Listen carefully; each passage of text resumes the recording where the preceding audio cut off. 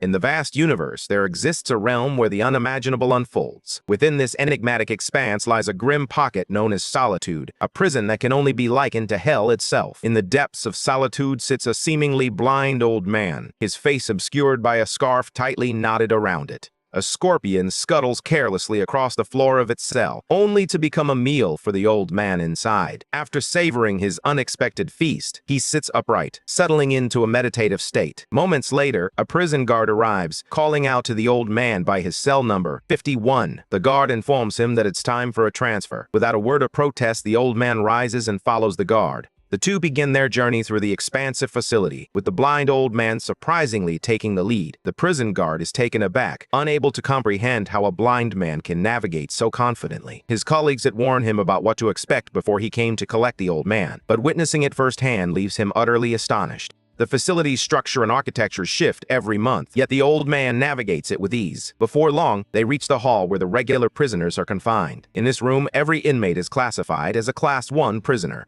The old man quickly draws the attention of the other prisoners, who size him up and dismiss him as an easy target. In this prison, Class 1 inmates are regarded as the lowest of the low, with rankings ranging from Class 1 to Class 5. Most prisoners fall into Class 1, while Class 2 holds the distinction of being the best among them. Yet, amidst this hierarchy, the old man catches a whiff of a peculiar scent emanating from one of the prisoners, piquing his curiosity. Not long after, the transfer portal inside the cell activates, signaling to the prisoners that it's time to eat. When the food finally appears, disappointment washes over most, as they find themselves staring at yet another serving of maggot porridge. Yet, a few among them are simply grateful for the chance to eat, no matter how unappetizing the meal may be. Two prisoners continue their heated argument when suddenly one of them is struck in the head by a pig-headed man, a Class 2 prisoner. At that moment, the rest of the inmates freeze, fear etched on their faces. It's clear that Class 2 prisoners operate with impunity, and there's little anyone can do to challenge them. Tommy, the pig-headed brute, and his gang begin to devour their food greedily, completely oblivious to the plight of the other prisoners around them. At the back of the room, a young boy turns to his brother, his voice tinged with hunger. "I'm starving," he admits. Meanwhile, the Class 2 prisoners engage in a heated debate about the unappetizing scraps of food being served. Suddenly, an old man steps forward, catching them off guard. The Class 2 prisoners quickly assert their dominance, barking at him to remain where he is, insisting there's no food for him. Disappointment washes over the old man as he responds. "You're supposed to show a little compassion for the elderly, even in this god-forsaken prison." One of the Class 2 prisoners mocks him, taunting that he can only eat if he's within a circle with no exceptions. To everyone's surprise, the old man stands his ground, leaving the burly man in front of him stunned. The big guy can't believe the old man's defiance, thinking he must have lost his mind. Infuriated by the old man's arrogance, he seizes him by the neck, lifting him effortlessly with one arm. "How did you find the food without even being able to see?" he demands, bewildered.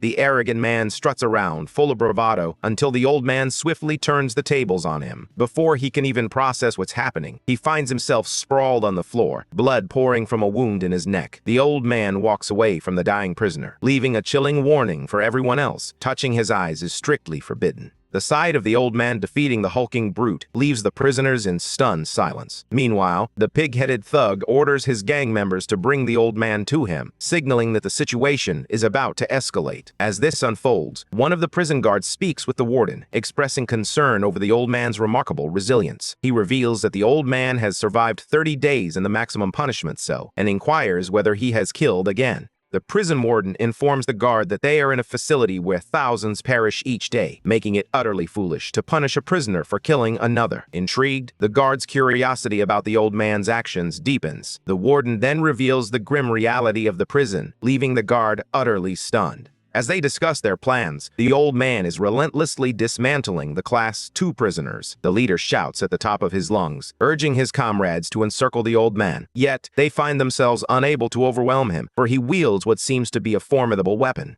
In the warden's office, he informs the guard that the old man has a chilling history. He once killed over 200 people in a single night, a testament to his terrifying nature. As if to reinforce this reputation, the old man swiftly dispatches the Class 2 prisoners in the room with ruthless efficiency. The warden also points out the marked numbers on the prisoners' necks, indicating the order of their arrival. He then asks if he remembers the old man's number, and suddenly it hits him the old man is number 51. A cold chill runs down the guard's spine as the warden reveals that this old man is a celebrity within the prison walls. To put it into perspective, he is the 51st prisoner to ever enter the facility since its inception, and his name is Argol Rastos. As Argol finishes dealing with a stubborn member of his gang, the room is engulfed in stunned silence. While the others panic, questioning Argol's identity, the young boys seem to recognize him.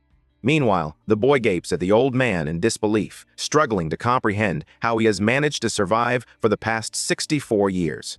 The other prisoners stand frozen in shock and fear as Argol tears through the tough inmates as if they were made of tissue. Surprisingly, he spares their lives, leaving them writhing in severe pain instead. Not a single one lies dead from the brutal punishment he has inflicted. With a trembling voice, the pig-headed man dares to ask Argol what he truly is. The old man responds with a piercing question of his own. Do you really believe that numbers equate to power? Argol concedes that having the numbers could be advantageous against certain foes, but he quickly dismisses their combat skills as pathetic. You can't even lay a finger on me, he taunts. Turning his attention to the wounded prisoners, he delivers a chilling message. In a month, you will all be dead, thanks to the injuries I've inflicted. He informs them with a chilling calmness that they are welcome to come at him if they wish to meet their end sooner. The wounded prisoners watch as Argol strides over to the pot to serve himself. While the others grumble about the terrible food, Argol can't help but feel grateful. To him, this meal is a feast compared to what he endured in solitary confinement. Once Argol finishes, the other prisoners gather around the large pot to savor their own meals. The man from earlier remains wary of Argol, determined to shield his brother Sero from any potential threat. Lost in his thoughts, he jumps when Argol suddenly appears beside him. Fear flashes across his face as he bolts away from Argol, panic evident in every step.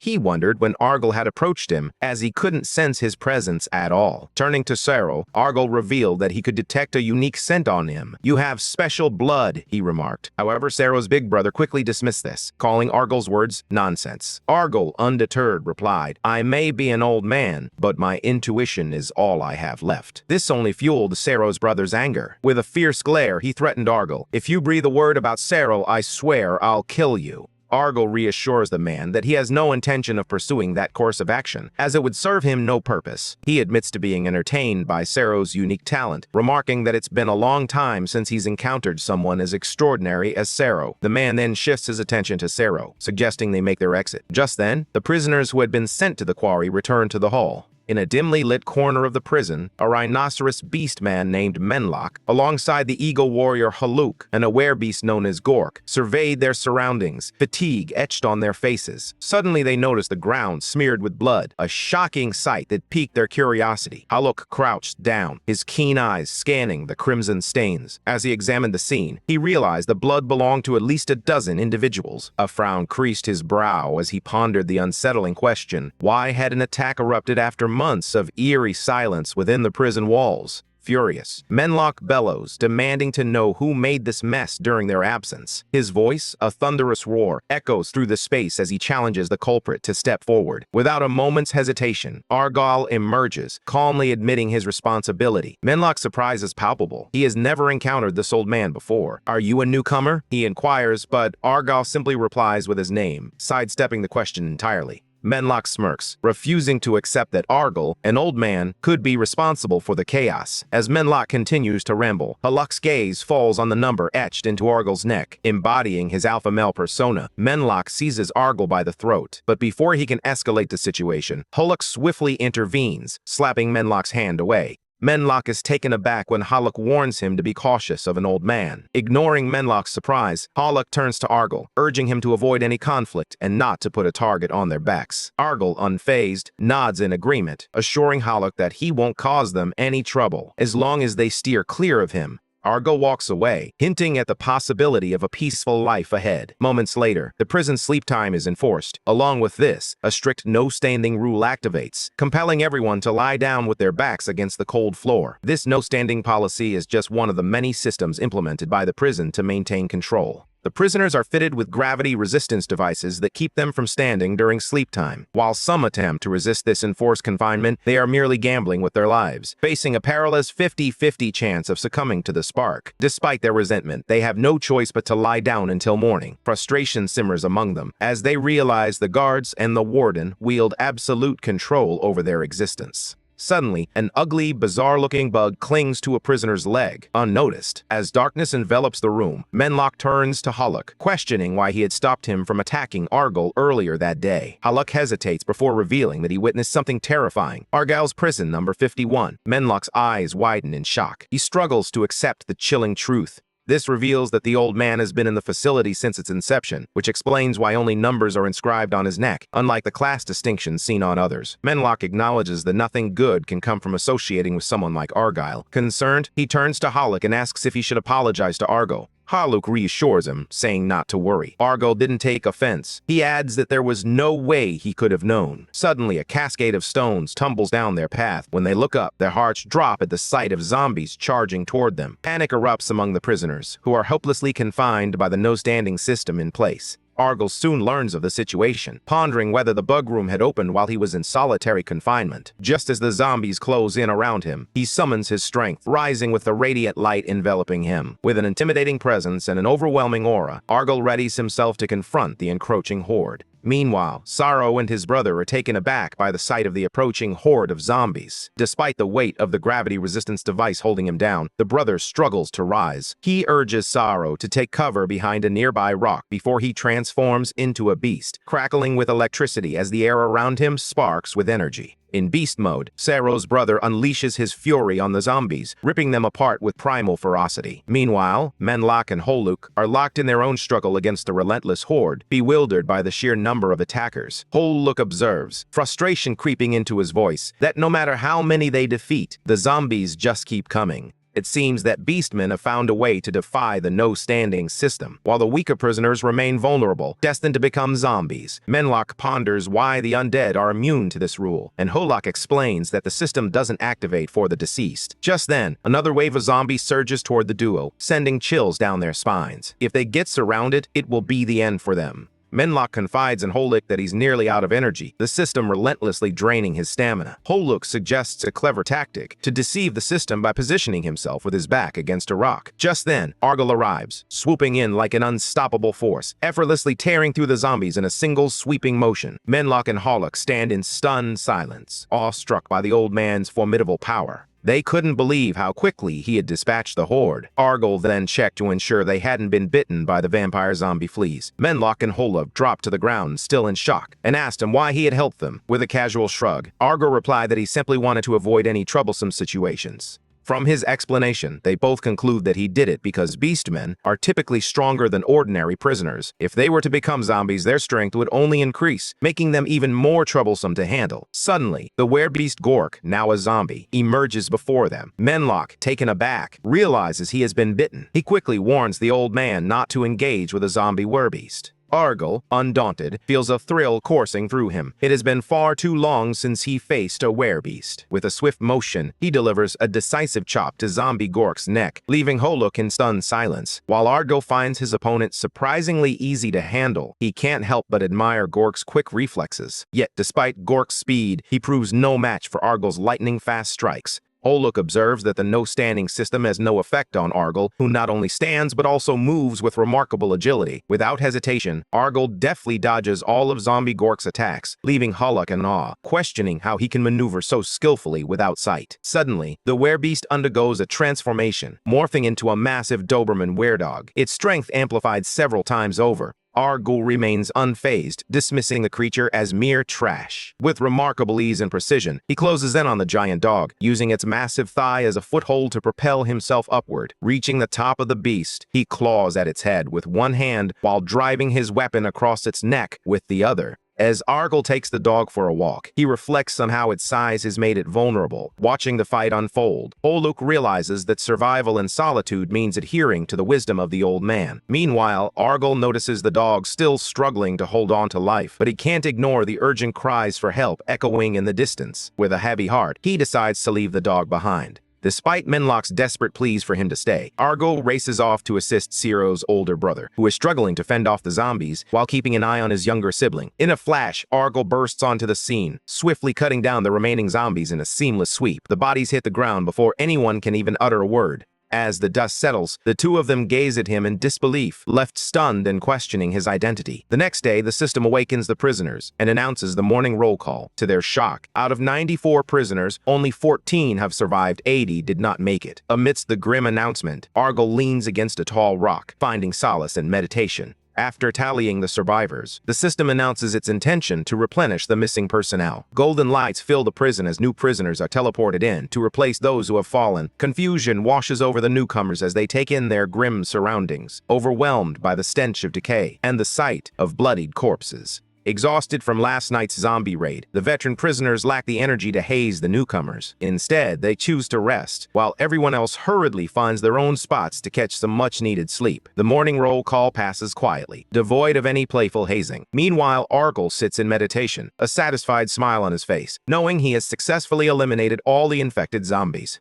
It turns out the outbreak was triggered by the vampire zombie fleas from earlier, creatures that can kill with just a single bite. As Argyle contemplates this grim revelation, his super hearing picks up a faint sound that piques his curiosity. Without hesitation, he leaps down from the rock and strides toward a nearby door, leaving everyone wondering where he might be headed. They gasp in disbelief as they watch him push open the door, ready to step outside. The new recruits, eager to follow, hesitate. Halak quickly intervenes, cautioning them that stepping through that door means facing Hades himself. No one has ever returned from that threshold. He warns them that the corridors beyond are teeming with the most dangerous and sinister creatures imaginable, capable of crushing prisoners like mere ants. The thought of unimaginable, shadowy creatures only heightens Argyle's curiosity. As he strolls through the corridor, he encounters a small green elf named Jacob, who greets him with a cheerful "Master" and mentions that it has been far too long. Jacob had been anticipating Argyle's arrival after hearing the commotion. Intrigued, Argyle wonders how Jacob knew to find him in the corridor. With a sly grin, Jacob reveals that he paid the guards 5 gold coins for the tip. Jacob seethes at the thought of the greedy guard Hogez, who sold him crucial information at an outrageous price. Yet, he reassures himself that it was worth every coin just to see Argyle again. As soon as Argyle arrives, he takes a seat and cuts straight to the chase, urging Jacob to skip the pleasantries and get down to business. It quickly becomes clear that their monthly meetings are essential. The prison layout shifts on a monthly cycle, and Argyle is there to help Jacob redraw the map.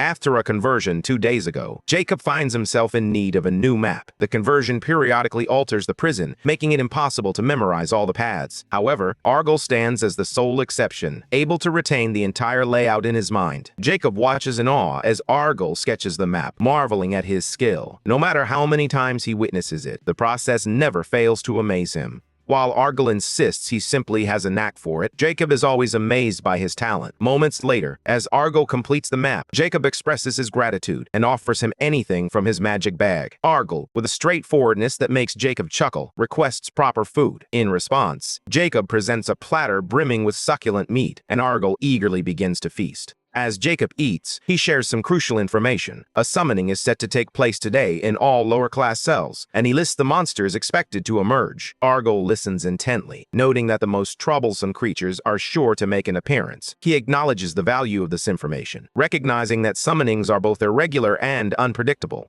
Jacob turns to Argyle and inquires about the usual troublemakers, a group of demon-like figures adorned with skull motifs. Argyle responds that things have been surprisingly quiet lately, but he cautions Jacob to mind his own business. Jacob quickly apologizes for being nosy, bowing respectfully as he wishes Argyle to stay safe. Argyle turns to leave, urging Jacob to be cautious on his way back. After the meeting, he pauses at a door marked Merchandise Storage, which he suspects is connected to Ciro. He reasons that the prison warden must have sent him here for a particular purpose. As he stands there, Argyle reflects on how he hasn't been feeling quite himself lately, and reminds himself to retrieve his reward from the warden. Argyle returns to the cell, and the atmosphere shifts dramatically as he unveils the meat platter Jacob gifted him. The tantalizing aroma piques the curiosity of the other prisoners, who quickly realize that Argyle is seated before an actual feast. Their eyes widen in disbelief at the sight of real meat, a stark contrast to the usual fare of maggots. 3 overzealous inmates attempt to snatch the food by force, but Halak and Menlock step in, their presence commanding respect. With a menacing glare, they threaten to turn the would-be thieves into shawarma, a effectively quelling any further attempts at theft. A single glance at the fearsome Manhwa sends them scrambling in terror. Once the chaos settles, Argyle turns his attention to Holuk, teasingly calling him a sparrow. Holuk retorts, proudly declaring himself a golden eagle. Meanwhile, Manhwa, drooling with anticipation, inquires about the source of the meat. Sero's eyes nearly bulge out of their sockets as he gapes at the food, but his brother quickly calls his name, snapping him back to reality. Argyle brushes aside their questions and warmly invites them to join him. After indulging in the delicious feast, they collapse onto the ground, still savoring the flavors. Holuk is the only one who kneels, expressing heartfelt thanks to Argyle for the meal and for rescuing them during the last zombie raid. However, Argyle humbly declines the gratitude, insisting that surviving in solitude is not something worthy of thanks. He warns them that life in this prison will eventually breed a deep resentment for existence itself. He explains that he saved them because he sensed their desperate will to live. When he asks if they wish to endure this solitude, they all nod in agreement, until Argyle speaks up, questioning what they will do when their survival instincts drive them toward ending their own lives. His words hang heavy in the air, leaving them all paralyzed with fear. Argyle reflects on the harsh reality of life in solitude, then poses a question. Do they still wish to survive? After a brief pause, Manhwa firmly states that he refuses to die in a place like this. Holuk echoes his determination, declaring his intent to make it through. Sero's older brother adds his own desire to survive and return home. With a spark of hope, Sero quickly chimes in, expressing his longing to see his father again. Recognizing their unwavering determination, Argyle realizes he needs allies as the end draws near. He gathers the group and informs them about today's summoning, urging everyone to prepare for what lies ahead. Meanwhile, in a different location, two men are busy clearing away corpses. One of them, visibly frustrated, grumbles about the unpleasantness of their task. His companion urges him to endure, reminding him that the bodies must be removed to prevent the spread of disease. The first man grumbles in response, blaming their dire situation on their own weakness. After tossing another corpse into the dump, they cover their noses as the foul stench of decay assaults them, gazing at the mountain of bodies. One of them mutters, "This prison truly lives up to its reputation as the worst place in the universe." He recalls hearing from older inmates about an old man who had slaughtered all those people, but his friend remains skeptical. Suddenly, golden lights flicker to life, and giant floating heads materialize, their tongues slithering as if searching for something to consume. As panic erupts among the prisoners, Holuk calls out to Argyle, who remains undisturbed in meditation. Calmly, Argyle explains that the heads are merely processing filth and corpses, unfazed by the chaos around them. Holuk inquires if the creatures are dangerous, to which Argyle replies that they only attack when provoked. Just then, a foolish, overweight man kicks one of the heads, provoking an immediate and furious response. Argyle turns to Holuk, asking about the task he had requested him to handle. Holuk assures him that he has taken care of everything and is currently working on some additional preparations. Satisfied, Argyle nods and tells him it's time to head back and get ready. Meanwhile, one of the cleanup crew, still reeling from the stench of decaying flesh, tells his friend to dial down the dramatics. After all, they encounter corpses regularly. His friend retorts that while he's seen plenty of bodies, this is his first experience witnessing the process of decomposition. The dark-haired crew member smirks and advises him to brace himself, as they're bound to encounter more of this in the future. Suddenly, the golden lights flicker once more, and a colossal two-headed, fire-breathing reptile materializes before them. Shock ripples through the crowd as they struggle to comprehend the unfolding chaos. Panic sets in, and people flee in every direction as the double-headed dragon begins to transform the entire prison into a scene of utter devastation. Amidst the fire and chaos, most of the prisoners lie charred, cooked to a disturbing medium rare. Taking refuge behind a towering rock, Holuk turns to Argyle, questioning if this is the premium event he had warned them to prepare for. Argyle nods in affirmation, his gaze fixed on the grim scene before them, where the prisoners are being roasted like Wagyu beef. The sight triggers a haunting memory of his meeting with Jacob. He reflects that the fire-breathing dragon is the most formidable monster he feared. Meanwhile, the rest of Argyle's gang huddles behind the rocks, sharing his concern. Manhwa wonders if they can withstand the dragon's scorching heat, but Argyle reassures him. "Don't worry," he says confidently. "We've prepared well for this. To survive, we must follow my lead." Moments later, the dragon roars into view, unleashing torrents of fire in every direction. Argyle quickly shouts for everyone to brace themselves for impact. He explains that the dragon's fiery breath reaches up to 10 meters and has a 1-second delay before it erupts. When you see the dragon, find cover behind a rock, he urges. You might get singed, but I promise, you'll survive. He reminds them to keep an eye on the position of the dragon's head, just as he had taught them. The group heeds Argyle's advice, skillfully navigating through the flames. Under his guidance, they had gathered stones from within the cell and constructed a barrier to shield themselves from the fire. Although they had previously doubted his plan and voiced their complaints before the summoning, this strategy ultimately saved them from being roasted alive. In addition to shifting the rocks, they mixed soil with water to create mud, which they hurled at the dragon whenever it became distracted. According to Argyle, this dragon breathes through its skin, and the mud would obstruct its ability to breathe. After splattering the creature with mud, its labored breaths made movement a struggle, and its vision was severely impaired. When it's Argyle's turn to unleash chaos, he embodies his usual overpowered main character persona. With his favorite weapon in hand, he swiftly slashes the dragon in 100 places at once, leaving it no chance to catch its breath. Watching Argyle perform this feat once again reminds Holuk that to survive in solitude, one must cling to the wisdom of the old-timers. As the dust settles and silence envelops the cell, the remaining prisoners cautiously peek out from behind the rocks, ensuring it's safe to emerge. As the chaos subsides, they step into the open air, their eyes widening in disbelief at the sight before them. The monster lies sprawled lifeless on the ground, its remains scattered like discarded sausages. They can hardly fathom that the old geezer managed to defeat such an untouchable creature. Meanwhile, the other prisoners gaze at Argyle and his crew in awe, marveling at the sight of the fallen beast.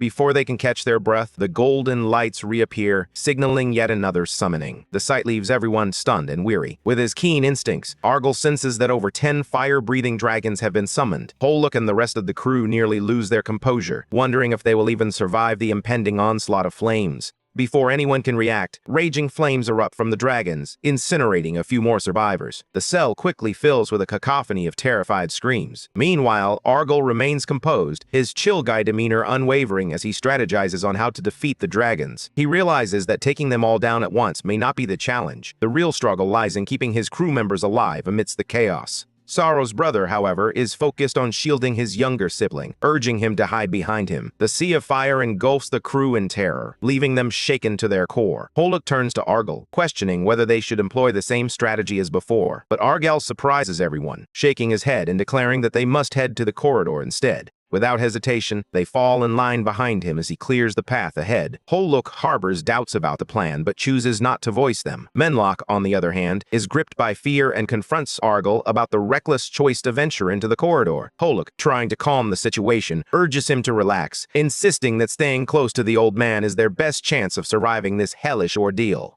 Manhwa hesitates, paralyzed by fear, and before he knows it, one of the dragons closes in on him. Just when all seems lost, the old man springs into action, swiftly dispatching the beast and saving Manhwa from certain doom. Meanwhile, Manhwa stands frozen, nearly paralyzed with terror, his body trembling uncontrollably. Argyle snaps him out of his daze, reminding him of his earlier resolve, not wanting to die alone and without purpose. Moments later, he joins the crew as they step into the corridor, Argyle trailing behind them like a protective papa bear, urging them to hurry. But soon, Argyle takes the lead, striding ahead. The corridor is shrouded in a thick haze, prompting Holuk to grumble, "I can't see a thing." Anxiety tightens around him as he finally confronts the infamous corridor known for its dangers. Argyle warns them to remain vigilant. They might encounter other prisoners, particularly those classified as Class 3 or Class 4. Ignoring their fearful expressions, he continues to instill dread, warning them that danger could strike in the blink of an eye. Holuk steps forward, offering to take the rear position, confident in his keen eyesight. With a proud grin, Argyle assures him he will be counting on him, but adds a stern warning not to stray from the group. As they press on, Holuk's sixth sense begins to tingle, a chilling awareness creeping over him that something lurks in the shadows, watching. He scans the area with suspicion, wondering if it's truly safe to be in the corridor. Though hidden from view, a mysterious figure catches Holuk's eye, confirming his fears. He calls out to the old man, insisting they return to the cell, but horror grips him as he halts mid-sentence, realizing he's utterly alone. Holuk scans the desolate surroundings, calling out for his master, but the crew is nowhere to be seen. Meanwhile, in another part of the area, Menlok searches frantically for Holuk, shouting his name in desperation. Argel quickly intervenes, urging him to stop yelling like a frightened child unless he wants to attract unwanted attention. Menlok, clearly anxious, struggles to comprehend how Holuk could have disappeared so suddenly. Argel explains that certain creatures in the corridor have the ability to shift their positions at will. When Menlok inquires if a ghost has kidnapped Holuk, Argel bluntly confirms his fears. He warns them that the corridor is teeming with unimaginable horrors, leaving them gripped by terror. Menlok, having witnessed the ghostly event firsthand, struggles to dismiss it. Yet, a gnawing worry lingers in his mind. What if they never find Holuk? Argel reassures him not to worry about finding the sparrow, oblivious to Holuk's disdain for that nickname. Yet he confesses his uncertainty about whether they will find him alive. Meanwhile, Holuk walks along a desolate path, his mind wandering to endless corridors filled with mysterious realms crafted by the universe's greatest magicians and brilliant architects.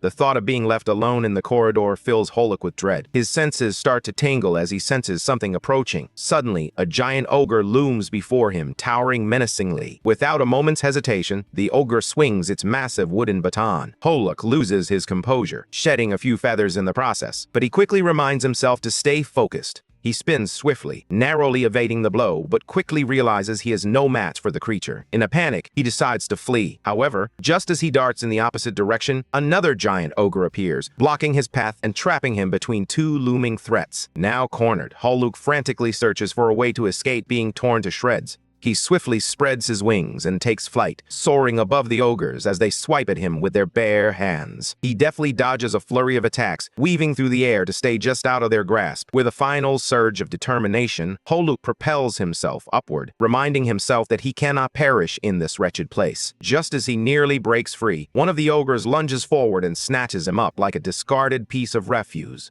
As the ogre's foul mouth gapes wide, ready to devour him, Holuk feels his life flash before his eyes. He wonders if it will truly end in such a meaningless way. In a moment of desperation, he lets out one final cry for help. Just then, as if the universe has taken pity on him, a pig-headed man named Becky bursts onto the scene, wielding a baseball bat, as if he's been preparing for this moment his entire life. Becky delivers a powerful swing to the ogre's thigh, freeing Holuk from the clutches of death. The blow sends the giant ogre howling in pain, a surprisingly high-pitched scream for such a massive creature. Holuk scrambles to safety, utterly bewildered by the scene before him. How could this small, pig-like figure, wielding nothing more than a simple bat, have just flattened a colossal monster that was mere seconds away from turning him into a gruesome soup? As Holuk grapples with the sheer madness of the situation, Becky stands triumphantly over his fallen opponent, chest puffed out like a champion basking in victory. Without missing a beat, he raises his bat once more and delivers a thunderous swing to the ogre's head, narrating the moment with the flair of a sports commentator, hyping up a grand baseball finale. The second ogre lunges at him, but it stands no chance against Becky's incredible speed. With a single, powerful swing, she slams her bat into the creature's face, sending it crashing to the ground. Holuk watches in stunned disbelief, utterly amazed that Becky can take down two giant ogres with such ease. After dispatching them both without breaking a sweat, Becky joyfully hops around, proudly declaring it a double home run.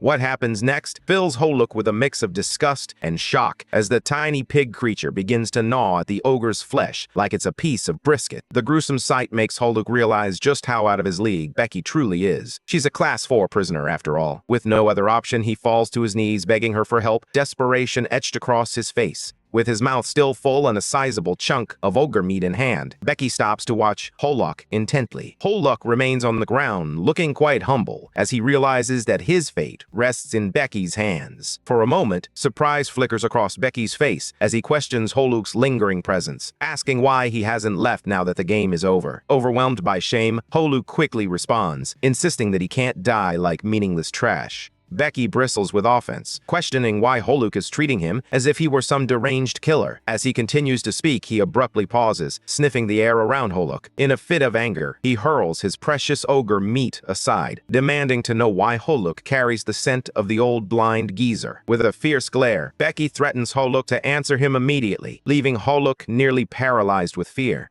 As Holok realizes that Becky is referring to Argyle, he attempts to speak, but a group of unsettling prisoners interrupts him. Their menacing appearance sends beads of sweat trickling down Holuk's forehead. One prisoner bears a number on their neck, indicating they are also Class 4. Like a protective papa bear, the towering figure warns Becky that she shouldn't be wandering alone. Meanwhile, a redhead with hair cascading over her face like Medusa praises Becky for capturing an ogre, declaring it a divine blessing. A towering, Frankenstein-like prisoner praises Becky, drawing the attention of the black-haired man nearby. His gaze soon lands on Holuk, who is frozen in fear at the sight of the Class 4 prisoners. Trembling, Holuk remembers Argyle's warning. Their cell was actually safer than other parts of the prison, even amidst the zombie chaos. Meanwhile, Argyle and the rest of the crew continue their frantic search for Holuk. Suddenly, Argyle raises a hand, signaling everyone to stop. Manhwa leans in, asking if there's any news about Holuk. Argyle peers down into a dark opening, beckoning them to take a look. What they see below leaves them in shock. A terrifying creature with 6 arms, each ending in massive razor-sharp blades. The ground is littered with corpses, some still impaled by its deadly appendages. Argyle warns that the monster is formidable, capable of crushing a Class V prisoner like a melon. He explains that every creature in the corridor has a name, and this one is called a decapitator. It earned its name for its gruesome specialty severing heads. Argyle stresses that there is no safe zone nearby and urges them to exercise extreme caution. After the lecture, they continue on their way, and Argyle warns them that with their meager abilities, none of them would survive an encounter with the decapitator. Manhwa quickly vows never to set foot in the corridors again. Argyle raises an eyebrow and asks if he's afraid. Manhwa retorts that it hardly seems like a suitable place for a leisurely stroll. Argyle then questions whether they should abandon their search for Holuk. Manhwa, resolute, insists he cannot abandon his friend. Impressed by his determination, Argyle agrees that they must continue the search. Yet doubt creeps back in as Manhwa questions whether they can truly find Holuk. Argyle reassures him, affirming that they will succeed. Meanwhile, Becky interrogates Holuk about Argyle. Just calm down, Holuk urges, trying to diffuse the tension. Argyle is just a cellmate. But Becky remains unconvinced, her eyes narrowing as she threatens to pluck one of Holuk's feathers if he doesn't come clean.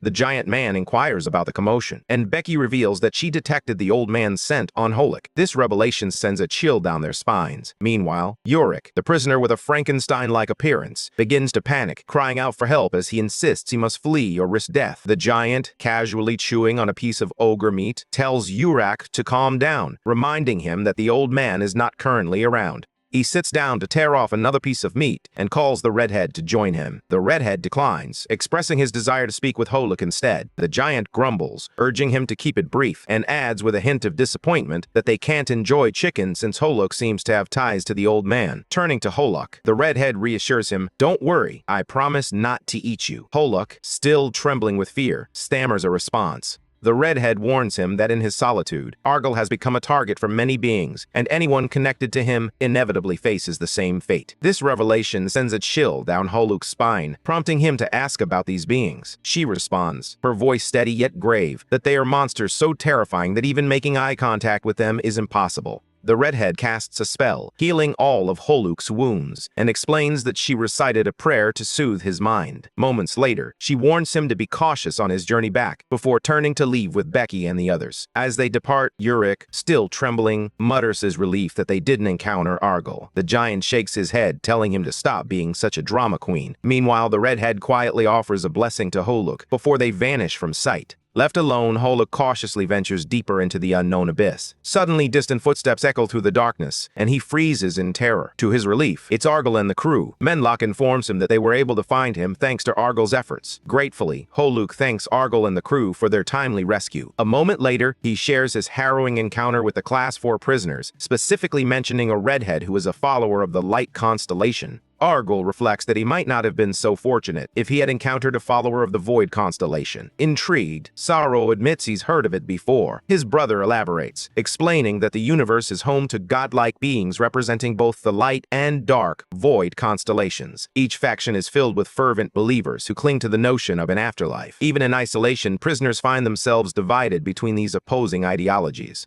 Manhwa, indifferent to the discussions of gods, feels a wave of relief at Holuk's safe return. Argyle, meanwhile, is struck by the fact that Holuk managed to survive alone in the corridor. He contemplates training him to become a Fang, just as he has with many others before. However, he knows that such training requires time, and his greatest worry is that he doesn't have much of it left. As they press on, Argyle suddenly feels a surge of danger. "Run!" he shouts, urgency lacing his voice. But before they can react, an explosion rocks the ground behind them. From the chaos of the rubble, the fearsome decapitator rises, its massive blades gleaming ominously. Panic sets in as they scramble for safety, dodging its relentless attacks. In the midst of the chaos, Sorrow's brother scoops him up onto his back, urging him, "Hold on tight." Shocked, Holok turns to Menlock, seeking answers about the monster he missed during Argyle's presentation. Menlock names it, but Holok's confusion lingers. Just then, Sorrow's brother, sprinting alongside them, chimes in to clarify. "It's called the Decapitator," he explains, recounting Argyle's harrowing tale. As the weight of the story sinks in, Holok realizes that the ogres he faced were mere pests compared to this formidable beast. Menlock, still puzzled by Holok's expression, simply shouts, "Run."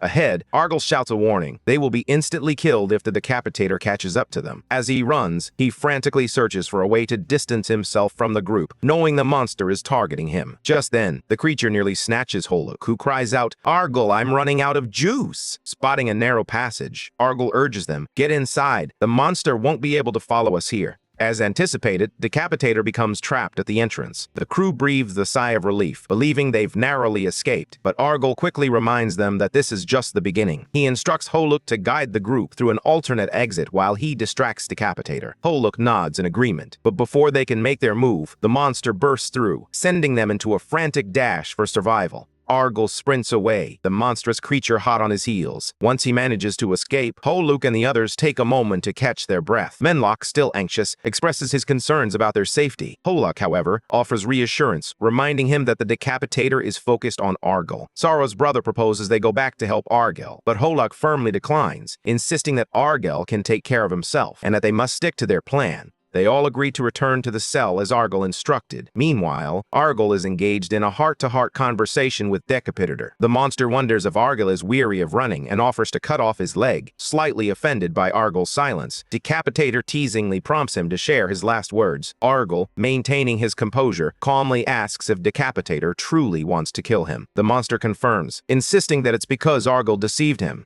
Argyle vehemently denies the accusation, but Decapitator, with an air of nerdy precision, cites the exact moment down to the second. It seems Argyle has been caught in a lie. 4 years ago, he had promised to play rock, paper, scissors with Decapitator. This absurd revelation leaves Argyle astounded. After all, ghosts are supposed to be mentally unstable and certainly shouldn't have access to ChatGPT. Argyle, suspecting that a figure named Saddle is orchestrating events behind the scenes, confronts him directly. Saddle feigns ignorance at first, but Argyle skillfully drops hints to draw him out. The tactic proves effective. Saddle reveals himself, lurking within the monster. He lets out a laugh, clearly impressed that Argyle could discern his influence even without seeing him. Argyle, however, humbly downplays his insight, claiming he was merely testing the waters. In a shocking turn of events, it is revealed that Saddle, a demon worshipper and necromancer, wields control over Decapitator through dark magic. Argyle, unfazed by this revelation, smugly reminds Saddle of his own superiority, boasting about his elevated status. But just as he revels in his self-importance, Decapitator launches a sudden attack on him, catching Argyle off guard. 5 years ago, Saddle was a weak, insignificant nobody, but now he believes he has finally gained the strength to defeat Argyle. As always, Argyle effortlessly dodges each of Saddle's strikes, showing no signs of exertion. Undeterred, Saddle relentlessly attacks with his weapon, Decapitator, boasting about his newfound ability to command every ghost in the corridor. He is convinced that no matter how invincible the old man appears, Argyle cannot escape his new domain. He confidently declares that Argyle stands no chance against him, as he is a Class 5 prisoner. Saddle boasts that he can easily overpower other Class V inmates, and warns Argyle to surrender before it's too late. Meanwhile, as the chatterbox revels in his bravado, Argyle moves with precision, skillfully dodging every strike from Decapitator. Unfazed by Saddle's newfound hobby, Argyle calmly reminds him that he has endured 60 long years in prison. Saddle, however, dismisses Argyle's boasting, naively believing he can defeat him with just 5 years of experience under his belt. As Argyle skillfully counters Decapitator's attacks, he taunts Saddle, calling him a baby, and highlighting the insurmountable gap in their experience one that Saddle simply cannot comprehend. Saddle dismisses Argyle, questioning his abilities, but soon regrets his arrogance as Argyle delivers a fatal blow with his dagger. As he slashes Decapitator with precision, he lectures Saddle, pointing out that he squandered 5 years of training, only to learn the most basic skills. After delivering a stern lecture, Argyle swiftly begins to slash at the monster, severing its limbs with ease, as if slicing through sausages. In no time, the ground is drenched in blood as he effortlessly dismantles the decapitator, asserting his dominance with every strike. Once the beast lies defeated, Argyle stands triumphantly on its corpse, a sense of exhilaration washing over him. It's then that he notices the mark of saddle on the creature's forehead, the very symbol that had been controlling the monster. He seizes the decapitator by its luxurious Brazilian weave and plunges his blade into its skull, shattering the mark. As he does this, he instructs Saddle to warn the demon worshippers against their futile actions. Meanwhile, Haluk guides the crew back to the cell, unaware that navigating the corridor has become a daunting challenge, all thanks to Argyle's questionable sense of direction. Menlock wonders aloud if they are on the right path. He also reflects on the old man, concerned about his well-being after hearing loud noises earlier that have now faded into silence. Suddenly, Sorrow interrupts, pointing ahead at Argyle. With a casual demeanor, Argyle remarks that they are late. The group is taken aback by his unexpected appearance and bombards him with questions about how he managed to escape the monster. Amidst their chatter, Menlock shakes his head, stating that nothing surprises him anymore when it comes to the old man.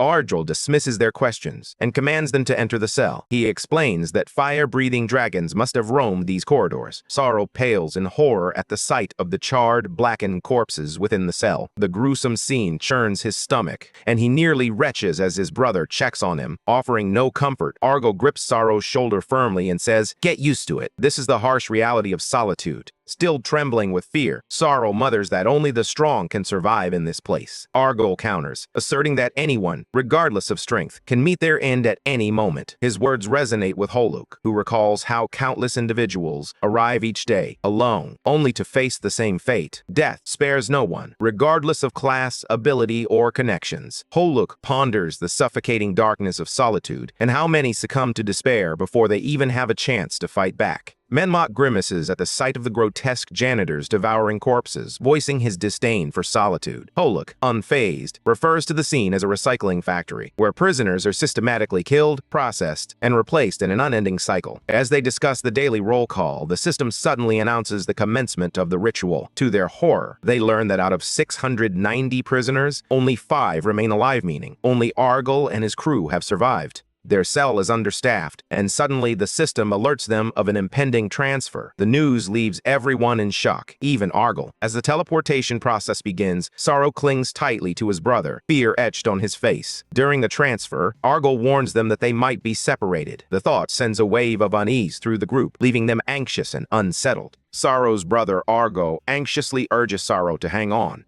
He rambles about release and liberation after their transfer, insisting that if they end up in the jungle, they should run toward the sea. Confusion lingers, but before anyone can ask questions, a sudden zap transports them.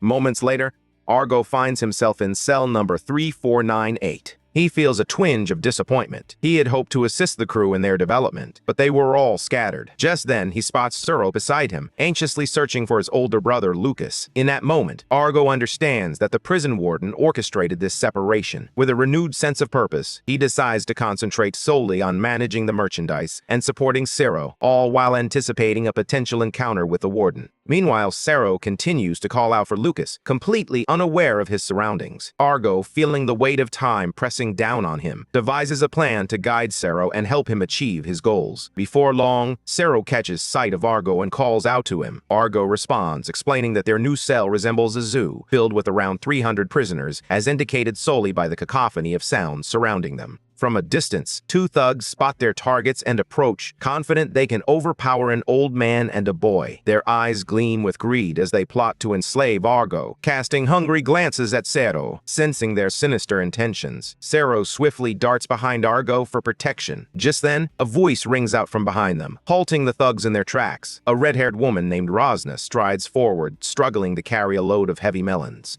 She strides in confidently, flanked by a group of bald men, boldly declaring Sorrow as hers. With a fierce glare, she labels the thugs as arrogant trash, sending them scurrying away. Turning her attention to a minion, she commands him to bring Sorrow to her. As the man grabs him, Sorrow clings desperately to Argyle, screaming in fear. Yet, Argyle feigns indifference, ignoring the commotion. As Sero struggles, he suddenly convulses violently, breaking free from the man's grip. Stunned, the man can hardly comprehend what's happening. Rosna, growing increasingly annoyed, berates him for being useless and failing at his task. Meanwhile, Argo remains calm, curious if this will finally be the moment he witnesses Sero in action. Amidst the chaos, Sero continues to convulse, while the man beside him insists to Rosna that he hasn't done anything to the boy. As the man turns around, he is taken aback to find Sero standing right behind him. Meanwhile, Argo can hardly contain his excitement over Sero's sudden transformation. He is eager to discover the true extent of the boy's potential. Rosna, too, is captivated by Sero's change and devises a plan to nurture his abilities. With a commanding tone, she instructs her minion to seize him. The man lunges forward in anger, attempting to grab Sero, but the boy deftly evades him, his claws swiping through the air. Frustrated and aware that he can't harm the child, the man demands that Sero remain still, yet the boy continues to slip through his grasp, dodging him with surprising agility. Just then, another man intervenes, swiftly knocking Sero out from behind. After the boy falls unconscious, he delivers a sharp slap to the first man's face, clearly unimpressed by his incompetence.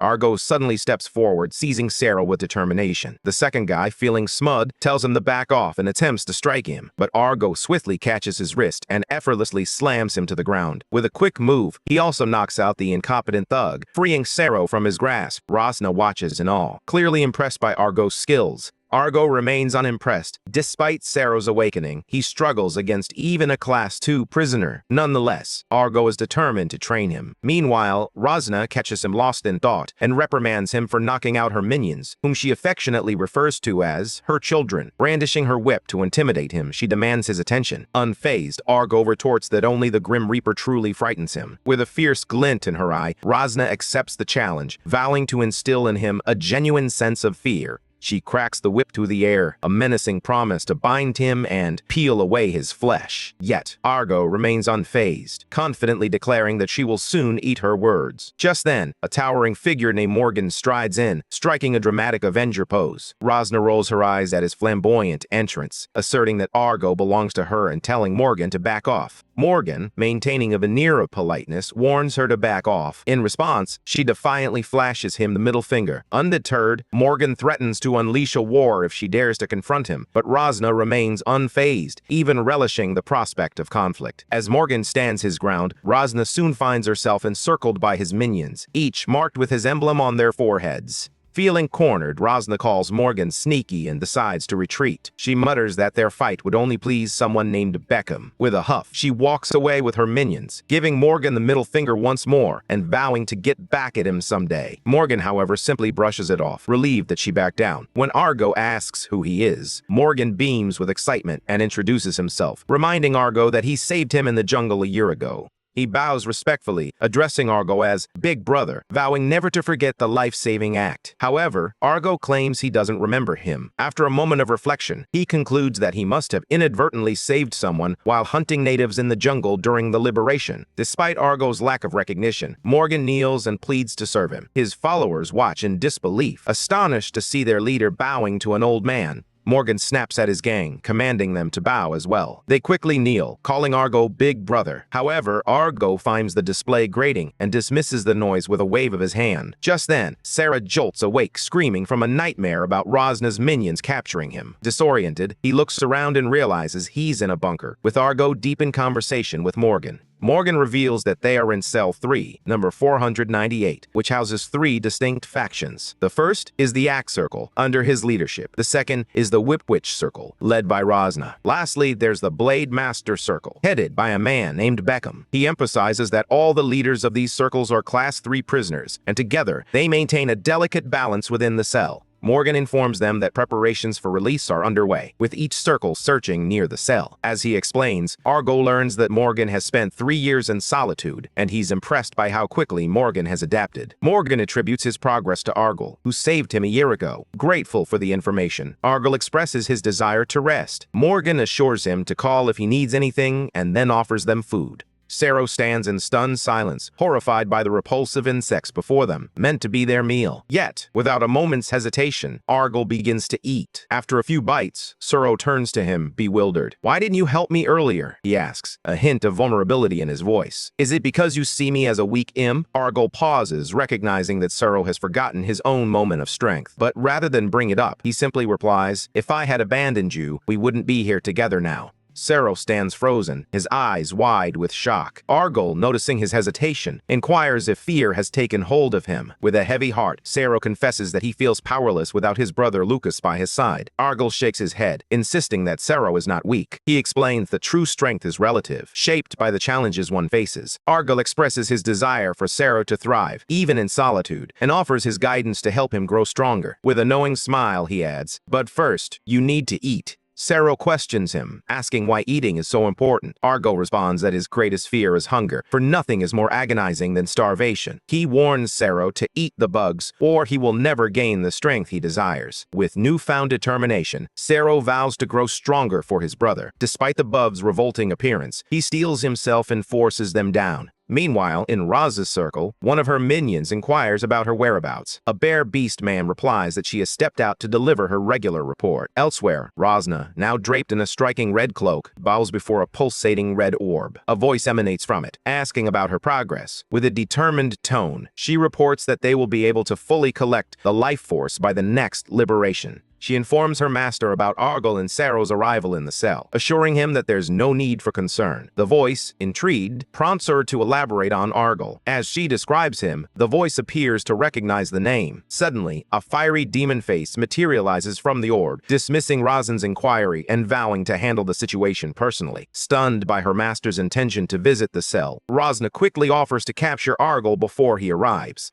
The voice finds her enthusiasm amusing and grants her permission to capture him, dead or alive. Razna bows deeply, acknowledging the voice as the great leader of demons. As she departs, she assures her master to expect her triumphant return. With a flourish, she pulls down her cloak, revealing her assets, and confidently vows to capture her targets, Argyle and Sero, for her master. Back in the cell, Argyle begins training Sero as they sit together in meditation. "You don't need to rely on brute strength or fighting techniques," Argyle advises. Instead, he guides Sero through a series of breathing exercises designed to help him access his inner strength. As Sero follows his instructions, his thoughts drift to reuniting with Lucas. "Keep breathing," Argyle encourages, "until you reach your inner self." Sero focuses on his breathing, but suddenly, he finds himself plunged into a dark, empty abyss. Panic sets in as he calls out for Argyle, but his voice echoes back unanswered. Confused and disoriented, he struggles to comprehend where he is or how he arrived there. Just then, he hears Argyle's voice, though he can't see him. Fear grips Sero as he voices his concerns, but Argyle calmly reassures him to relax, insisting that he is right beside him.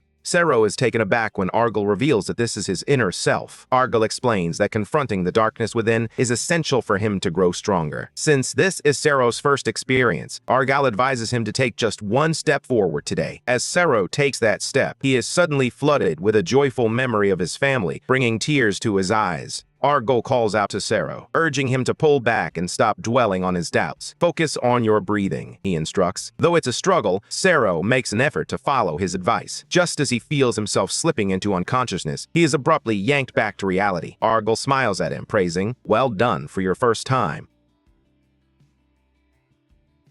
He reminds Sero that his unique blood will become his greatest weapon. Sero is taken aback as he notices a subtle transformation in his hands. After the lecture, Argyle announces that it's time for a meal, a prospect Sero dreads. Moments later, Margan serves them grilled monster meat, and Argyle expresses his gratitude. Sero breathes a sigh of relief, thankful he won't have to face slimy insects for dinner. As Sero enjoys his meal, he notices a group of guys outside and wonders aloud why they aren't eating. Argyle advises him to ignore them, explaining that they have their own ways of doing things. Just then, Razna struts in with an exaggerated flair, reminiscent of an ostrich, and calls out to Margan to bring something out. Margan, clearly annoyed, tells her to tone it down. It turns out they are all involved in a project they had originally agreed upon. Rosna spots Argal and is taken aback to see he's still alive. Meanwhile, Margon's men drag out 4 corpses from their team, victims of yesterday's hunt in the corridor. With a grin, Margon offers them to Rosna, who eagerly accepts, thrilled at the prospect of a feast. She boasts that only 2 from her camp have perished. Sero's eyes widen in shock as he realizes they consume the corpses, and Argal, with a hint of pride, explains that this practice is common in Solitude. As Sero comes to the horrifying realization of what he had eaten earlier, he nearly loses his stomach. However, Argal quickly intervenes, clarifying that the meat they consumed was, in fact, monster meat. Meanwhile, Rosna and her crew return, brimming with excitement, as they drag back 2 corpses for their upcoming meat party. Margon advises Argal to take a break while they head off to indulge in the feast. With a hearty laugh, he departs with his men, eagerly hauling the remaining 2 bodies, equally thrilled about the celebration ahead.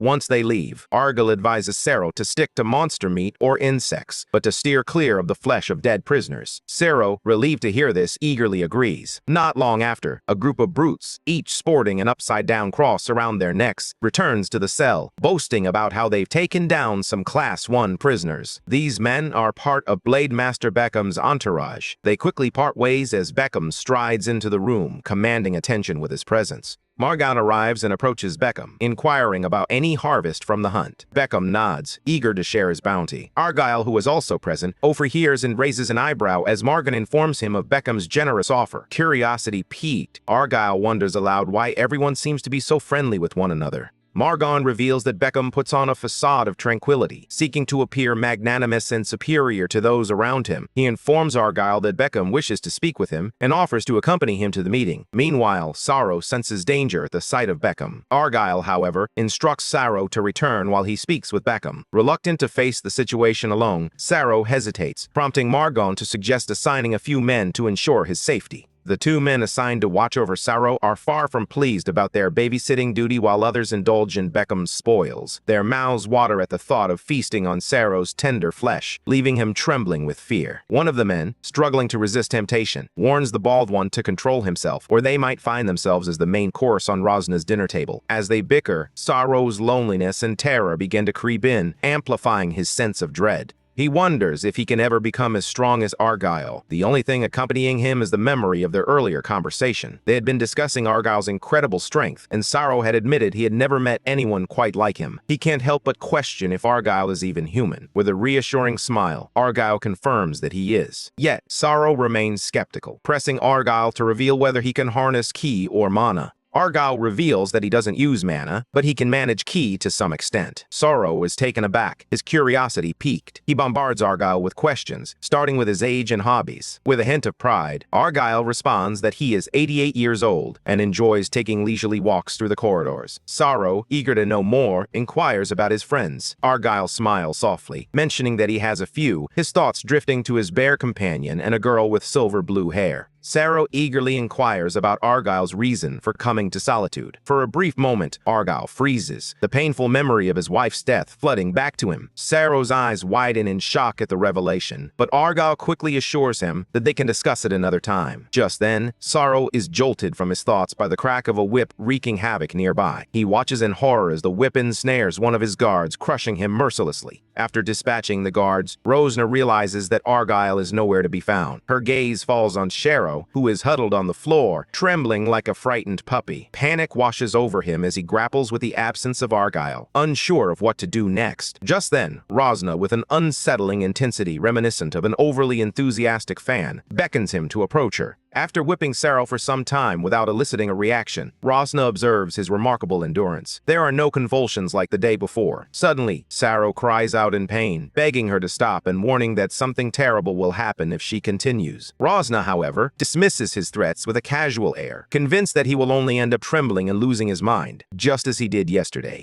She urges him to hurry up and reveal his true potential, her boredom evident. Suddenly, Sorrow transforms, but her expression remains unfazed. Instead, she feels a thrill at the prospect of having a new pet. As she attempts to whip him again, Sorrow charges forward to attack, only for her whip to ensnare his leg, slamming him hard to the ground. Filled with excitement from the little action, Rosna playfully urges Sorrow to bark like a puppy. As she watches him lie helplessly on the floor, she can't help but wonder how Argyle will react when he returns. Meanwhile, Argyle is seated with Morgan and Beckham, enjoying a casual chat. As they share a meal, Beckham glances at Argyle and asks, "Why don't you have a class number written on your neck?" Argyle responds with a hint of nostalgia, explaining, "I've been in solitude for quite some time, and back then, class numbers weren't assigned." This prompts Beckham to refer to him as Senior. Morgan praises Argyle, noting that he single-handedly fought off the jungle natives. However, Argyle humbly brushes off the compliments, insisting that he's just a boring old geezer now. Beckham, unconvinced, can't shake the feeling that it's unusual for someone without class numbers to be standing before him. He also finds it hard to believe that one old man could take on the jungle natives and come out alive.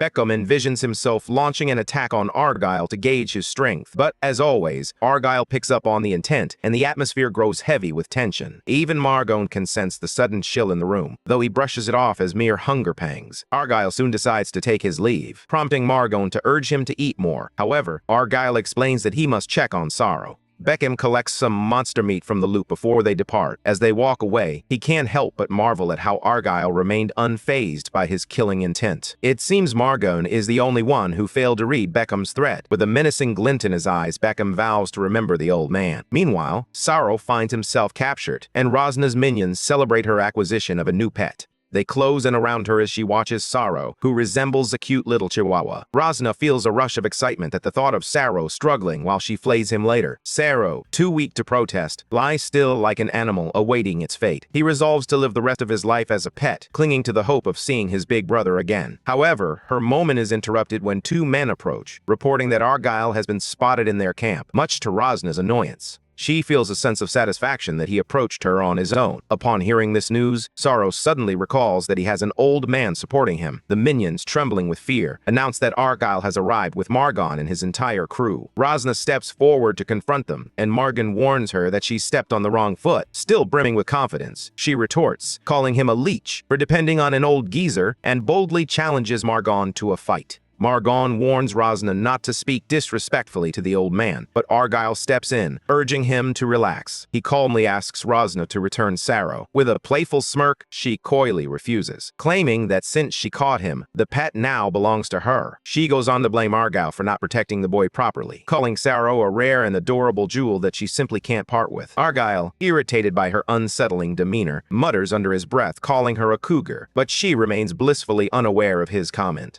He tells her she is naive and ignorant for taking the child without understanding his significance. With a menacing tone, he warns that she will surely pay with her life for capturing Sorrow. Unfazed, Rosna dismisses his threats as mere bluster. Morgan suggests finishing her off while Argyle rescues the boy, but Argyle simply tells him to back off and turns to leave, leaving Morgan bewildered. As Argyle makes his way back, he ponders the slow rescue of Sorrow. Surprisingly, he feels little concern. After all, they wouldn't dare kill Sorrow. He reassures himself that the merchandise is safe, especially with the prison warden keeping a watchful eye. Just then, a chill runs down his spine as he senses a presence nearby. He swiftly scans his surroundings, alert and on edge. To his surprise, it's one of his friends, the silver-haired girl he had mentioned to Sorrow earlier. She appears before him, radiant and enveloped in a soft, baby blue light. He asks her if she happened to see him while passing through. Alice replies that she wasn't merely passing by. She had sensed the intense atmosphere when he confronted Sorrow about his return, prompting her to come and check on him. She then inquires about his health, and Argyle admits he's worried due to the limited time he has left. Alice offers to assist him in dealing with the troublesome demon-worshipping underlings in the cell, referring to Rosna and her band of misfits. However, Argyle declines her help, concerned that Sorrow might become collateral damage if she gets involved. Alice responds with a wry smile, saying Sorrow must be fortunate to have Argyle looking out for him. She hesitates, ultimately deciding to step back. The chaos in that cell is clearly not a concern for Argyle. As she's about to visit her sister, Argyle asks Alice to send his regards. A blush creeps onto her cheeks as she replies that her sister would be thrilled to hear from him. Still buoyant with emotion, Alice wraps her arms around Argyle in a warm hug, reminding him to call if he ever needs assistance, affectionately referring to him as their benefactor. After she vanishes, Argyle reminds himself not to rely on a child's help, no matter how dire the situation becomes. Standing alone in the corridor, he reflects on how adept he once was at confronting challenges head-on in the past. Suddenly, a jolt of electricity surges from his ankle and wrist devices, a stark reminder that it's time to adhere to the no-standing rule. As the others in the cell drift off to sleep, Argyle remains wide awake, his body still crackling with electric energy. As he moves through the makeshift camps, he resolves to stop holding back his true strength. Eventually, he finds himself in Rosna's circle, and surrounded by the electric current, he draws his dagger, ready to take a bold detour. In a dream, Rosna is transported back to her past, a time when she was merely an ordinary Class 3 prisoner.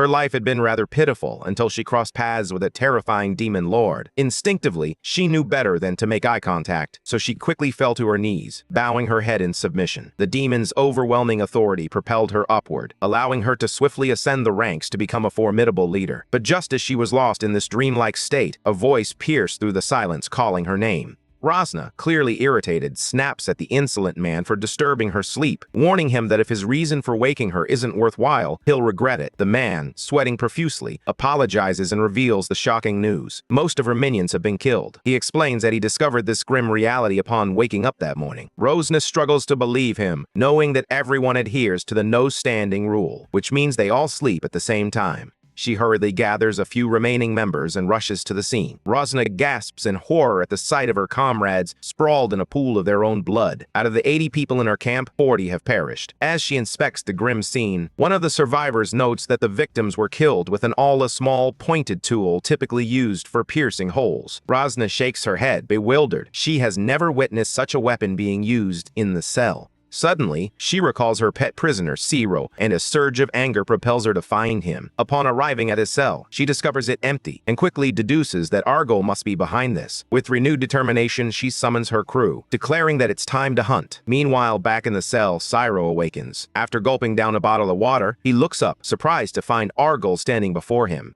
Argyle approaches Zero, who expresses his gratitude for being saved once again. This experience has ignited a desire within Zero to grow stronger so he can protect himself in the future. With determination in his eyes, he pleads with Argyle to help him bulk up. Just then, Morgan arrives, surprised to see Zero back so soon. Argyle informs him that he brought Zero back and inquires if Beckham will be attending the morning roll call. He explains that he wants the three of them to discuss something, sparking Morgan's curiosity. Outside, Rosna bursts in with her minions, confronting Argyle, Beckham, Morgan, and their teams. As Argyle engages in a private conversation with Morgan and Beckham, Rosna boldly calls out, challenging him to face her. Morgan warns her to back off, but she retorts, telling him to mind his own business. Fuming with rage, she confronts Argyle, demanding to know if he's the one who took out her crew and stole her beloved puppy. Her threats hang in the air, promising dire consequences if he doesn't answer. Unfazed, Argyle coolly dismisses her, referring to her as a mosquito, which only serves to infuriate her further. Rosna pretends not to hear, but Argyle, undeterred, raises his voice, calling her a gong. The insult lands hard, leaving Rosna seething with anger. Despite Rosna's attempts to engage, her words fall on deaf ears as the others continue their conversation. Argyle turns to the two, seeking their opinions on his proposal. When Rosna inquires about the details, they act as if she's invisible. Morgan nods in agreement, while Beckham chimes in, stating that the proposal is worthwhile, even if it comes with risks. He points out the growing scarcity of food, noting that it's becoming a pressing issue, even in the corridors. After hearing their plans, Argyle turns to Rosna to share his proposal. He explains that they intend to host a feast using the bodies of her fallen 40 subordinates and then capture the remaining 60 along with her team alive. Rosna's heart races with fear as she processes his words, realizing just how dire her situation has become. The power balance within the cell has shattered. Each of the three factions, it seems, originally consisted of 100 members, a delicate equilibrium now thrown into chaos.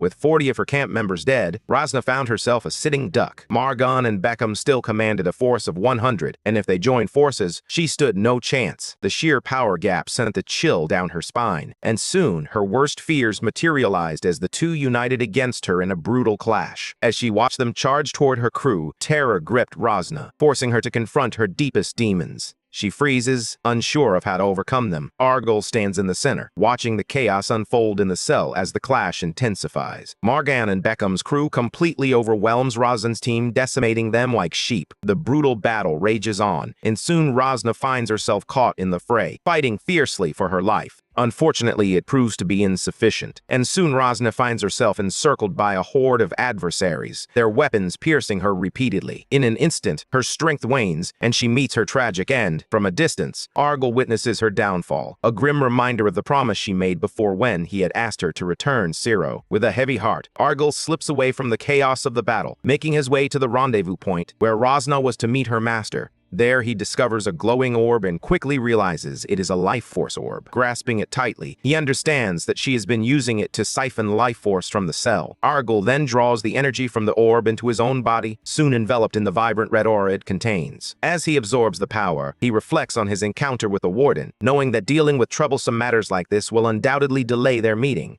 As Argyll gazes intently at the orb, he calls out to the formidable figure behind it, Darkus. He knows Darkus can hear him, the very one who sent Saddle, who was connected to the Decapitator. With a hint of bravado, Argyll boasts about tampering with Saddle's link, wondering aloud if it has driven him to madness. Finally, he delivers a stern warning. Darkus must cease his pursuit, or he will come to regret it. On the other side, Darkus observes Argyll through another orb, dismissing him as a mere chatterbox. With a smug grin, he taunts Argyll, questioning whether he's afraid. Argyll stands his ground, boldly declaring that he fears nothing from someone as insignificant as Darkus. In a show of defiance, he crushes the orb in his hand, delivering a chilling warning. Just as he had cautioned Rosna, Darkus will meet his end if he continues to pursue him. With that stern message hanging in the air, Argyll shatters the orb into countless tiny fragments. A short while later, in cell number 6, 879, Vampire King Enduras, a Class 8 prisoner, relishes a moment of tranquility as he sips on a fine Cabernet Sauvignon hemoglobin. However, his peace is abruptly shattered when Darkus, the demon-worshipping Legion commander and fellow Class 8 inmate, barges in without warning. Enduras, visibly irritated, glares at him and threatens to transform him into a premium vintage wine.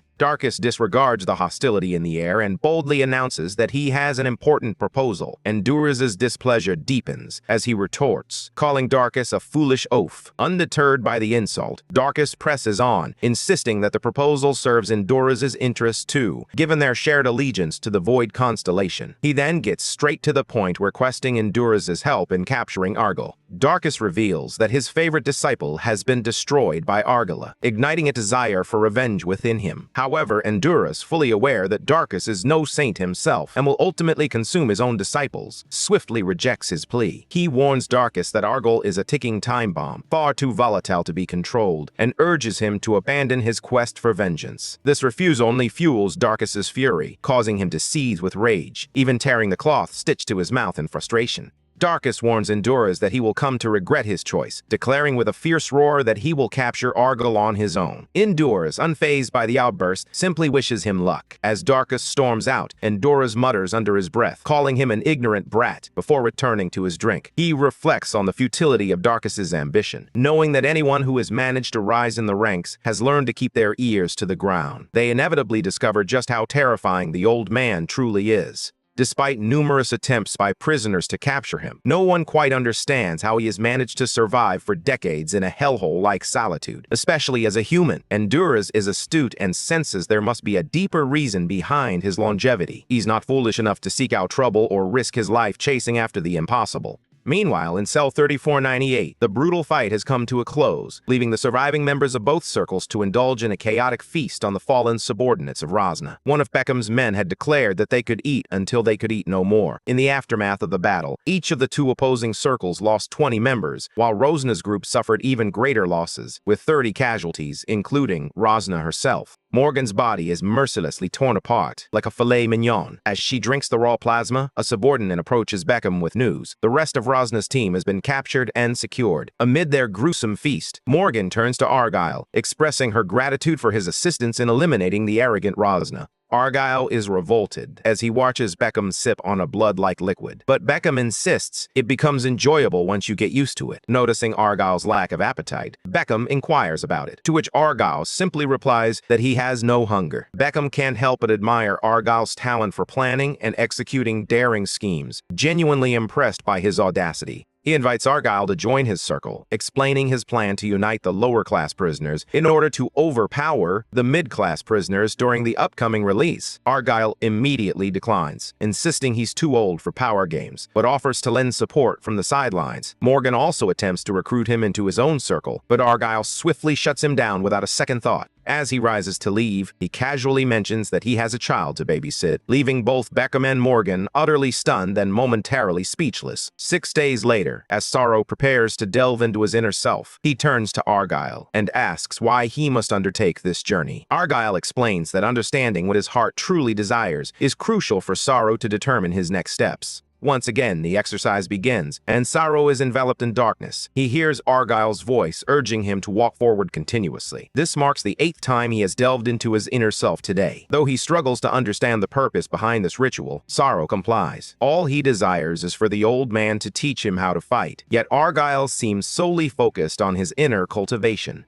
As he journeys through his inner self, Sorrow is confronted by memories he'd rather forget, haunting reminders of how his family and home were shattered and the painful farewells to those he loved. He finds himself favoring physical pain over the emotional torment of these recollections. Amidst the darkness, he strives to steady his mind, convincing himself that Argyle must have a purpose behind it all. Argyle's voice cuts through Sorrow's thoughts, a reminder never to look down into the darkness. Choosing to trust him, Sorrow nods and presses on. Before long, he finds himself at the edge of a cliff. He calls out to Akel for guidance, but the old man urges him to keep moving forward. Fear grips Sorrow, and he protests, but Argyle's voice is unwavering. If you want to become strong, you must proceed. Despite his fear, Sorrow resolves to press on, driven by his desire to grow stronger and protect those he loves. He takes several steps forward, determined not to glance down, as Argyle urges him to stay focused, even as someone attempts to engage him in conversation. Suddenly, Sorrow loses track of Argyle's voice, and a chilling dread envelops him. Just a few meters from the edge of the cliff, he feels something shift beneath his feet. Suddenly, a voice rises from the swirling purple light below, its tone chilling and unsettling. It laments that Sorrow has not summoned it sooner. Conflicted and wary, Sorrow remains silent, refusing to engage. Yet the voice presses on, accusing him of selfishness and holding him accountable for the suffering of its people and the death that ensued.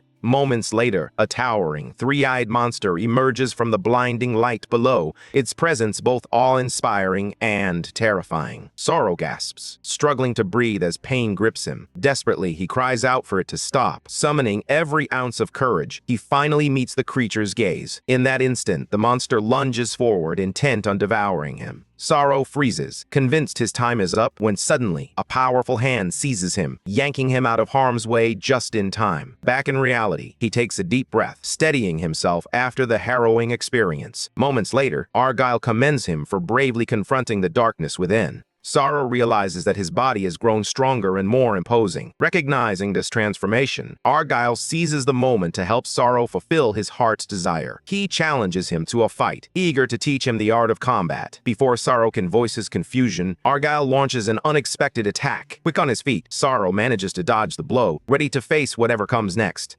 Sorrow is elated that he successfully dodged the old man's strike, but his thrill is short-lived as Argyle's fist crashes into his face, followed by another blow that knocks the wind out of him. Gritting his teeth, Sorrow transforms and retaliates with a swift attack. Argyle merely smirks, advising him that to attain true strength, he must learn to trust his wild instincts. With a powerful strike, Argyle slams Sorrow into the ground, acknowledging the impressive strength behind his attacks, but noting that his movements remain far too clumsy. Undeterred, Sorrow presses on, fighting with unwavering determination. Yet despite his relentless efforts, none of his strikes find their mark against Argyle. Sensing his struggle, Argyle offers a piece of advice. Stop overthinking every move. Trust your instincts. Taking the advice to heart, Sorrow shifts his mindset, and gradually, his attacks become sharper and more focused. Argyle notices the change almost instantly and offers his praise. He observes that Sorrow's strikes are no longer concentrated in one area. Instead, they are now spread out, targeting vulnerable points across his body, even his fingers.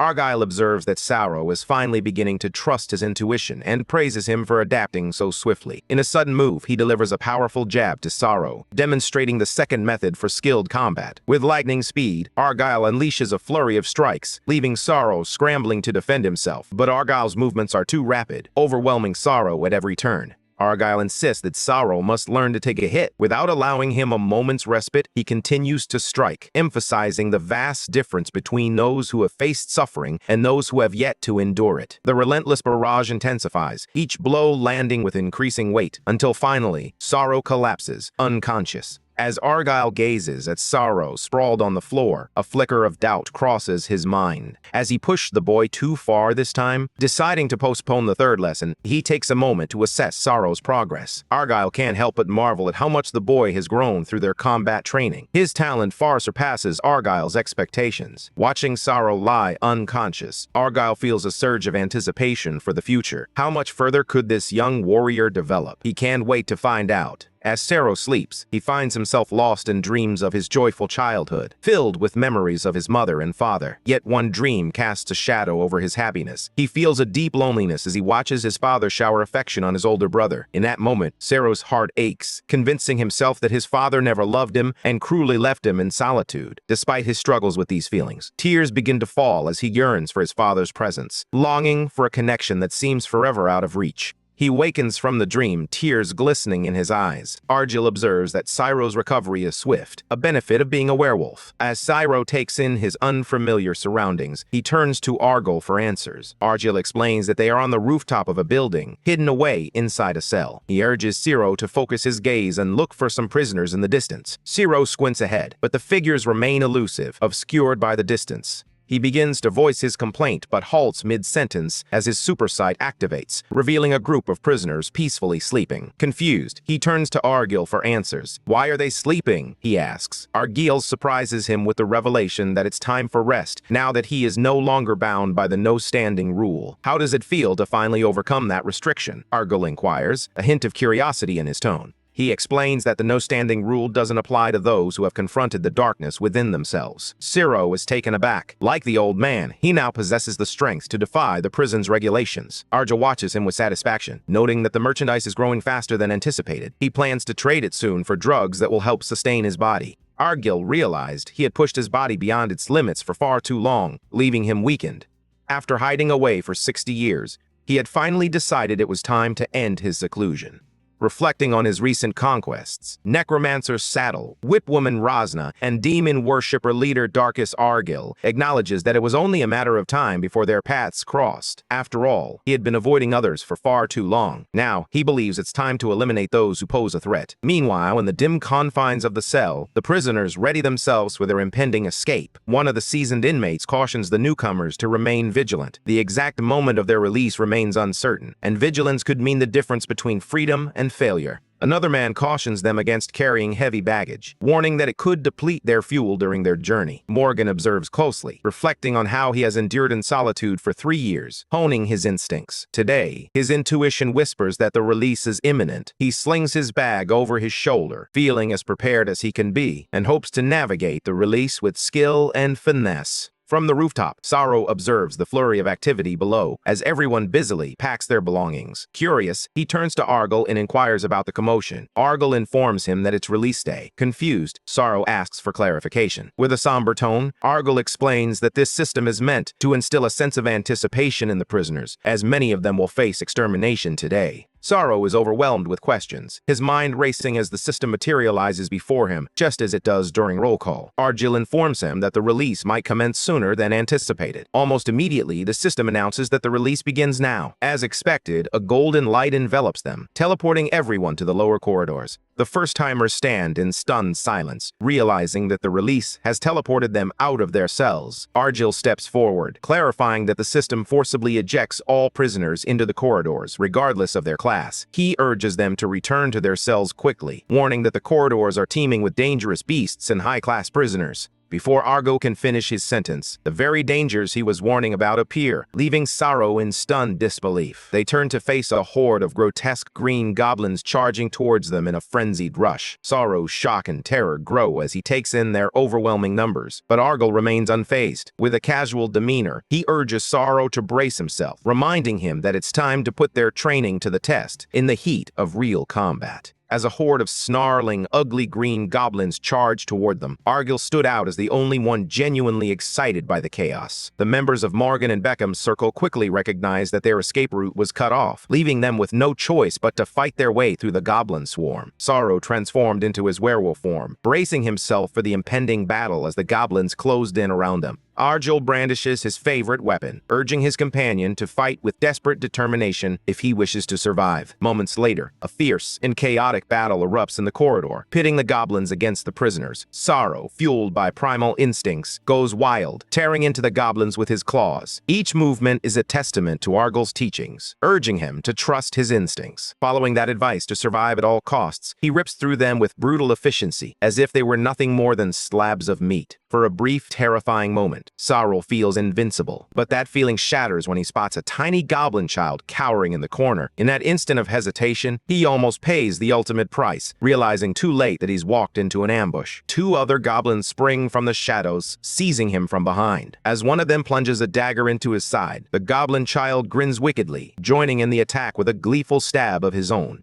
Fatally wounded, Sorrow braces himself for the worst. But just in time, Argyll intervenes, slicing through the attackers and saving his life. Once the danger has passed, Argyll imparts another crucial lesson. Sorrow must learn to embrace the reality of killing and never hesitate when the moment calls for it. As Sorrow inspects his wound, Argyll presses on, emphasizing that even a moment of hesitation could cost him his life. In this harsh, solitary world, it's kill or be killed. He urges Sorrow to suppress his emotions, declaring them a liability. Survival demands ruthless action. Just as they are about to delve deeper into this grim lesson, a new wave of goblins rushes toward them. Without a second thought, Sorrow leaps into action, ready to fight. As Argyll strikes, his voice pierces through the chaos, urging him not to dwell on their numbers, but to assess their strength. He reminds them that combat abilities can vary significantly, even among prisoners of the same class. To him, goblins are so weak and insignificant that they don't even merit a class designation. Meanwhile, Morgan and Beckham are relishing the battle, effortlessly slicing through the goblins with ease.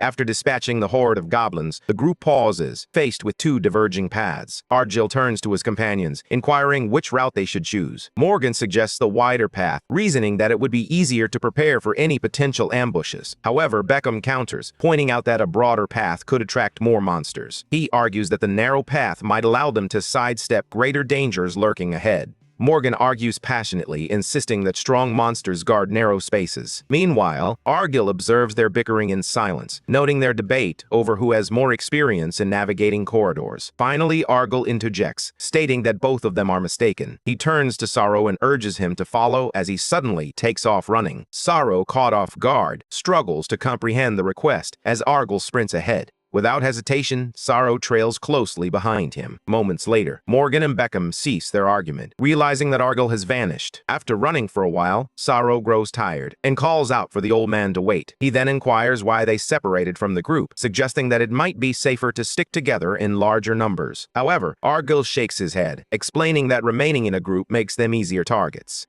Argyll suggests that searching for cells separately is their best chance for survival. He believes Beckham and Morgan are foolish to stick together, especially while dragging their entire crew along. He finds their newfound camaraderie quite peculiar. Sorrow agrees, noting that Beckham and Morgan were once at each other's throats. Argyll adds that he didn't see fear in their faces, a crucial emotion one must never forget in solitude. Sorrow senses something off and questions whether there's a reason behind their strange behavior, but Argyll is just as clueless. Suddenly, they hear footsteps approaching. It's Beckham and his crew catching up to them. Beckham's gaze is unsettling as he fixes his eyes on them, demanding to know why they left so suddenly. Argyll seizes the moment to inquire about Morgan. Beckham replies coolly, explaining that they had to part ways because they simply couldn't see eye to eye. He then invites Argyll and Cyril to join him as they head back to the cell. Frustrated with Beckham's suspicious demeanor, Argyll snaps, urging him to abandon the terrible act. He reveals that he saw through Beckham's true identity the moment they first shared a meal, particularly noting how effortlessly he drank blood earlier. Argyll inquires if Beckham serves the vampire king, Indorus. A wicked grin spreads across Beckham's face as he reveals his fangs and invites Argyll to follow him quietly. It seems Indorus had instructed Beckham to escort Argyll with respect. However, Argyll bluntly refuses, asserting that if Indorus wishes to meet him, he should come directly. Beckham's grin widens, his fangs glinting as he calls Argyll an insolent old geezer.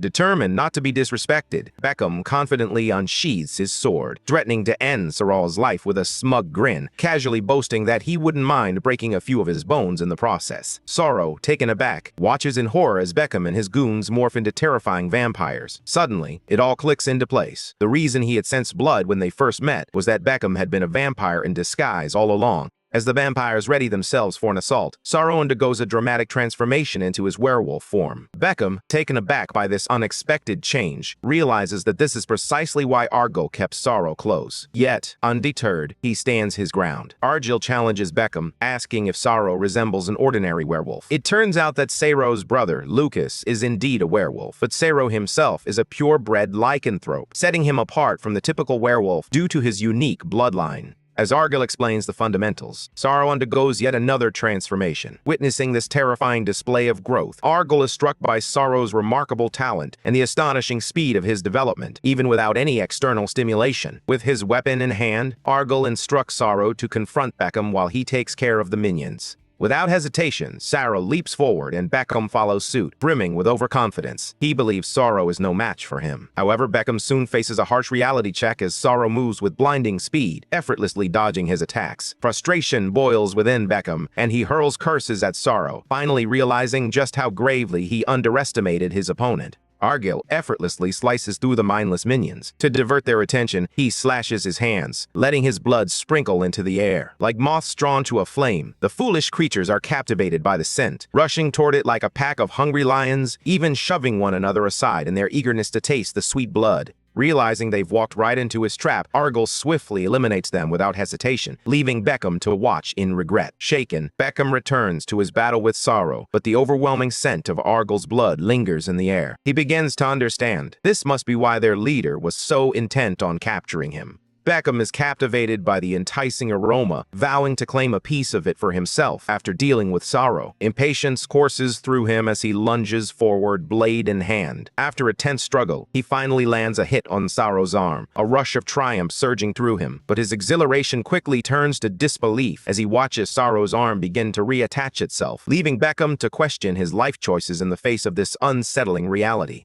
Sorrel, filled with rage, delivers a forceful punch, but Beckham remains unfazed. He continues to smirk, taunting Sorrel when suddenly, to his shock, Argyll strikes from behind. Beckham is left in disbelief. As his life flashes before his eyes, he grapples with the realization that Argyll has already dispatched all 80 of his minions. He had underestimated Argyll, assuming he would be too preoccupied with the others to pose a threat. In his final moments, Beckham comes to a stark realization. He was never a match for the old man. After dispatching Beckham, Argyll turns to Sorrel, commending him for his remarkable progress. Just 3 weeks ago, during the battle against the fire-breathing dragons in Rosna, Sorrel was hardly more than a mutt. But now, he stands transformed, stronger, faster, and larger than ever before. Sorrel is exhilarated. He has finally experienced the thrill of battle as he shifts back into his human form. Argyll reminds him that there's still room for improvement. Realizing how much time they've lost, Argyll urges him to hurry back to their cell. In a moment of urgency, Sorrel grabs a shirt from one of the fallen, declaring that he needs to freshen up quickly. Meanwhile, 3 women dressed as maids approach Endora's, apologizing for their tardiness due to the recent release. He simply nods, instructing them to get back to work. Suddenly, he senses the severed connection between himself and Beckham, a stark reminder that Beckham didn't heed his warnings, and now Argyll has taken him down. Endora's laments the inability to communicate telepathically due to the ongoing release. He vows to be more mindful of etiquette when dealing with Argyll, and looks forward to sharing a cup of tea in the future. Meanwhile, in a distant corridor, 3 cloaked figures catch their breath after vanquishing a massive ogre. As they shed their cloaks, Holuk, Menlock, and Lucas Sorrel's brother emerge, all classified as Class 2 prisoners. Menlock proposes they grill some ogre meat, and Lucas readily agrees. He suggests they enjoy a meal now and pack a bit for the road, emphasizing that returning to their cell remains their top priority. Moments later, they finish their meal and prepare to leave, ready for whatever lies ahead.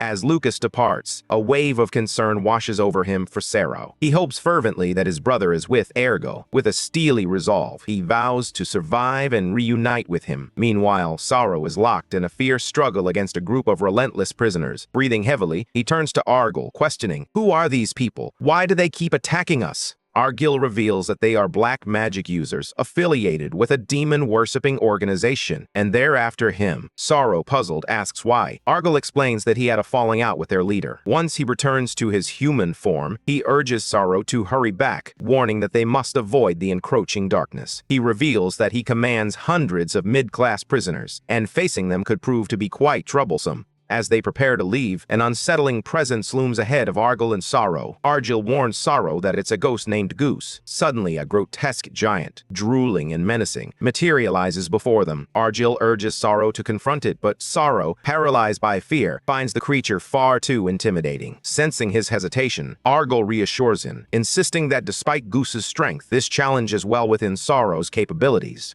Still grappling with uncertainty, Sorrow transforms and charges ahead, placing his faith in Argyll's words. He is taken aback when Argyll effortlessly lands a punch on the monster's face, igniting a flicker of hope within him. However, the monster quickly retaliates, delivering a powerful blow that sends Sorrow crashing to the ground, leaving him momentarily dazed. Argyll observes them in silence, contemplating that one reason prisoners perish in the corridors upon encountering ghosts is their lack of combat skills. However, the more significant factor is the terrifying aura that ghosts emit. It seems that all ghosts are class 4 or higher, which is why prisoners of lower classes are overwhelmed by fear and ultimately destroyed. However, this doesn't account for those who have confronted their own inner darkness, like Sorrow. As Sorrow relentlessly attacks Goose, he soon finds himself overwhelmed. Argyll observes that Sorrow simply lacks the innate ability to truly defeat the monster. Defeated, Sorrow sinks to the ground, his expression a portrait of despair. Suddenly, blue lights illuminate the room, and icicles materialize out of thin air, heralding the arrival of another presence. As the monstrous figure lunges toward Argyll, he shouts for his ally to strike. In response, his friend Alice unleashes her ice ability, freezing the creature in place. This is precisely the kind of inherent power Argyll had been referring to. After freezing Goose, Alice turns to Argyll and inquires about his time during the release. He mentions encountering some troublesome vermin, but assures her that he managed to handle them. Curious, he asks about her sister. Alice replies that she passed along his regards, and her sister was quite pleased to hear from him. With a flick of her wrist, Alice effortlessly splits the frozen monster in two. From the shadows, Sorrow watches in astonishment, curious about the mysterious girl who defeated the ghost with a single blow. He marvels at her ability to conjure ice from thin air and notes her apparent closeness to Argyll. Once the chaos settles, Sorrow turns to her, gratitude in his voice as he thanks her for saving him. However, Alice brushes him off, her focus solely on Argyll as she asks for his help in locating her cell. As she walks away, cradling Argyll in her arms, Sorrow is left behind, feeling a pang of exclusion. Doubts creep into his mind. Does she not like him? Meanwhile, in a distant corridor, Solverin, a Class V demon worshipper and black magic swordsman, searches for something with her steel-faced minions in tow. Frustration bubbles within her as she vents about her inept partner, Saddle. In a fit of irritation, she strikes him across the face, labeling him nothing but trash. She inquires about the severed connection with Decapitator, a result of Argyll's actions. Solverin chides him, suggesting he should have chosen self-destruction over succumbing to madness. Though she longs to be rid of him, her pairing with him under Darkus's orders binds her. Instead, she resolves to focus on the reward awaiting her upon their success. Suddenly, a chill runs through her as she realizes that a significant number of her Link's subordinates have just been wiped out. She had instructed them to send a signal if they encountered the old man, but the moment they did, the connection was cut because they had been killed. Solverin's heart raced with excitement as she finally spotted Argyll. She gestured for her team to follow, urgency lacing her voice. "Hurry!" she urged, determined to ensure that no one else would steal her moment. She was ready to take him down first. Meanwhile, after dispatching Solverin's henchmen, Alice turns to Argyll, noting that she has encountered an unusual number of black magic users today. She recounts her experience of stumbling upon a swarm of them on her way, mentioning how they gathered in groups during the release. As their conversation unfolds, Sorrow lingers in the shadows, observing them intently and pondering Alice's strength and her connection to the old man. He wonders if he can become like her, and with a surge of courage, he approaches her. "What's your relationship with Argyll?" he asks, curiosity tinged with admiration. "And how did you become so powerful?" Alice turns to meet his anxious gaze, contemplating the possibility of rivalry brewing from jealousy over the old man's attention. A flicker of recognition crosses her mind. She remembers a time when she, too, longed for Argyll's approval. However, she has come to realize that he treats everyone equally. Alice then responds to Sorrow, recounting how she met Argyll 7 years ago when she arrived in Solitude with her sister. They had been falsely accused of their parents' deaths. Just as they were on the brink of despair and the harsh reality of solitude, Argyll appeared like a knight in shining armor, coming to their rescue and guiding them to the arena. Saro, intrigued by this mysterious place, asked about it, but Alice brushed off his question. Suddenly, she fell silent, sensing danger lurking nearby. With a swift glance, she called out to Argyll, who immediately grasped the urgency of her warning. Saro quickly realizes the truth, a familiar sensation echoing the aura he had sensed from the monster, Goose. Just then, Solverin and her henchmen confront them. With a commanding presence, she instructs her minions to capture Argyll, and they spring into action, unleashing their dark magic. Alice urges Argyll to sit back and relax, determined to handle the situation on her own. She wants to demonstrate just how much she has grown. As the black magic users unleash a torrent of fiery magic at her, Alice remains calm. With a single, precise blast, she counters their attack, scattering them effortlessly. Argyll watches in awe, impressed by his protege's display of power and control. He marvels at how quickly time has flown by. It feels like just yesterday when he first encountered the two sisters, crying and clinging to each other for comfort. Meanwhile, Alice effortlessly dominates the battlefield, her every move a testament to her growth. Argyll can't help but mutter to himself, acknowledging how impressively she has evolved, each motion reflecting her hard-earned progress.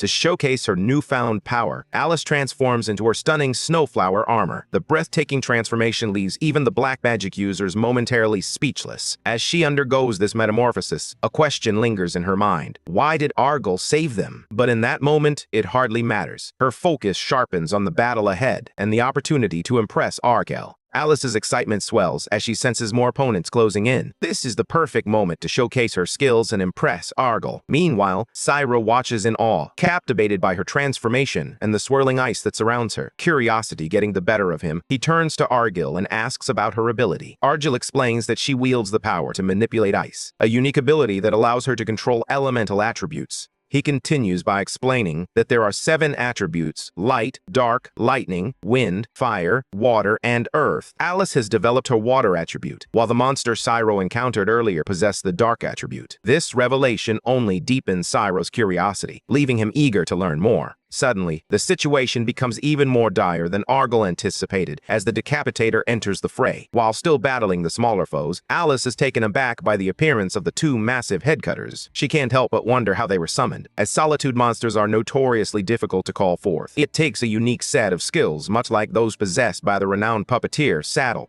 In that moment, Argyll comes to a startling realization. Saddle is the one orchestrating events from the shadows. Despite feeling somewhat diminished after their last battle, he knows his abilities remain intact. He swiftly instructs Saro to stand in front of him. Confused, Saro hesitates and asks, "Why?" Argyll acknowledges the daunting challenge ahead, noting that battling the black magic users alongside 2 decapitators might be overwhelming. To assist Saro, he decides to establish a link with him. With a focused determination, Argyll clasps his hands together above Saro's head. After a series of deliberate movements, a radiant light envelops them as he initiates the connection. This linking process resembles telepathy, but Argyll knows he can only sustain it for about 10 minutes. As the linking process unfolds, Saro is taken aback to discover he can hear Argyll's voice resonating in his mind. Just as they begin to grasp this connection, one of the decapitators lunges at them with ferocity. Through their telepathic link, Argyll warns Saro that his stamina may not hold out, and he could risk fainting. He urges Saro to seize this moment to learn. Suddenly, they find themselves thrust into a fierce battle against one of the decapitators, their lives hanging in the balance.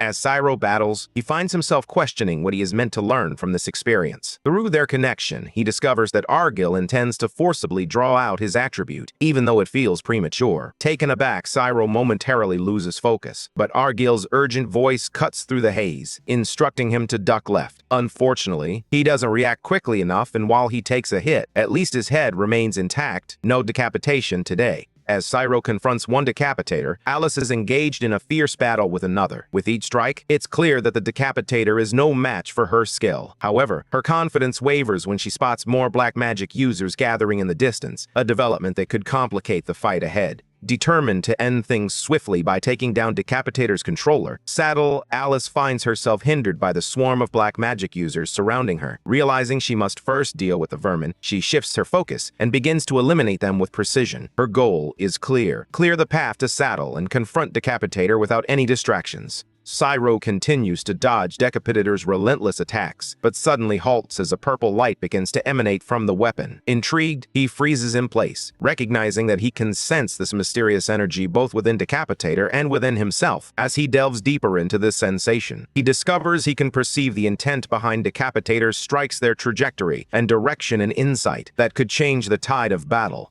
With an uncanny foresight, Cyro effortlessly dodges every attack aimed at him, as if anticipating them before they even land. In this moment, he seems invincible, gracefully evading the Decapitator's strikes. Argyle observes this remarkable skill and realizes that Cyro's affinity lies with the wind, granting him exceptional recognition and sensing abilities across a vast range. As Cyro continues to wield his newfound ability against Decapitator, Argyle remarks that it suits him perfectly. Meanwhile, Sovereign grows increasingly weary of the unfolding situation. Despite facing two formidable monsters and a swarm of lesser foes, Alice remains an unstoppable force. Sovereign has heard whispers of Alice's extraordinary skills and tales of her sister, but this is her first time witnessing Alice's prowess firsthand. Despite Darkus's warning that the mission could be troublesome, she never anticipated it would be this chaotic. Determined to help, she suddenly freezes as she realizes Argyle, who had been fighting just moments ago, has vanished. Panic sets in as she frantically scans the chaotic battlefield for him, her heart racing with the unsettling thought that he might have fled. Without warning, Argyle launches a stealthy attack from behind. As she stumbles, nearly losing her balance, Sovereign swiftly steadies her, preventing a fall. Grateful, she praises him for his sneakiness, admitting she hadn't sensed his approach until he was almost upon her. With determination, Sovereign readies herself for battle, summoning her powerful ability, Suffering Armor, which envelops her like a shadowy ninja. As Argyle begins his transformation, he seizes the moment to pursue Saddle. However, Sovereign swiftly intervenes, blocking his attack. With a knowing smile, she reveals that she anticipated his move. Argyle, taken aback, admires her ability to predict his actions and withstand his strike. Sovereign, equally impressed by his strength, inquires about Darkus's obsession with him. Argyle admits he's just as confused and encourages her to ask him directly. Intrigued by him, Sovereign draws her sword, a hint of regret in her voice as she reflects on her decision to take the mission. She muses that she should have abandoned her black magic training long ago, opting instead to explore the world and meet fascinating people like Argyle. As he readies himself for a fight, Argyle warns her, "I wouldn't recommend a life of a wanderer." Cyro, meanwhile, finds himself locked in a fierce battle with one of the Decapitators. Despite the relentless onslaught of attacks, he skillfully dodges each one, thanks to his wind attribute. As the tide of battle shifts, Cyro gains the upper hand, landing several swift blows against the Decapitator, his claws tearing into its flesh. However, after delivering a few more strikes, he realizes with growing concern that the creature's body is far sturdier than he anticipated. He can easily dodge its attacks, but inflicting damage is another story. Pausing to strategize his next move, he suddenly hears Argyle's voice in his head. "Don't overdo it," Argyle warns. Decapitator's dark attribute renders your current abilities ineffective. Feeling his abilities fall short, Cyro grapples with uncertainty about what to do next. Argyle steps in, instructing him to distract the monster and keep it away from Alice. "Your job is to dodge its attacks and hold it back while I take care of the rest," Argyle emphasizes. With a newfound sense of purpose, Cyro springs into action, determined to keep the Decapitator at bay and protect Alice at all costs. Meanwhile, Argyle continues to engage in a fierce battle with Sovereign, who quickly realizes that she is no match for this formidable opponent. She watches in awe as Argyle, despite his age, moves with astonishing speed. Could he be an Aura Knight? After all, knights trained in mana can age more slowly and possess superhuman strength. Yet, as she considers this, she dismisses the idea. She can't sense any mana radiating from him. As their battle rages on, Sovereign smirks at Argyle, mocking his small weapon and calling it a mere kebab skewer. With a confident flourish, she raises her formidable sword, laughing as she declares that even a cat could scratch her armor better than his so-called princess skewer. But before her taunt can fully sink in, Argyle surprises her by using that very skewer to shatter her Excalibur sword, slicing through her armor as effortlessly as cutting through a kebab. Sovereign stands in shock, unable to comprehend how her dark magic armor was shredded by nothing more than a pink skewer. Doubts swirl in her mind. Could Argyle also wield the dark attribute? After losing an arm in the fierce battle, she attempts to sense any trace of darkness within him, but finds nothing. This only deepens her suspicion that his peculiar weapon is anything but ordinary. Determined not to surrender, she repairs her arm, reinforces her armor, and vows to keep her distance in battle. The transformation also revitalizes her sword, and she swiftly launches an assault on Argyll while staying out of his reach. As she unleashes her feeble ranged attacks, Solverin can hardly believe that a legendary black magic swordswoman has been driven to such desperation by an old man. As Solverin watches Argyll effortlessly evade her attacks, a nagging question about his origins creeps into her mind. Suddenly, she freezes, a chilling wave of terror washing over her as his presence intensifies, exuding a horrifying aura that rattles her to her very core. Overwhelmed by fear, Solverin resolves to take the ultimate risk, even if it means sacrificing herself to bring Argyll down. She summons a forbidden dark magic, one that grows stronger with each sacrifice. To amplify the spell, she chooses Saddle's life as the offering. Though a part of her fears the ghosts will lose their power once their controller is gone, that concern fades away. In mere moments, she realizes she may soon become nothing more than a lifeless shell herself.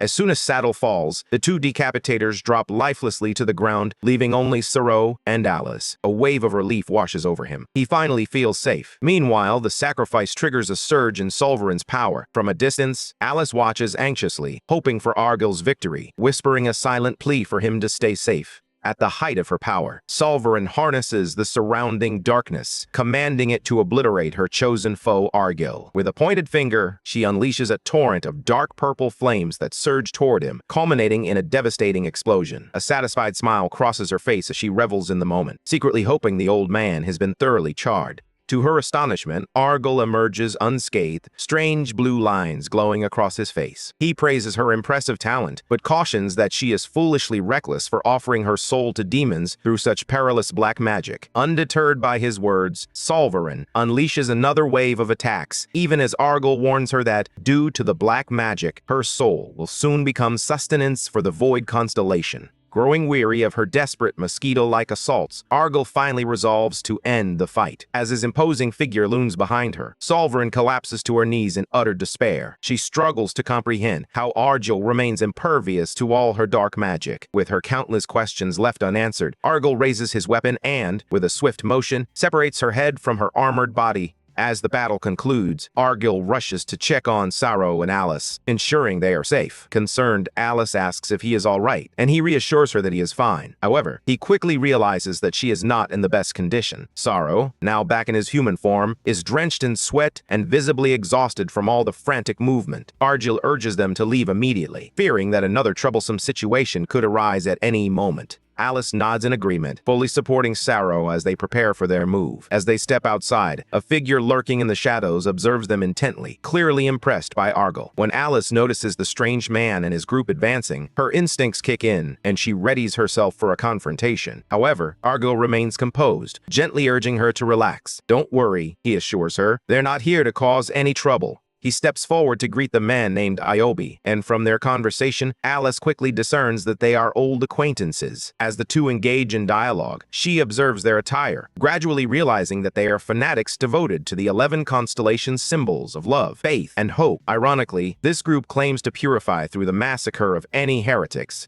Alice finds their hypocrisy infuriating, especially when she sees Aobe smiling like a saint. She can't help but wonder how many prisoners he has killed under the pretense of peace. With that same gentle smile, Aobe turns to Argyll and informs him that he has been cleansing the filthy demon worshippers since the day he was released. Argyll responds that he has already cleared this area, and Iobi sincerely thanks him for his assistance. Alice is taken aback when Iobi bows deeply to Argyll, particularly given that Iobi is a Class 6 prisoner. It suddenly hits her. Argyll's connections and influence extend far beyond what she ever imagined. Moments later, Iobi's subordinates quietly weave restorative magic, revitalizing both Saro and Alice. With a warm smile, Iobi explains that this is his way of expressing gratitude for their help in cleansing the prison of vermin. He then extends the same blessing to Argyll, but the old man quickly declines, insisting that such magic has never had any effect on him. Exhausted, Argyll insists they must return quickly, leading Alice and Saro away as Iobi respectfully bids them farewell. As they walk off, Iobe whispers that Argyll is someone who must survive. Argyll brushes off the concern, urging him not to meddle in others' lives. In response, Aobe softly declares that he wouldn't mind dying, as long as Argyll lives, promising to come to his aid whenever needed. As Argyll and his companions advance, Iobe and his followers suddenly drop to their knees in fervent prayer. Their words echo a deep, unsettling devotion to Argyll, revealing that they do not simply follow him. They revere him as a savior, willing to offer even their bodies as sacrifices. On their way back, Alice attempts to catch Argyll's attention, but he remains unresponsive, lost in his thoughts. Noticing his somber demeanor, she attempts to inquire about what's bothering him, but he remains silent. Shifting the conversation, Cyril asks Alice about the relationship between Argyll and Iobe. Alice replies that she only spent a year with Argyll after arriving in Solitude, so she isn't well acquainted with many of his close connections. Alice struggles to reconcile Argyll's close connection with a fanatic, especially since he once confided in her that he despises those who believe in constellations. Curiously, Cyril asks her if believing in a higher power is inherently wrong. Alice responds thoughtfully, clarifying that it's not necessarily a bad thing. She elaborates that these higher beings typically do not intervene directly in the affairs of mortals.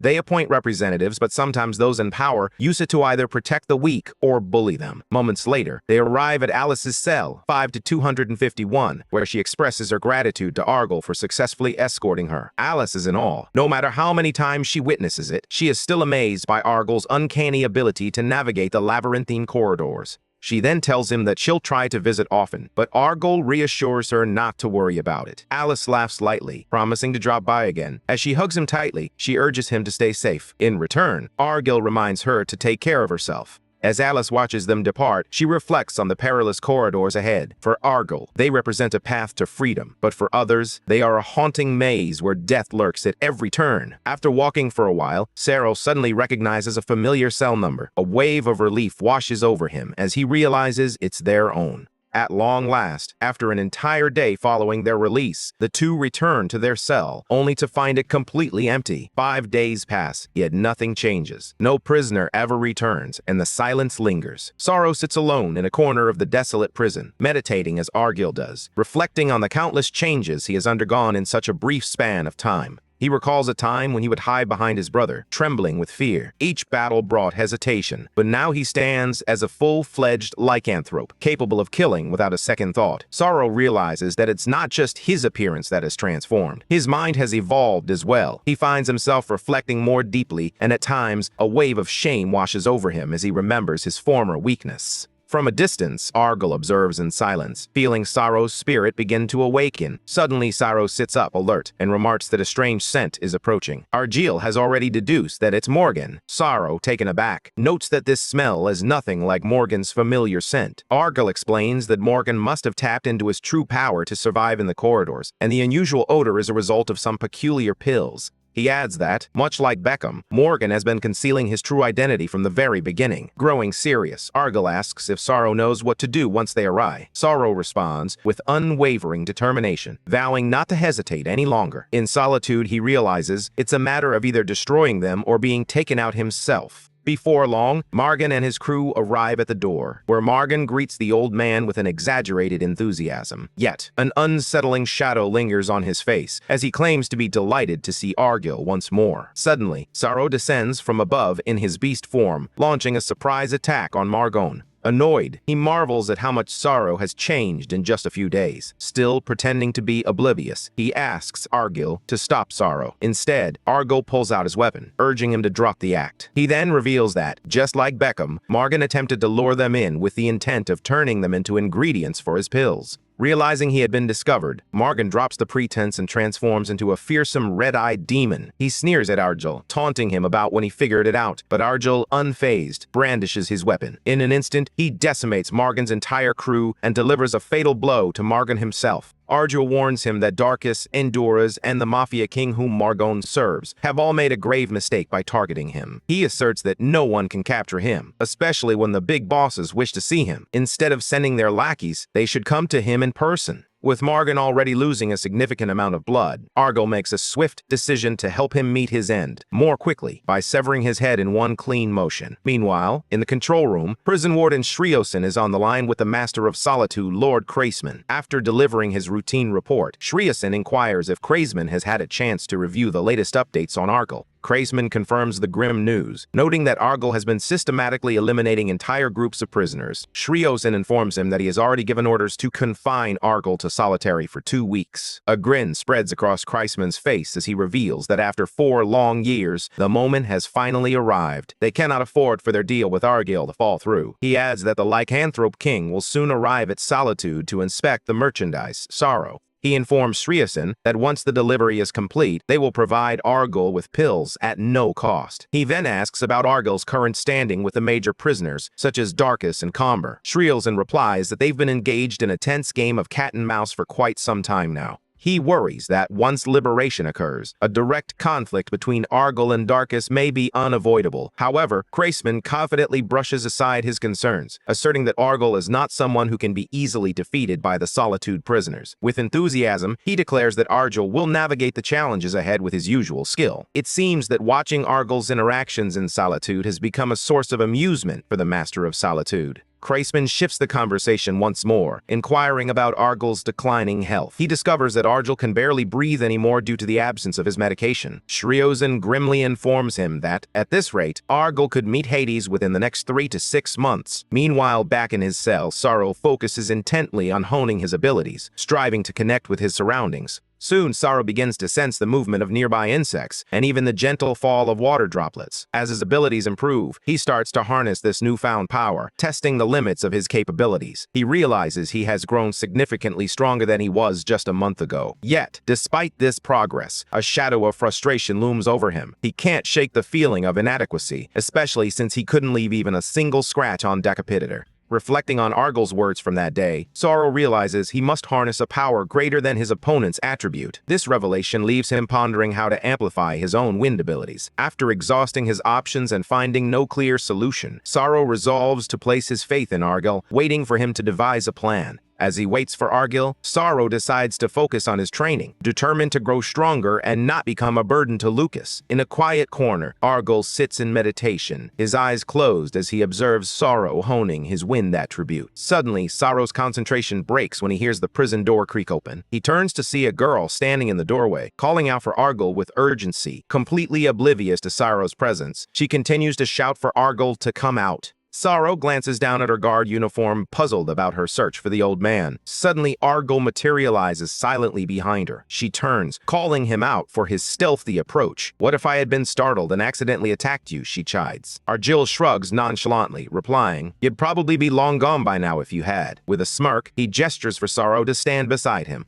The female guard introduces herself as Teji, a Class 6 guard. Upon hearing her classification, Sorrow breaks into a sweat. She is significantly stronger than Alice, who is only a Class 5. Using his instincts, he can sense that Teji radiates a terrifying aura, setting her apart from Alice. Argyll speculates that the lack of new prisoners in their cell is no coincidence. It's likely a ploy to take him away. Teji appears visibly annoyed, commanding Argyll to follow her, fully aware that he understands her reasoning without needing an explanation. Argyll, however, grumbles about his deteriorating condition, expressing how exhausting it has become for him to move around. Teji's instincts kick in, alerting her to the possibility that he might be plotting something. Despite her urge to take action, she recalls her senior's advice to avoid reckless decisions. Teji's confusion deepens. No one had warned her that Argyll would be uncooperative. Sensing her dilemma, Argyll proposes a wager. "Fight Sorrow," he says, "and if you win, I'll follow you quietly. But if you lose, I'll stay locked up." Without hesitation, Sorrow readies himself for the challenge. Teji can't help but find the wager amusing after all. She sees him as nothing more than a small fry. She readies herself for battle, vowing not to hold back. Teji is eager to finish this quickly and return to her cell. As their fierce fight unfolds, she is caught off guard when Sorrow deftly dodges her attacks. Confusion washes over her. How can a mere Class 3 withstand her onslaught? Peering closely, she realizes he is harnessing the wind attribute.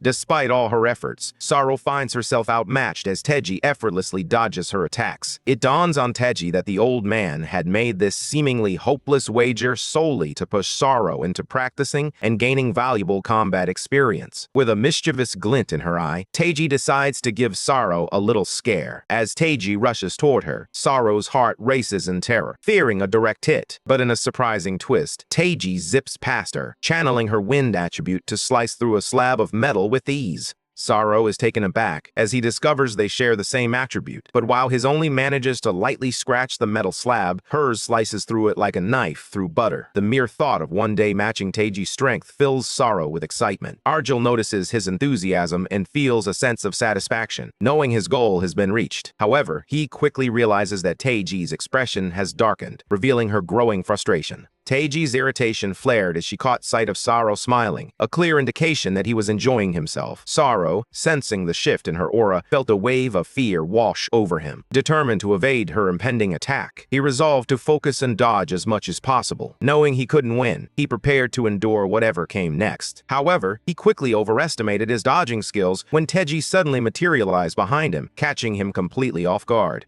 Before he even realizes it, Taeji lunges at him with full force. Sorrow attempts to dodge, but to his astonishment, her punch seems to multiply. Before he can utter a word, Sorrow is bombarded by 100 strikes from every direction. His entire body aches, rendering him immobile, yet Taeji shows no signs of relenting as the relentless fists rain down on him like a meat grinder at work. Argyle watches in silence, choosing not to intervene. After knocking Sorrow unconscious, Taeji turns to Argyle, assuring him that she didn't kill him and declaring her victory in their wager. Argyle doesn't dispute her claim. Instead, he agrees to follow her quietly. With Sorrow slung over his back, he trails behind Taeji. Moments later, as they reach a fork in the path, Sorrow begins to stir. Argyle instinctively moves to the right, but Taeji halts him, insisting they must go left. He attempts to persuade her that the right path is quicker and insists on making a stop before they continue their journey. Taeji can hardly believe he's acting on his own whims. Nevertheless, she chooses to follow him, instructing him to lead the way. She wants to avoid any unnecessary conflict. Before long, they arrive at another door. As the door swings open, a blinding light spills into the hallway. Sorrow squints, bewildered by the brightness and the unfamiliar surroundings. To his astonishment, they find themselves in a gym bustling with prisoners. Argyle gestures around, explaining that this is the physical training room, a space dedicated to relentless training. All around them, inmates are engaged in bodybuilding, each paired with personal trainers who guide and motivate them. Argyle turns to Sarah, his expression serious. "You need to stay in the training room and focus on your training for the next 2 weeks, he instructs. "I have to go somewhere with Taeji, but I'll be back to check on you." Sorrow nods, confidence shining in his eyes. "I can handle it. I'll show you just how much I can grow in that time." With a reassuring smile, Argyle adds, "In the training room, your wind attributes will become stronger than ever before." Recalling the thrill he felt witnessing Taeji's power, Sorrow declares that he can do it too, vowing to become much stronger before Argyle's return. Meanwhile, the prisoners begin to notice Argyle's presence, and 2 of them exchange puzzled glances, questioning why Argyle is accompanied by a guard. Disgusted by the stench in the room, and irritated by the sight of them flaunting their abs, Taeji decides to step outside and wait for Argyle. Moments later, a burly figure with curly hair strides in the Class 5 prisoner, Delram. He immediately spots Argyle and reprimands him for breaking his promise. "What were you thinking, bringing a child to the gym? This isn't an orphanage," he chides, casting a glance at Sorrow. With a smirk, he adds, "Looks like Argyle's brought in another piece of merchandise this time." Sorrow, bewildered, can't help but wonder what Delram really means by that.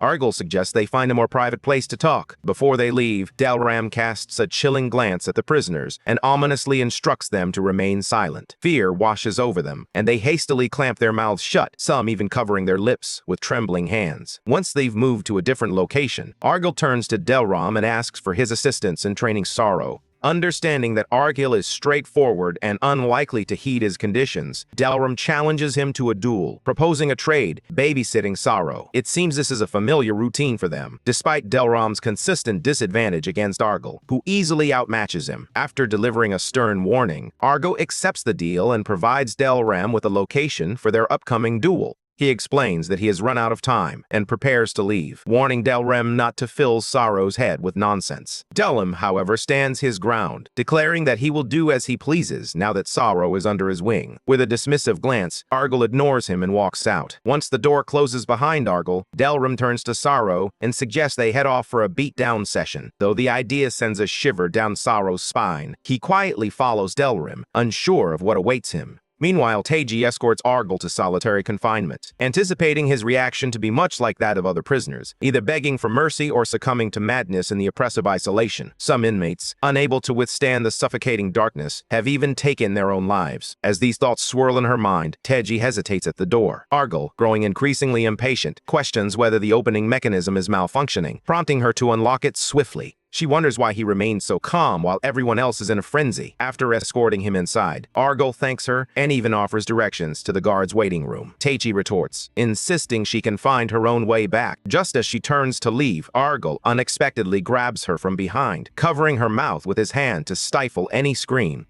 Taiji's heart races with fear as she questions whether he has truly lost his mind. Paralyzed by dread, she eventually ceases her struggles as darkness envelops her. Meanwhile, in the training room, Saro is having the worst day of his life. Sprawled on the floor, utterly exhausted from lifting weights, two burly trainers praise him for his perseverance, impressed that he managed to endure despite it being his first time. Saro can't help but think that when Delram promised to beat him to a pulp, he had envisioned something quite different. Delram's intentions were far from gentle. He intended to whip Saro into shape as if he were training for a marathon. During a brief moment of rest, Saro observes that the other prisoners are solely focused on their workouts, intent on building muscle. This brings him a sense of relief. At least he can concentrate on his training without the constant fear of being killed. However, Saro's naivety quickly becomes apparent when he is unexpectedly pulled into a fighting arena for a duel. The spectators are taken aback by the sight of a child on stage. Even his opponent, a Class 4 prisoner named Vincent, scoffs at him, calling him a weak brat and remarking on how young he looks. Vincent warns Delram that the kid might not make it out alive, making it clear he won't take responsibility for any repercussions. In response, Delram coolly tells Vincent to knock Saro out and suggests he might as well break a few bones while he's at it, since the kid will heal quickly enough. He deduces that Argyle only accepts valuable merchandise, and he intends to uncover his true form by forcing him into battle. As soon as the bell rings, signaling the start of the fight, Vincent charges at Saro. In response, Saro swiftly transforms into his beast form, blocking the attack and igniting Delram's excitement. Delram is taken aback. Only beastmen over the age of 20 can transform. He realizes that Argyle must have taught Saro the skill earlier. Delram frowns, his irritation growing as he questions why Argyle is willing to teach others but refuses to extend the same courtesy to him. Meanwhile, the scene shifts to Vincent, who swiftly overpowers Saro, pinning him to the ground and unleashing a relentless barrage of punches. Each blow lands with incredible force, and Vincent's speed leaves Saro with no chance to escape. Yet, amidst the chaos, Saro can't shake the feeling that Vincent is weaker than the opponents he's faced before. He remembers Argyle's warning about the dangers of relying too heavily on attributes. They drain one's life force, sapping stamina and mental strength, and can ultimately lead to death. While he knows he should heed this advice, he chooses to ignore it for now. After all, this is just a casual fight to test his abilities, not the life or death struggle he faces in the corridors, where everyone is out to get him. Saro taps into his wind attribute, swiftly breaking free from his pinned position and evading Vincent's powerful punches with ease. Vincent stands bewildered, struggling to grasp how Saro managed to dodge all his attacks. Before he can react, Saro lunges forward, slashing at him with his claws, leaving marks across various parts of his body. Vincent crashes to the ground, overwhelmed by Saro's strength, and soon collapses. Blood pooling around him, the room falls silent, each person rendered speechless by the shocking turn of events. Even Delram stands in disbelief, unable to fathom how a Class 4 prisoner could be defeated by a mere Class 3 child. It seems that Saro's attributes are far beyond what anyone at this level can withstand. Only a Class 5 prisoner or higher could hope to match his power.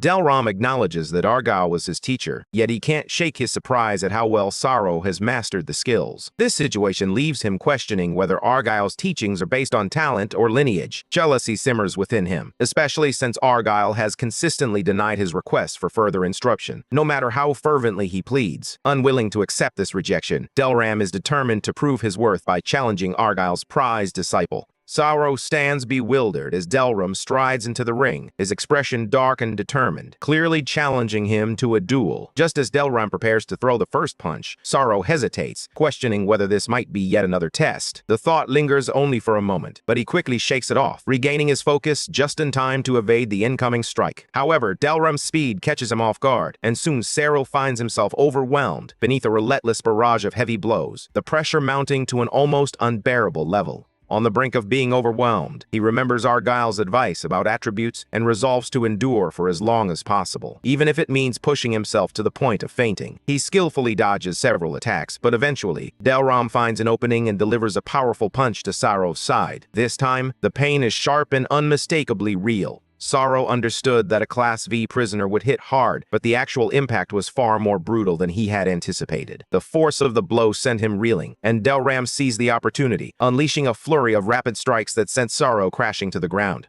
Despite the challenges, Saro remains resolute, reminding himself that this is the path he has chosen, a crucial step toward his own strength. The thought of Lucas drives him forward, igniting a renewed determination within. He is determined not to be a burden to his brother, and that conviction ignites a powerful transformation within him. As his aura intensifies, he finally unleashes his true attribute. Saro darts forward with lightning speed, positioning himself directly in front of Delram just as he prepares to strike again. Delram, quick on his feet, evades the counterattack and retaliates with a powerful punch. Before Saro can regain his footing, Delram ensnares him in a firm grip, and in a swift motion, he slams Saro's head into the ground. The entire exchange unfolds in a heartbeat, leaving Saro momentarily stunned. Even in his dazed state, Saro fights back, struggling against Delram's grip as punch after punch lands on him. Summoning a surge of will and drawing on the strength of his attribute, he finally breaks free and slips behind Delram. The sudden shift catches the prisoner completely off guard. Saro unleashes a flurry of wild, improvised attacks, clawing at Delram from multiple angles. To his astonishment, Delram effortlessly blocks each strike, emerging unscathed. In retaliation, Delram taps into his earth attribute, and red armor of hardened earth begins to envelop his body. Just as he readies himself to escalate the confrontation, a vivid memory of Argyle flashes in his mind. He remembers approaching Argyll long ago, seeking help to grow stronger. Argyll had refused, explaining that Delram lacked the resolve to confront the darkness within himself. Now, as he observes Saro's untamed ferocity, Delram finally grasps what Argyll meant by walking in darkness. The realization washes over him, and for the first time, he embraces the truth behind Argyl's words. Delram finally manages to calm down, even going so far as to praise Saro's talent. As he observes him, he mutters to himself that Saro's darkness is impressive. Saro, puzzled by the comment, asks if Delram also trained by traversing that strange dark abyss. The question catches Delram off guard, leaving him speechless and bewildered. A bead of sweat trickles down his face as he struggles to comprehend what Saro is referring to. He wonders if Saro truly means literal darkness, surprised that such a training method even exists. After a brief pause, Saro begins to explain, detailing how it all works, including Argyl's unique meditation technique. He shares how he grew stronger through meditation, just as Argyll had taught him. Delram stares at him for a moment before bursting into laughter, calling him foolish.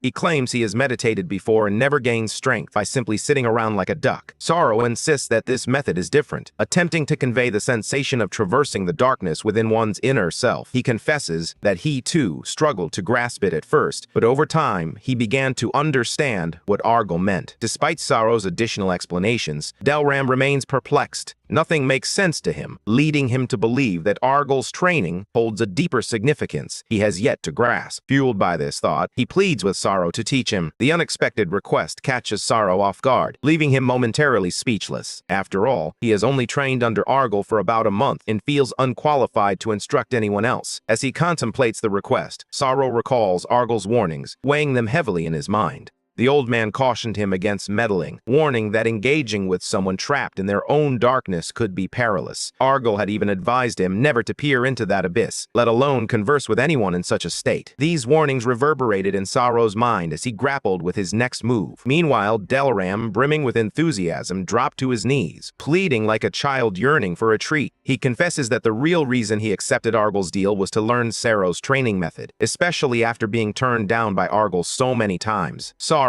observes him, pondering how he's supposed to manage this relentless pestering. With Argyll absent for another 2 weeks, he braces himself for the inevitable challenge of dealing with Delram during every training session. He begins to consider that perhaps teaching him just a little wouldn't be so bad. On the surface, Delram beams with a wide smile, but inside, he's a bundle of nerves. He questions whether pushing a child into something so serious is truly the right choice. Taking a deep breath, he reassures himself that Saro will likely refuse anyway. Meanwhile, Saro finds himself in a tight spot, feeling the weight of the pressure bearing down on him. he stammers, gazing up at Sorrow like a lost puppy. The moment Sorrow agrees to teach him even the smallest part, Delram's face lights up with the enthusiasm of a child. He eagerly urges Sorrow to begin the training immediately. Though taken aback by the sudden request, Sorrow decides to go along with it. They settle into a meditative position, and Sorrow instructs Delram to close his eyes and clear his mind of any distractions. Inspired by Argal, Sorrow starts to teach him the breathing pattern, gently guiding him toward accessing his inner self. Meanwhile, in the guard's resting area, Taiji relaxes in a sauna, yet her thoughts are consumed by Argal and the events that unfolded after she attempted to walk away from him.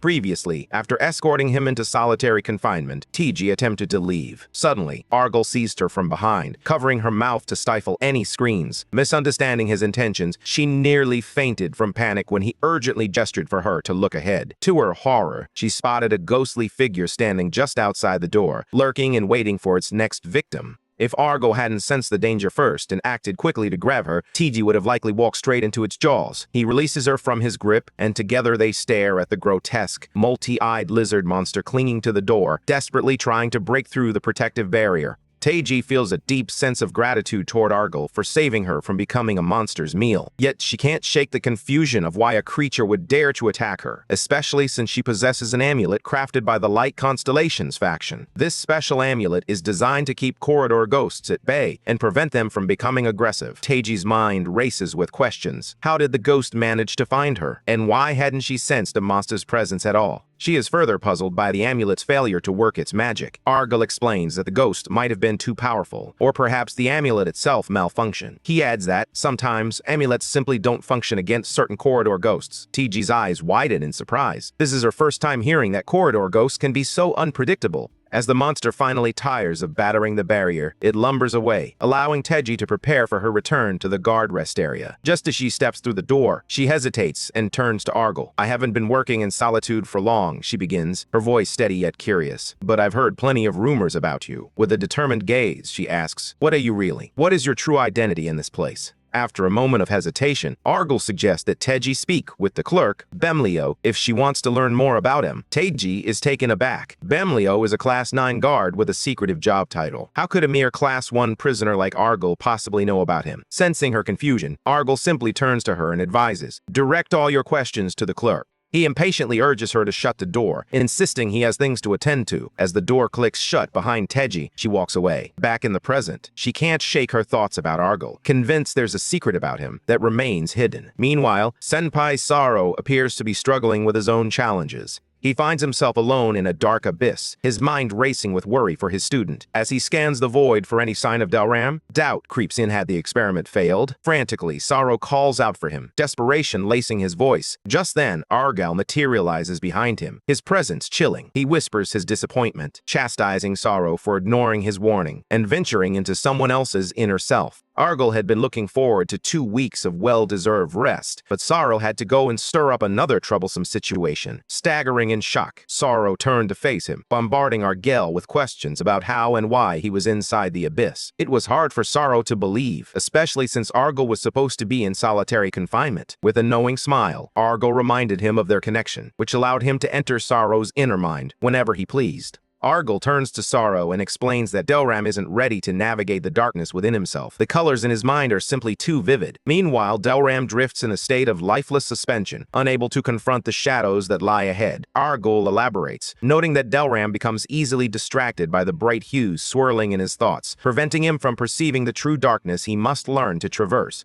Argal warns Sorrow that they must rescue Delram, or he may never return to normal and could even lose his life. Panic washes over Sorrow as he frantically asks Argal how they can save him. Argal, however, insists that he must take responsibility for his mistake, leaving Sorrow bewildered. Suddenly, a dark, thick mesh ensnares him, tightening around him as he struggles to break free. It is Argal who summoned his binding force, manipulating it to constrict Sorrow, squeezing the breath from his lungs. Argal delivers a stern lecture, emphasizing that the heavier the responsibility, the stronger one becomes. He instructs Sorrow to truly feel the weight of his actions, as he intends to confine him in darkness for a time due to his disobedience. Soon, a dark mesh envelops Sorrow, swallowing him whole as he fights desperately to escape. In a moment of vulnerability, Sorrow reaches out with his mind voice, apologizing and pleading for Argal's forgiveness. His eyes are filled with terror as he desperately calls out to Argyle in his mind. But Argyle remains indifferent, leaving him to be completely engulfed by the darkness. Meanwhile, Delram floats lifelessly in the void. Argyle observes that Delram has truly grown since their first encounter. Once plagued by self-doubt, Delram now exudes a newfound calmness.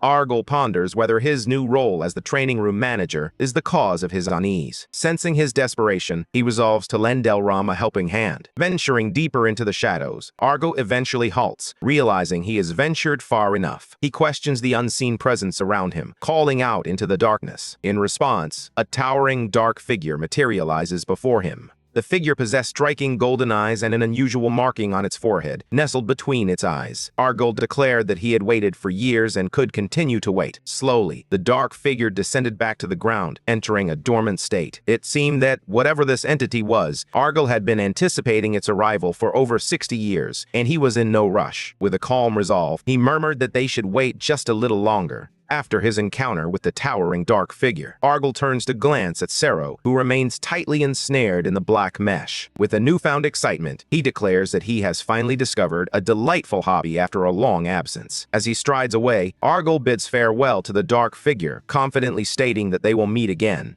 Meanwhile, in the training room, a remarkably muscular man flaunts his impressive 10-pack abs and bulging biceps. Piram, a Class 5 prisoner, admires his reflection, clearly pleased with his results. With a mix of pride and narcissism, he praises his incredible physique and boasts about his heavy weightlifting prowess, reveling in the admiration he believes he deserves. It seems this guy is determined to be the top dog in the training room, but he can't shake the fear that Delram might steal his spotlight if Argyle agrees to train him in exchange for taking care of Sero. Remembering Sero's incredible power, Piram realizes that Delram could surpass him in ways he never imagined if Argyle gets involved. This thought sends a chill down his spine, prompting him to devise a plan to keep Delram and Argyle apart. Piram retrieves an orb from his locker, ready to contact the demon worshippers. He informs them that Argyle visited their training room and, after a brief encounter, left the kid behind. In a calculated move, he proposes a deal. Hand over Sero in exchange for something significant, likely the power to surpass Delram. Moments later, Piram strides toward Delram's bunker, calling out his name. When silence greets him, he steps inside, demanding to know where Sero is. He is taken aback by their unexpected position and grows puzzled when no one responds. Shrugging off their silence, he continues to chatter, turning to Delram. "I want to teach Sero the rules of the training room," he declares. "I'll handle it myself, so you don't need to be here for the lesson." He pauses his chatter and turns to Delram, seeking his thoughts on the suggestion, but receives no response. Piram then notices that Sero is also completely unresponsive and wonders what could be happening. Although they appear conscious, none of them seem to be aware of their surroundings. Taking Delram's silence as agreement, he hoists Sero up like a sack of potatoes. Piram exits the room, a satisfied smile on his face, pleased that everything has unfolded more smoothly than he anticipated. Meanwhile, a group of demon worshippers hovers in the corridor outside the training room, their whispers filled with skepticism. They exchange glances, debating whether they can truly trust a muscle-bound brat like him. One of the worshippers insists they must wait patiently, recalling Piram's confident claims about capturing Sero. As their discussion unfolds, Piram suddenly interrupts, carrying an unconscious Sero over his shoulders. He inquires about his belongings, and they hand him a small box containing 5 capsules filled with a mysterious red substance. Piram's face lights up with delight as he completes the exchange. After securing the boy, they suggest staying in touch for future collaboration. Piram eagerly agrees, hastily departing while clutching his precious cheat system tightly. As he watches him leave, one of the demon warriors scoffs, calling him foolish for only thinking about muscles. Meanwhile, in the training room, everyone else continues their usual routines. However, Delram begins to stir, slowly regaining consciousness. Moments later, he jolts awake, drenched in sweat. Panic sets in as he frantically scans the room, desperate to find out what happened to Sero. Delram gazes at his reflection, still lost in thought about his recent journey into his inner self. To him, that moment felt like a visit to another world. He reminisces about his past as an arena prisoner, where he fought fiercely to claim the champion's seat. As he walks through his memories, he finds himself enchanted by the shimmering glory of his past. Yet, just before he becomes fully absorbed in those memories, he has a moment of clarity. The past must remain where it belongs behind him. Delram had been ensnared by the vibrant echoes of his past, unable to move forward. Just as despair began to settle in, he noticed a small purple swirl flickering behind him. Instinctively, he understood that he needed to venture down the shadowy path that lay hidden behind his colorful memories. With a resolute heart, he cast aside his past and stepped into the darkness, feeling as though a voice beckoned him from within that small abyss. Delram is left wondering who or what was beckoning to him. Could it be his future self? But perhaps it was Argyle. Just then, a frantic prisoner burst into the room, urgently calling out to Delram that something terrible has happened. Confused, Delram speculates whether their resident troublemaker Piram has challenged him to yet another duel. The prisoner explains that Piram went on a rampage, attacking the guys in the training room for no apparent reason. Delram swiftly strides forward to confront Piram, demanding that he face him directly and spare the boys from their conflict. Unfazed, Piram flashes a sinister grin and threatens to turn Delram into a bloody sausage. He revels in the thrill of having taken out everyone in the training room, his eyes gleaming with a chilling excitement. The look in Piram's gaze sends a shiver down the spine of the boy who reported everything earlier, prompting him to urgently warn Delram against facing Piram alone. Delram remains unfazed, turning to Piram with a confident smile. "I just had an exhilarating experience myself," he declares, "and I plan to test the results right now." Meanwhile, Sorrow lies disoriented, encircled by the demon worshippers, who watch him with bemusement as he mutters incoherently. Their amusement quickly turns to horror as chaos erupts. Sorrow suddenly springs to life, tearing through them limb from limb with a ferocity that leaves them reeling. In a shocking twist, it is revealed that Argyle had taken control of Sorrow's body, the thrilling hobby he had alluded to earlier. For some time now, Argyle had been curious about the experience of inhabiting a werewolf's form. Just then, a group of demon worshippers arrives at the bloody scene, their faces a mix of disbelief and horror as they witness a mere child unleashing such chaos with seemingly effortless ease. One of them voices a loud complaint, expressing frustration that no one informed them about the children's abilities. Another notices the number 51, clearly marked on Sorrow's neck. Meanwhile, Argyle, now in control of Sorrow's body, feels a surge of emotions coursing through him. Though Sorrow remains unconscious, a fierce desire to break free and destroy everything around him simmers beneath the surface. This overwhelming rage is a trait unique to purebloods. Argyle contemplates whether this uncontrollable rage is the very reason werewolves faced extinction so long ago. He feels an exhilarating thrill, wishing he could inhabit Sorrow's body indefinitely, free from any constraints. However, reality sets in Sorrow as merely merchandise, soon to be delivered. With the knowledge that this thrilling experience won't last much longer, Argyle resolves to savor every moment to the fullest. Argyle soon surpasses the beast transformation limit that Sorrow had never been able to reach. The difference lies in Argyle's formidable mental power, which far exceeds Sorrow's. In a shocking display, Sorrow's body morphs into a terrifying lycanthrope. As he lunges toward the demon worshippers, they scramble to cast a spell against him, but Argyle remains completely unaffected. Argyle swiftly terminates his foes, leaving a trail of blood across the battlefield as he goes on a rampage, mercilessly eliminating the remaining demon worshippers. Once the room is cleared, he reverts to his human form, standing bare-skinned amidst the chaos. With a sigh of exasperation, he rummages through the fallen enemies for clothes, grumbling about how clothing is always a hassle after every transformation. He soon senses Jacob nearby and decides to ask him for some durable magic clothes that won't tear during his future transformations. After meeting with Jacob, Argyle plans to check in on Delram. Meanwhile, back in the training room, everyone is taken aback to find Delram knocked out cold by Piram. The sight raises eyebrows and suspicions, leading them to wonder if Piram might be up to something shady. At the start of the battle, both fighters seemed evenly matched. However, as the clash progressed, an unexpected shift occurred, tipping the scales in favor of Piram. Reflecting on Delram's attack patterns, it became clear that he had improved significantly. He must have acquired some new, secret techniques. Meanwhile, Piram's strikes were alarmingly swift and powerful, almost as if he had undergone some extraordinary training. The intensity of his attacks left everyone questioning the source of his newfound strength. The two of them fought as if their lives depended on it, moving like feral beasts, desperately battling for territory. Their display of newfound strength sent shivers down the spines of the others in the training room, leaving them utterly in awe. Initially, Delram and Piram's attacks mirrored each other flawlessly, creating a breathtaking spectacle of skill and determination. As the battle rages on, neither fighter seems to gain the upper hand, until Piram suddenly shifts the tide in his favor. With a single devastating blow, he leaves Delram resembling a helpless pufferfish. In that moment, regret washes over Delram. He wishes he had trained more diligently in the past and not underestimated his opponent. Just then, he hears a voice calling his name, echoing in his mind. He instantly recognizes the voice as Argyle's. To his surprise, Argyle is already present, inhabiting Cyro's body and standing silently behind the crowd. With a sharp reprimand, he scolds Delram, questioning whether he intends to continue enduring beatings like a stubborn donkey. He reminds Delram of all the trouble he went through to lead him into the darkness. At that moment, Delram finally comprehends that it was Argyle who guided him out of his vividly colored memories and into the shadowy depths beyond. Delram pleads with Argyle to keep guiding him, expressing his exhaustion from being treated like trash by Piram. Argyle grins, satisfied that Delram has finally set aside his arrogance and is begging earnestly. As Delram remains on the receiving end of Piram's relentless assault, Argyle instructs him to close his eyes. Delram finds this request strange and questions it, thinking, who in their right mind closes their eyes on a battlefield?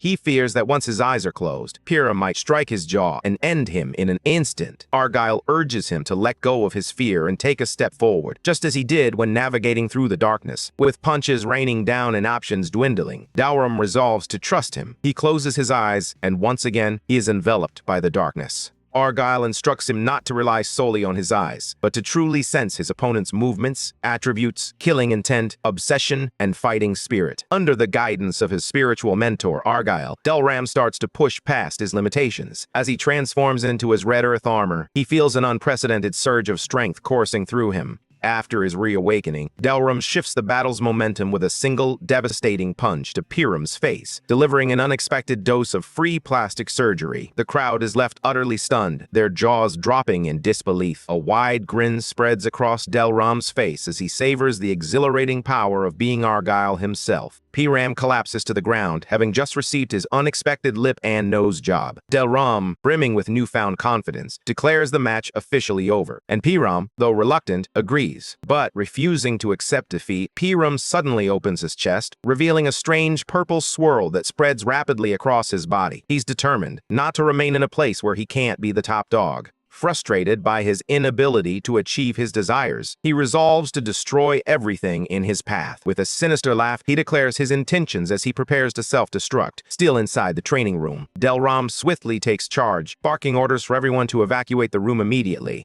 No one pays heed to his warning, but as Argyle suddenly realizes that the purple pattern on him might be linked to the demon worshippers, the crowd erupts in panic and rushes out. Meanwhile, Argyle fearlessly charges in the opposite direction toward Piram. In less than a heartbeat, with a single fluid motion, he decapitates Piram, severing his head from his body. He moved with such speed that even the grin on Piram's face stayed perfectly intact after it was severed. After silencing the broken radio, Argyle confidently declared his disdain for chatterboxes. Moments later, the prisoners found themselves back in the training room, watching the lower half of Piram's body release a strange, foul-smelling purple smoke. Delram remarked that Piram must have taken some pills from the demon worshippers. Another gym-goer, noticing Delram's battered face, immediately jumps to conclusions and begins to scold Cyro. Delram quickly intervenes, clarifying, wait, it's Argyle in control of the body. The man's eyes widen in disbelief as he takes in the sight of Cyro's form, struggling to process the revelation. To prove his point, Delram reveals the prisoner number, 51, boldly displayed on Argyle's body. In that moment, everyone finally accepts the truth. Argyle, with a hint of mischief, explains that he was simply bored in solitary confinement, so he decided to take the body for a little joyride. While he finds the concept of body possession puzzling, Delram muses that in solitude, anything is possible.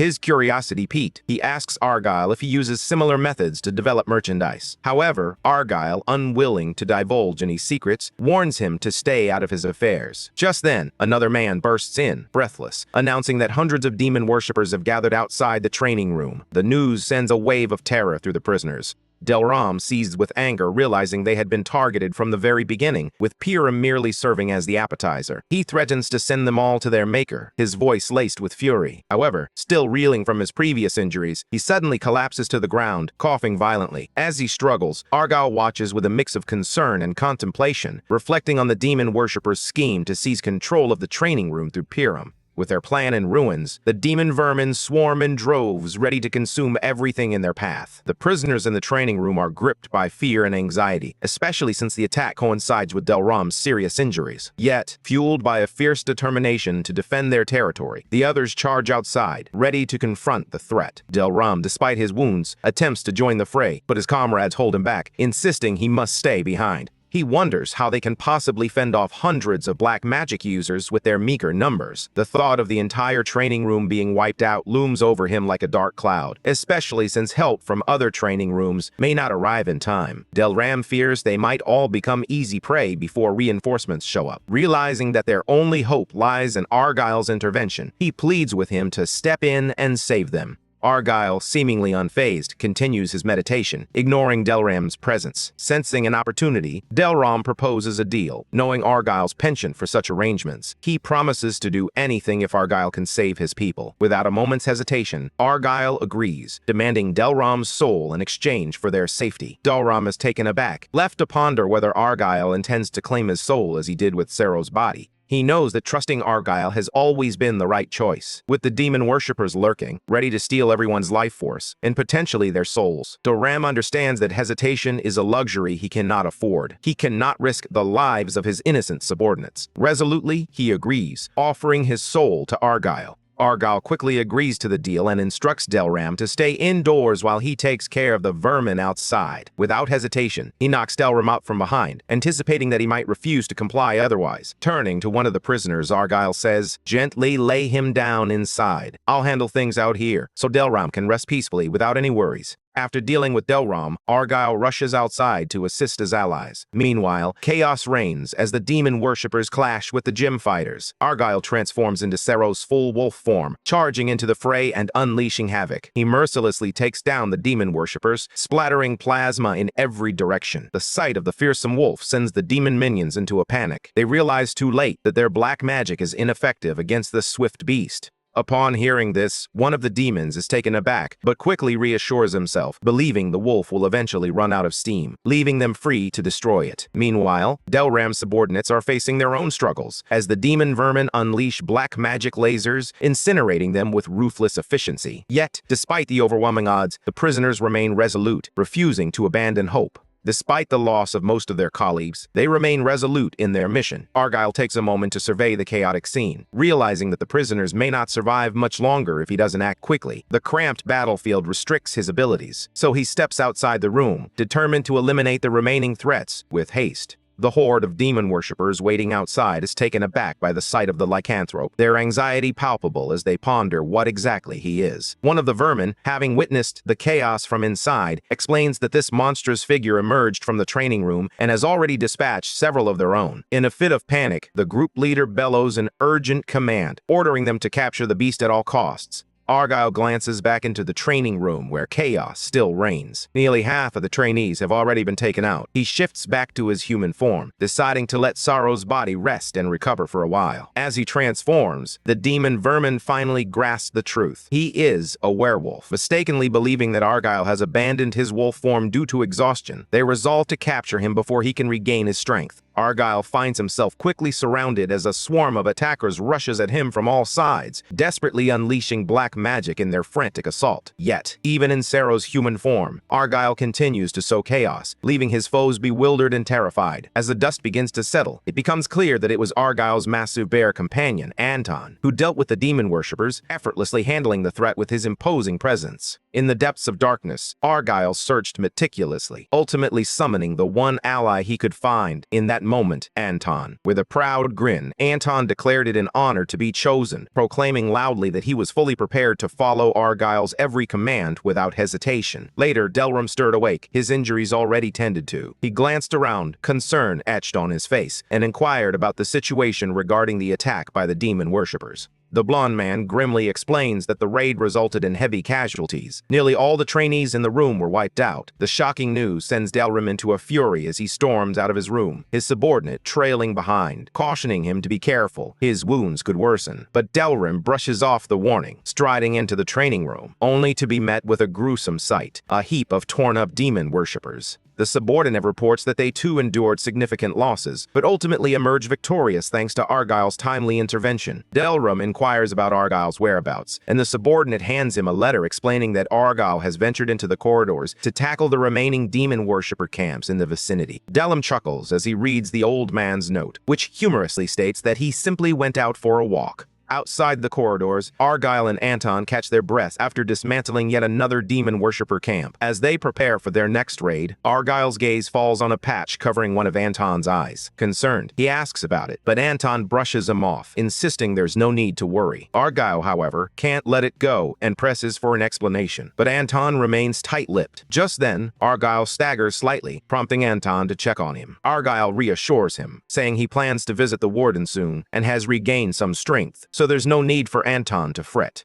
Still troubled, Anton hands Argyle a piece of extension grass, explaining that he found it during the last liberation. Recognizing its rarity, Argyle inquires if a person named Shamini was responsible for Anton's lost eye. Anton hesitates, reluctant to delve into the details. He reassures Argyle that he's fine and insists that he even emerge victorious. Argyle is taken aback. This Shamini is evidently much stronger than Anton, suggesting that Anton has significantly improved since their last encounter. He commends Anton for his dedication and hard work. However, it's soon revealed that, like Delram, Anton has offered his soul to Argyle and has also faced his own inner darkness. After expressing his admiration, Argyle's tone shifts as he scolds Anton for recklessly risking his life despite all the warnings he had given him. He expresses his concern, insisting that he doesn't want Argyle to get hurt, and warns him against putting himself in danger with unnecessary actions. Taken aback, Anton quickly apologizes, pleading for Argyle's forgiveness. With a nod of acceptance, Argyle continues on their path. As they move forward, they encounter a haughty butler, hovering a floating disc between his hands, searching for Argyle. Anton instinctively readies himself for a fight, but Argyle intervenes just in time. The butler announces that he carries a message from his master, placing a disc on the ground that projects a holographic image of the vampire king, Enduras. Enduras, trapped in his cell, explains that he couldn't make an appearance himself, so he had to send Argyle in his stead. With a smirk, Argyle quips, suggesting that the real reason is Enduras's fear of facing them directly. Enduras doesn't deny it. He admits that he has survived in solitude for so long precisely because of fear. Anton observes intently, bracing himself for yet another pointless confrontation. To his surprise, Enduras instead offers an apology for his foolish subordinate Beckham, who had offended Argyle. He clarifies that Beckham's actions were never his intention. Argyle, however, finds the apology suspicious, noting that a king would never humble himself so easily. He suspects that Enduras has laid a hidden trap. However, Argyle is taken aback when Enduras unexpectedly bows his head. Setting aside his reputation as the fearsome vampire king, Enduras acknowledges his mistake and offers to make amends. Anton remains skeptical and demands that Enduras reveal his true intentions. As anticipated, Enduras reveals he has another reason for reaching out. He inquires whether Argyle plans to forgive Darkus, but Argyle's response is a firm refusal. Enduras had expected this answer and chose not to press the matter further. Instead, he remarks that all he can do is watch as Argyle decimates his comrades. Before departing, Argyle warns him to stay in his lane, just like the high and mighty noble he has always been. With a chilling display of his killing intent, he warns Enduras that any attempt to interfere will result in one of his friends meeting a grim fate. As Argyle and Anton walk away, Enduras is left feeling utterly defeated, unable to sway Argyle from his path. The once mighty vampire king can't fathom how he found himself cowering before an ordinary mortal. A nagging question lingers in his mind. Who in this world could possibly stand against Argyle now? Meanwhile, Argyle and Anton press on with their tour, soon arriving at yet another camp of demon worshippers. Without a moment's hesitation, they unleash chaos upon the countless demon vermin lurking within. No matter how many emerge, none are left standing. Each one is mercilessly crushed to pieces. After another successful raid, Anton observes that the demon worshippers appear to be preparing something in a separate compartment. Their strategy of splitting their attacks instead of launching a full-on assault raises his suspicions. Argyle expresses his frustration, noting that they are likely stalling for time. Just then, they enter another room, revealing a floating piece of metal suspended in the empty space. Meanwhile, William, the demon worshipper's 17th captain and a Class 6 prisoner, sits atop a pile of corpses observing Anton through a device. William is perplexed by Anton's decision to ally with the Exercise Alliance and a young wolf boy. Shaking off his confusion, he boasts about having taken down several Class 1 prisoners in the corridors, planning to use their bodies as fuel. With a sense of satisfaction in his supply, William confidently declares that he will not be defeated by Anton. William's excitement is palpable. He doesn't even need to hunt down Anton, as the man is heading straight for him. After defeating Anton, William plans to capture Sero and present him to Darkus, so he eagerly awaits their arrival. Moments later, Argyle and Anton race forward, quickly spotting William lounging on his pile of meat. With a grin, he welcomes them, announcing that he has just finished preparing a feast. Argyle brushes aside the nonsense and inquires whether William ordered the black magic raid on their training room. William confirms it, all the while noting that the werewolf sounds far too mature for someone so young. He quickly dismisses the thought, planning instead to capture the boy and present him to Darkus. Turning his attention to Anton, he asks, "Are you trying to impress Argyle by babysitting the kid?" Anton completely ignores William, which only serves to irritate him further. Bored by Anton's indifference, William decides to showcase his black magic tricks, playfully threatening to turn Anton into a stylish fur coat. Anton is taken aback as he witnesses William's display of power impressive for a captain-level class 6 black magic user. With a flick of his wrist, William summons 2 colossal monsters, commanding them with dark magic to launch an attack on both Argyle and Anton. The colossal beast, its tail replacing legs, looms over Anton, while a spider-like creature advances on Argyle. As Anton clashes with the beast, their battle intensifies, neither gaining a clear advantage. The creature's strikes are powerful but not lethal, prompting Anton to recognize its straightforward tactic, to wear him down and drain his stamina over time. The battle rages on, and Anton realizes that the beast, despite its massive size, possesses surprising speed. However, this doesn't deter him. After all, he's no slouch himself for a big teddy bear. Without a moment's hesitation, Anton swings his butcher axe, landing a swift blow. Meanwhile, Argyle remains locked in a fierce struggle with the creature, each moment charged with tension.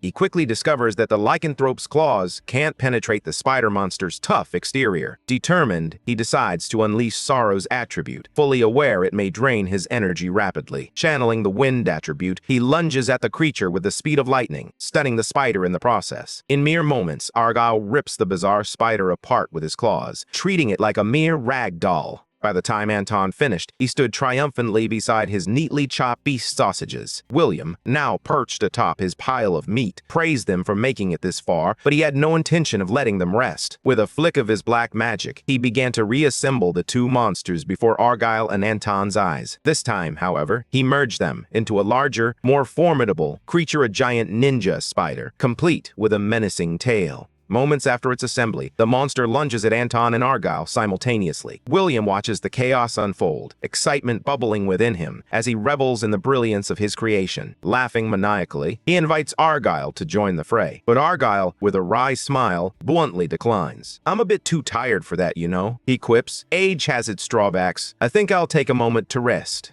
William is frustrated with Argyle for seemingly trying to ruin his fun, but he underestimates him. For Argyle, resting doesn't mean idly waiting. It means preparing to eliminate the source of the problem. Before William can grasp the situation, he finds himself in a dire predicament, literally losing his head before the main event even kicks off, all thanks to Argyle's swift intervention. Even after severing William's head, the monster continues its relentless assault. Argyle quickly realizes that William had been channeling his life force into the corpses, controlling them through dark magic. The creature he just decapitated is merely a decoy, not the true William. To put an end to the conjured nightmare, Argyle must locate and eliminate the real body. He scans the surroundings, pondering whether the genuine William is lurking nearby, biding his time until they exhaust their strength, ready to strike when they least expect it. The true perpetrator is already inside another body, lurking beneath the pile as he taunts Argyle, challenging him to find him. William explains that they can't catch or kill this entity because he wields soul black magic, allowing him to seal souls and shift from corpse to corpse. Even if they managed to locate him, he would simply slip away and inhabit another body, making him effectively immortal, and that presents an even greater challenge. Argyle quickly senses the presence beneath the pile and, without a moment's hesitation, tears through the heap to reach him. In the process, he inadvertently uncovers the new body as William departs from it, puzzled by how Argyle managed to find him. Just like that, he slips into yet another new form. However, to his surprise, Argyle catches him almost instantly, grumbling that dealing with spirits is quite the hassle.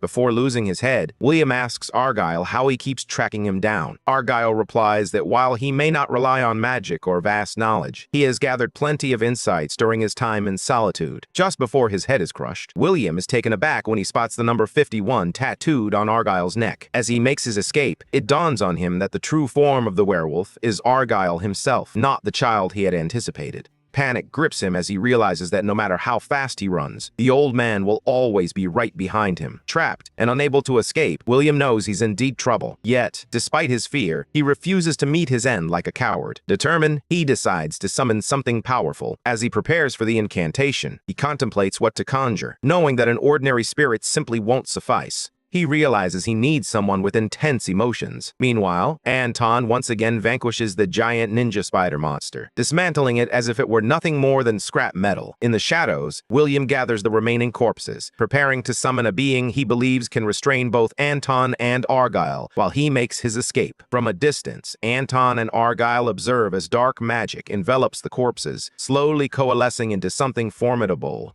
Moments later, William successfully conjures a bizarre, dark creature adorned with red horns. He hopes it will buy him enough time to escape while Anton and Argyle are distracted. As he observes his creation an evil spirit of his own making, he can't help but feel a mix of pride and irony. After all, even he can't control the very monster he summoned. The moment the evil spirit is summoned, Anton charges forward, determined to eliminate it. "I'll crush everyone William summons," he declares fiercely. He swings his axe down, aiming for the spirit's head, but to his dismay, the blow barely leaves a mark. In retaliation, the spirit strikes back, landing a devastating blow to Anton's side, leaving him gasping in pain. William grins, satisfied to see Anton knocked out with a single blow. Seizing the moment, he swiftly slips away, hoping that even though the evil spirit may not be a match for Argyle, it can at least keep him occupied while he makes his escape. After dispatching Anton, the malevolent spirit turns its attention to Argyle. Just then, Anton, still wincing and clutching his side, struggles to rise and assist his master. William, on the other hand, is filled with excitement, convinced he can outsmart Argyle and escape alive once the evil spirit takes him on. However, he has seriously overestimated his abilities, as the events that unfold next leave him utterly bewildered. To his astonishment, the evil spirit collapses to its knees, resembling a slave bowing before its master. It seems to recognize Argyle, realizing it stands no chance against him. With desperation in its voice, the spirit pleads for a swift end, begging Argyle to spare it from suffering. It is clear that this malevolent entity understands that Argyle, who strides through darkness and chaos, is the one who is taking control of the werewolf. Argyle inquires about the spirit's name, but the malevolent entity dismisses it as unimportant. Instead, it begs him once more to end its suffering. Meanwhile, Anton, regaining a flicker of strength, administers an injection while observing the surreal scene unfold before him. Rather than granting the spirit's request for death, Argyle chooses a different path and asks what it truly desires. The spirit, desperate, pleads for the chance to withdraw and return to its origin. Without a moment's hesitation, Argyle agrees, and the evil spirit expresses its gratitude before vanishing into thin air. Once it has completely disappeared, Anton turns to Argyle, seeking clarification about what just transpired. However, Argyle brushes him off, shifting the focus to his own condition. Anton winces as he explains, "My ribs are broken, but they'll heal soon enough." He then suggests pursuing William, who has already slipped away. Argyle shakes his head, insisting it's not necessary. He further explains that he has already reached out to someone via telepathy, instructing them to eliminate any prisoners attempting to escape through the nearby corridors. The individual Argyle contacted for this task is none other than Delram, who has already reduced William to a mere pulp during his escape attempt. Argyle reaches out to Delram once more, seeking updates on the situation. Upon hearing that the job was complete, Argyle praised him, assuring that they would meet again soon. Delram expressed his gratitude for saving the training room, vowing never to forget the debt he owed. Once back in human form, Argyle and Anton set out once more, ready for their next adventure. Due to Sero's young and still developing body, Argyle finds himself growing tired and sleepy far too quickly. He turns to Anton and asks him to carry him for a while. Always eager to serve his master, Anton readily agrees and inquires about their next destination. Argyle replies that they should head to the arena, noting that the guards will likely come looking for him soon. As they set out, Anton cradles him like a baby, a grin spreading across his face. Argyle, entrusting the safety of the body to Anton, informs him that he'll be gone for a few days. While the body rests, Argyle delves back into the darkness within to assess Sero's condition. It has been 6 long days since he took control, and Argyle begins to wonder if he should release Sero before the weight of it all shatters his spirit completely. As some of the ropes binding him begin to unravel, Sero appears utterly miserable and mentally drained. He pleads with Argyle to end his suffering, confessing that he can't endure it any longer. Argyle responds that he can't be released just yet, but hints that he may soon leave solitude. Sero is taken aback by this revelation, struggling to comprehend Argyle's words as he questions him further. Ignoring Saro's desperate question, Argyle locks him back up and prepares to leave, promising that they will meet again in a week. As darkness envelops Saro once more, he struggles against his restraints, calling out Argyle's name in vain. A few days later, Argyle awakens to find himself in Saro's body. Confused, he hears Anton's voice nearby, informing him that they are nearing the arena. Dressed in a pink apron like a nurturing mama bear, Anton cheerfully asks Argyle if he would like something to eat. Argyle eagerly accepts, his stomach growling after days of sleep. Anton pauses for a moment, adding seasoning and the last of the condiments to the simmering soup. Moments later, he finishes cooking, and Argyle devours his bowl with astonishing speed. Between bites, he praises Anton's improved culinary skills. Anton beams with pride, explaining that he recalled Argyle's preferences and practiced nearly 150 times to ensure the taste was just right. Suddenly, a prison guard strides over, delivering a message from the warden for Argyle. He informs him that he has been summoned for a meeting with a guest inside the arena. As Anton processes this news, he recalls that Argyle had asked him to head toward the arena just a few days prior. A mix of surprise and admiration washes over him. Everything is unfolding exactly as Argyle had predicted. Before departing for the arena with Anton, Argyle instructs the guard to inform the warden that he has urgent business to attend to. After delivering this message, Argyle and Anton continue on their way. Meanwhile, in the arena's VIP room, a notorious figure named Talahar, who is not only the Lycanthro king, but also Saros's father, is causing a scene, demanding an audience with the prison warden. Clearly displeased with the abysmal hospitality, he begins to wreak havoc in the establishment, venting his frustration about the dismal solitude of this prison. He demands to see the manager immediately. Meanwhile, Argyle and Anton make their way down a corridor near the arena, where they encounter Tolman, a Class 7 arena official. Argyle is taken aback to see him all grown up. The last time they met, he was just a boy. Tolman protests, asserting that he is over 50 years old and asking Argyle to stop treating him like a child. Argyle, undeterred, teases him further, saying he might consider it if Tolman says, "Please," first. Anton observes their playful banter, surprised by how relaxed Tolman is with Argyle, leading him to conclude that they must share a close bond. As Tolman takes the lead like a guide, Argyle dismisses the need for direction, confidently stating that he knows the way without anyone's help. Tolman explains that the current situation doesn't allow for him to be left alone, which is why he's guiding them. After leading them for a while, he comes to a halt, stating that he can only accompany them this far. He then turns to Argyle, revealing that the guest waiting in the arena has come to inspect the merchandise. Tolman adds that Argyle's possession of Saros's body is actually advantageous. It means that no one can carelessly lay a hand on him. Argyle makes the decision to go in alone, instructing Anton to wait outside. He steps into the elevator, which swiftly ascends to the VIP area of the arena. Meanwhile, Talahar continues to wreak havoc, furiously trashing everything in sight as he pushes deeper into the venue. Bemlio, a Class 9 prisoner and the clerk, attempts to reason with him, urging him to calm down and cease the chaos. He informs the furious Karen that his merchandise is already on its way. The way they refer to his son as merchandise only fuels Talahar's anger. Bemlio, blissfully unaware of proper customer service etiquette, attempts to explain that they simply store items securely according to prison regulations. However, Talahar can't help but notice Bemlio's pompous tone, as if he were doing Talahar a favor. Frustrated, Talahar retorts that he paid for the service, and they have no right to act as if they're being generous. Moments later, Argyle arrives just as the two men are bickering like an old married couple. Talahar spots him and cheerfully calls out to Saros, but his expression shifts to shock as he senses Argyle's presence within the body. Anger surges through him once more, and he demands to know what they have done to his son. Bemlio attempts to clarify that they merely store the merchandise without engaging in anything unusual. Talahar, visibly agitated, gestures towards Saros's body, insisting that something strange lies within. Bemlio, already aware of the truth, is impressed by Talahar's ability to sense Argyle's presence, even though he exists beyond the physical realm. He then explains to Talahar that Argyle is a specialist, renowned for his expertise in solitary merchandise storage. At this point, Talahar is done with their nonsense. He's ready to teach them a lesson for daring to lay hands on his son. However, he quickly cools down when Argyle offers to talk and clear up the misunderstanding. But Talahar, unwilling to listen, vents his frustration by smashing a few more objects, demanding that Argyle vacate Saros's body. Argyle, unfazed, replies that it might be difficult since he's already grown fond of Saros. Hearing this, Talahar's anger boils over as he seizes Argyle by the neck. As he struggles for breath, Argyle taunts him, insisting that while Saros's body is impressive, he could easily crush the boy with just his pinky finger. In a bold display, Argyle transforms into Saros's lycanthrope form, showcasing the remarkable abilities the body now possesses. Talahar stands in stunned disbelief, grappling with the realization that Saros, still just a teenager, can transform at will.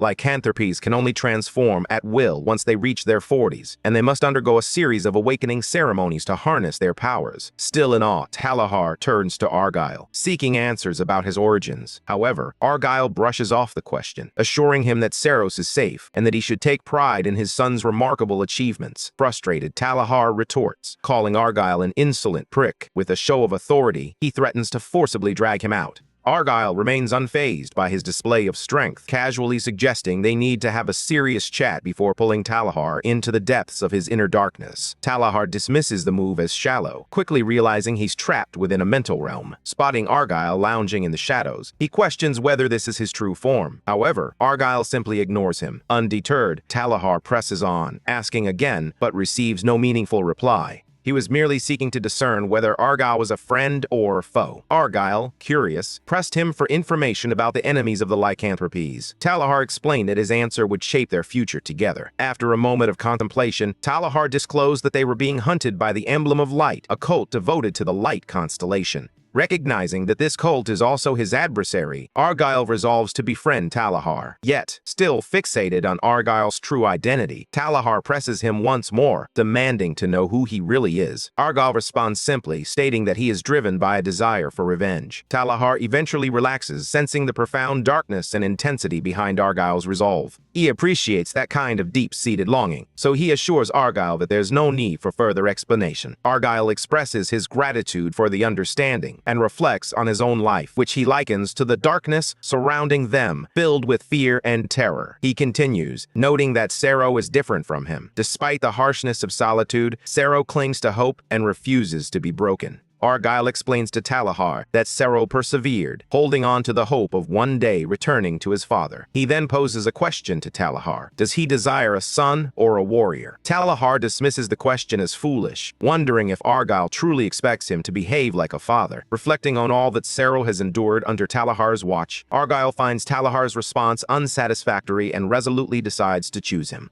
As Argyle unleashes his killing intent, he makes it clear that he will not relinquish Sero unless Talahar is prepared to treat the boy as his own. The atmosphere in the room thickens with tension as Talahar readies himself for a confrontation. Seeking to assert his dominance, he derides Argyle as an unwise human, delivering a stern warning not to complicate matters any further. After a tense standoff, the two men glare at each other like rival roosters, their silence thick with unspoken tension. Finally, Talahar bursts into laughter, shattering the icy atmosphere. He finds Argyle's words utterly ridiculous. Deciding to let the matter rest for now, Talahar informs Argyle that he will return once the contract period concludes. While Argyle's peculiar behavior amuses him, Talahar issues a stern warning. The next time they meet, he expects to receive his son. If Argyle refuses, Talahar threatens to drag him out himself. As they return to reality, Talahar departs after delivering his warning. Watching him go, Bemlio turns to Argyle, expressing his gratitude for helping to smooth things over. Argyle, however, can't help but voice his frustrations about the ordeal, reminding Bemlio that his assistance didn't come without a price. In response, Bemlio assures him that he will ensure Argyle is properly compensated, as the merchandise in question belongs to the esteemed lycanthrope king. Bemlio presents Argyle with a box of pills, and Argyle inspects one closely. Recognizing its authenticity, he nods in approval. Bemlio assures him that he will safeguard the pills and deliver them once his solitary confinement is over. As Argyle gets ready to depart, Bemlio instructs one of his subordinates to escort him out. He can't help but marvel at Argyle's remarkable ability, not just to handle merchandise, but also to manage customers with such finesse. Meanwhile, Anton waits outside for Argyle's return, lost in thought. He reminisces about their first meeting, a memory that feels both distant and vivid. 15 years ago, the galactic government issued an evacuation notice for Anton's home planet. Determined to protect his home, Anton fought fiercely against the oppressive forces. But in the end, he was defeated and imprisoned in solitude, a harsh reminder of his struggle. He was trapped in a relentless agony, burdened by the knowledge that he would spend the rest of his life in the worst prison in the universe. This torment ignited a fierce rage within him, driving him to spend years in solitude, wandering the bleak halls and battling inmates like a wild beast. At one critical moment, he fought with such ferocity that he nearly brushed against death itself. Just as he was on the brink of surrendering to the darkness, Argyle appeared. He noticed the fire of vengeance burning in Anton's eyes, even in the face of despair. With a knowing smile, Argyle remarked that he admired fighters who cling to hope, even in the most hopeless of circumstances. Argyle proposed a deal, vowing to reveal the exhilarating sensation of achieving one's dreams. In the present, however, Anton shakes off the nostalgia, refusing to dwell too deeply on the past. Suddenly, he feels a chill in the air, a foreboding sign that someone cloaked in cold is drawing near. Moments later, Alicia, a Class 6 prisoner, arrives and inquires if he has given his soul to Argyle. Anton, recognizing her as the former Grade 6 champion, boasts that he knows a great deal about Argyle. Alicia, clearly irritated, snaps at him not to act like a know-it-all. The tension escalates as they quickly dive into a heated argument, each determined to prove they know Argyle better than the other. Choosing to take the high road, Alicia decides to let it go, considering that Anton serves Argyle as well. With a hint of condescension, she asks him how he managed to enter the arena, remarking that it isn't a place anyone can simply waltz into. Anton, irritated by her openly hostile tone despite it being their first encounter, interprets her arrogance as a sign of jealousy. He snaps back, insisting that he arrive with Argyle. Alicia's expression shifts, surprise mingling with jealousy. Seizing the moment, Anton boasts that he understands arena prisoners are confined, suggesting that she must envy his freedom to follow their master without any limitations. Consumed by jealousy, Alicia brandishes her ice blade, her glare fixed on Anton as she seethes. "I hate you!" Anton, matching her intensity, retorts, "I feel the same way." He gestures for her to come at him. Initially confident, he looks down at her sword, dismissing it as weak compared to his formidable mallet. But soon, his expression shifts to one of surprise as he witnesses the full extent of her power. She rises into the air, poised to strike him. In the chaos, Anton loses his favorite cap and a few furs, yet he manages to withstand the attack, barely holding his ground. Determined not to yield, Alicia advances and unleashes a flurry of rapid, precise strikes in close combat. Anton, relying on his strength and reflexes, manages to block each attack. However, when he attempts to counter, Alicia effortlessly evades every move with astonishing speed and agility. Anton roars in frustration, ready to strike once more, but Alicia catches him off guard, unleashing a flurry of sharp, glimmering icicles. He narrowly dodges the icy projectiles and swiftly draws his sword, engaging her in a fierce clash. The duel between them rages on, relentless and intense, as each strike echoes with determination. Anton fights with all his might, but he soon finds himself overwhelmed. Alicia's speed and flashy moves are too much for him to handle. Despite his strength and experience, he struggles to keep pace with her relentless assault, coming to a stark realization of just how formidable his opponent truly is. Determined to turn the tide, he decides it's time to stop warming up and prepares to unleash his ultimate technique, Domain Expansion Earth. As Anton unleashes his ultimate technique, his body swells, muscles bulging with newfound power. His armor, unable to withstand the transformation, shatters and crumbles away. Alicia watches in awe, her eyes widening in realization. Before her stands the legendary prisoner known as the Weapon Master, a figure rumored to wield countless weapons with unparalleled skill. Moments later, Anton undergoes a stunning transformation into a colossal, fierce bear with 4 powerful arms. One hand grips a massive sword, while another wields a heavy mallet. The remaining 2 arms, clad in armored gauntlets, brandish a gigantic axe. Fully equipped with this overwhelming arsenal, he lets out a thunderous roar, declaring that it's his turn to shine. With terrifying speed and force, he lunges forward toward Alicia. Just as their weapons are about to clash, a commanding voice rings out, demanding that they halt. Argyle strides in, positioning himself between them and effortlessly restraining both, who flail and squirm like children caught in a petty quarrel. With a single piercing glance, Argyle issues a firm command for them to stop. After his fierce warning sinks in, Anton and Alicia finally relent, calming down and ceasing their struggle. As Argyle releases them from their restraints, he immediately reprimands Anton, reminding him that Tolman explicitly instructed him not to cause any trouble. Meanwhile, Alicia remains on her knees, trembling like a child bracing for a scolding from her mother. Argyle's frustration grows as he chastises both of them, insisting that they shouldn't resolve their petty quarrel in such a reckless manner. Yet, before long, the two begin bickering again, each eager to convince Argyle that the other was the instigator. Argyle looks between his two friends, confusion etched on his face. "Why are we fighting? You're both my friends," he asks. Alicia, her voice firm, protests. "Argyle is my master, and that will never change, even in death." With a weary sigh, Argyle replies, "You really haven't changed at all. Just speak to me casually, like Alice does. She visited recently." At the mention of Alice, Alicia freezes, her expression shifting. It's revealed that Alice is her sister. After a brief exchange of pleasantries, Argyle continues, "I heard you became the Inter-Arena champion. Did you come here for me?"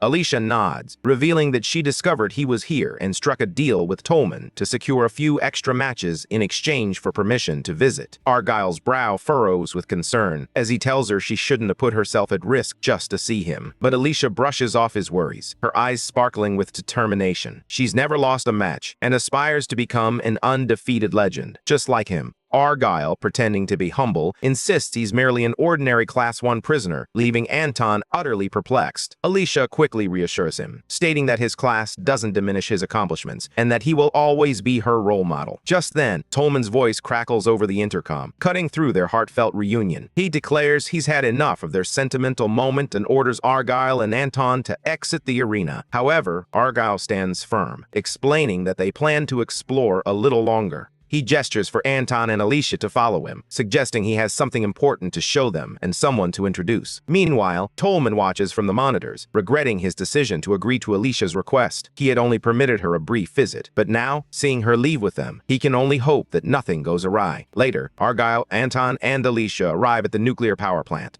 The electricity generated from this facility powers the entire Solitude system. From there, he guides them on another tour to the Ocean Water Purification Center, where seawater is drawn from deep within the planet and transformed into drinking water. Argyle explains that gladiators can drink as much as they need, which is why so many aspire to become arena fighters. As Anton and Alicia continue on their journey, their playful bickering resembles that of children. Soon they arrive at the animal breeding facility, a bizarre place where creatures of solitude, including grotesque janitors and fire-breathing dragons, are raised. Anton stands in awe, struggling to comprehend that such a place truly exists. Argyle explains that the galactic government allows this facility to operate, as long as they share their research data in return. Anton is astonished by the depth of Argyle's knowledge. Moments later, they arrive at a lab where Tylun, a Class 7 life science clerk who had been anticipating Argyle's arrival, steps out to greet them. Without hesitation, she inquires whether the others plan to listen in. Argyle nods, encouraging her to speak openly. Tylun then begins to explain his condition, presenting his medical statistics with clarity and precision.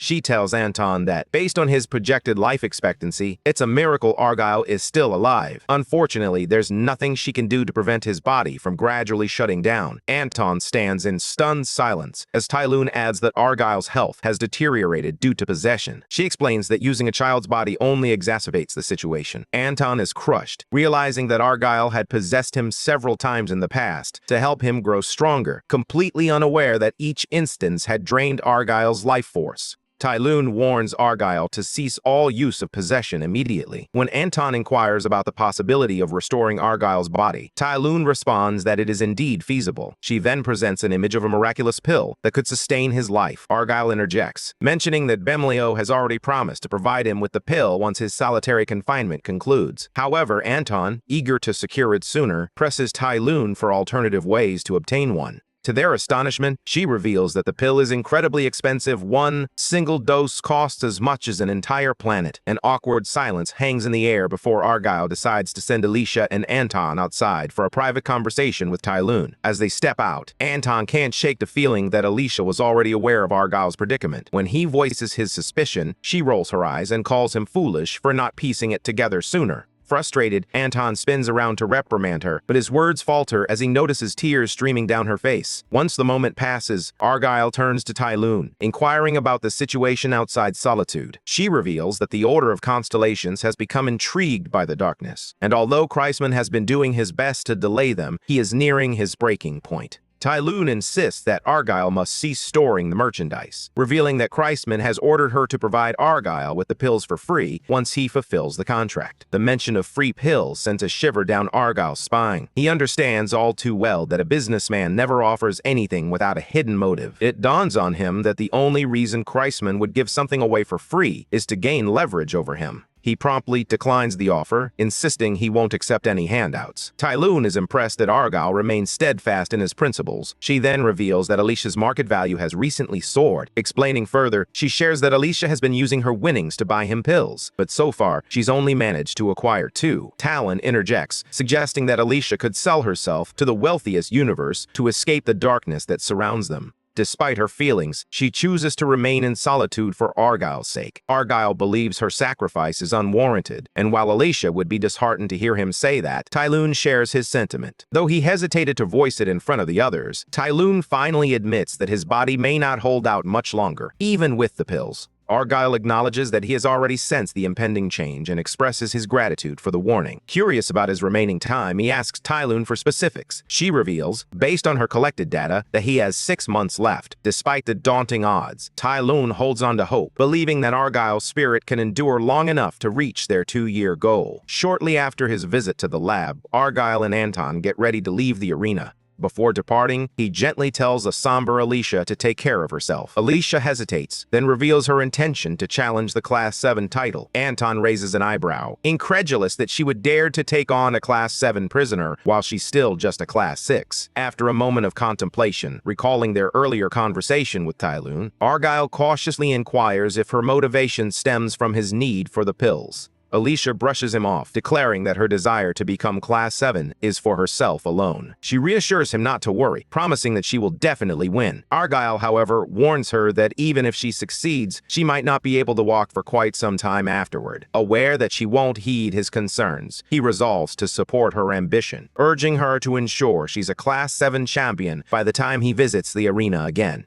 Alicia is taken aback by how readily he agreed, but as they prepare to leave, she bows respectfully to her master, vowing to protect him at all costs. 6 days later, Anton stands vigil outside the solitary cell, Sorrow's unconscious body beside him. Moments later, Argyle emerges from confinement. Anton drops to one knee in a gesture of welcome, and Argyle chuckles, explaining that he had been in another body, making solitary confinement far from unpleasant. At last, Cyril awakens in his own body, tears streaming down his face. In the depths of darkness, he felt nothing, but now he is overwhelmed with gratitude for the sensations that return to him. As he wipes away his tears, he suddenly notices Anton beside him and jolts upright in surprise. Argyle, sensing his shock, introduces Anton as a friend. Cero struggles to wrap his mind around the idea that a giant bear can be a friend. Then, he remembers Argyle mentioning it before. Though still a bit groggy, Cero senses the urgency in Argyle's demeanor. Time is slipping away, and Argyle knows he must quickly impart the crucial knowledge about the liberation. As the event approaches, Argyle explains to Cero that the liberation process closely resembles the summoning and release methods he has encountered before. He urges Cero to remain vigilant for his survival, cautioning him to venture out only during the day and to avoid the darkness of night at all costs. As Argyle begins to walk away, Cero struggles to recall everything that was said, his mind racing as fragments slip through his fingers, igniting a wave of panic. Just then, Jacob approaches, delivering a message from Bemlio. He hands Argyle the promised 3 doses of pills and adds, "Liberation starts in just 1 hour." After handing over the pills, Jacob takes his leave, and Argyle quickly inspects them. Almost instantly, he feels a surge of energy, his muscles visibly bulking up. Anton, intrigued by Argyle's next move, asks what he plans to do now. Argyle sighs, revealing that he was just contemplating how to fill his time, since he can no longer possess anyone. This had been his hobby, and now he finds himself unable to enjoy it any longer. Anton believes it's best to avoid further harm to his body. But to Argyle, this decision feels like a deepening loneliness and act of cruelty. In an attempt to lift his spirits, Anton suggests they concentrate on the upcoming liberation. He reassures Argyle that he will search for him, even if they become separated later. With that, Anton excuses himself, setting off to find some honey before rejoining the group. After promising he wouldn't be long, Anton stammers, asking Argyle if he likes honey. Argyle, noticing Anton's fidgety demeanor, quickly realizes he's not being truthful. The truth is, Anton doesn't want Argyle to worry about him during the liberation, so he uses the search for honey as a convenient excuse to slip away. In the heavy silence, Argyle reflects on his next move, quietly resolving to eliminate anyone or anything that threatens his friends in the stifling darkness. He vows never to be complacent again, recalling his past of passivity and conflict avoidance. No longer will he live like a fugitive. He is determined to confront his troublesome enemies one by one. especially Darkus, who has been pursuing him relentlessly. With his ability to possess others now lost his once favorite pastime, Argyle realizes that hunting down and eliminating his enemies might just become an exhilarating new hobby. Suddenly, the alarm blares, cutting through the tension and signaling the start of the liberation. But this time, instead of the familiar golden lights, ominous red lights flicker to life, preparing to teleport them to the site of the impending liberation. As they are teleported, Sero is momentarily taken aback by the sudden warmth of sunlight on his skin. When they arrive, he finds himself in a vast, dense forest known as the jungle. Stunned, he takes in the sprawling greenery that surrounds him. This prison planet, designed for solitude to confine its prisoners, also harbors a massive continent meant for their eventual liberation. In this vast, unforgiving continent, prisoners are thrust into a perilous jungle where they must fend for themselves for an entire month. The liberation system is designed not just to test their limits, but to torment them, much like during the summoning, when they faced a fire-breathing beast, and the release, when they encountered horrifying creatures lurking in the corridors. Now, during their liberation, they must confront the terrifying natives who call this jungle home. As Sero struggles to orient himself in this unfamiliar environment, he suddenly turns to find the natives charging at him, spears glinting menacingly in the light. Confusion washes over him for a fleeting moment as he questions their intentions. But there's no time to ponder. Instinct kicks in, and he swiftly transforms, bolting away. Yet, after a frantic chase, Sero soon comes to a painful realization. He is no match for their relentless speed. As the attack begins, he swiftly unleashes his wind attribute to evade their strikes. However, despite his efforts, Sero is quickly overwhelmed and suffers a fatal wound. Stunned and desperate, he grapples with the question of why he can't dodge their blows, even with his powers fully activated. It soon dawns on him that, in addition to their speed, they are also exceptionally skilled users of the fire attribute. Without a moment's hesitation, he sprints forward, pushing himself to the limit. As he runs, the number on Sero's neck shifts from 3 to 4, marking him as a Class 4 prisoner. A surge of adrenaline courses through him, fueling his determination. He locks his gaze onto the enemy directly ahead, ready to confront the challenge. In a distant part of the jungle, a crimson light pierces the sky, illuminating a man with a red circle emblazoned on his head. He sprints through the dense foliage, the ominous light trailing closely behind him. Behind him, a group of armed prisoners gives chase, their intentions clear. Fueled by sheer will to survive, the man races for his life, knowing that capture would mean certain death. As several prisoners pursue him like a pack of hounds, one of them shouts, urging him to accept his fate. Another insists that his choice could save many of them, but the man being hunted bluntly rejects their pleas, refusing to slow down. Tears stream down his face as he runs, overwhelmed by the weight of his circumstances and questioning how he ended up in this nightmare.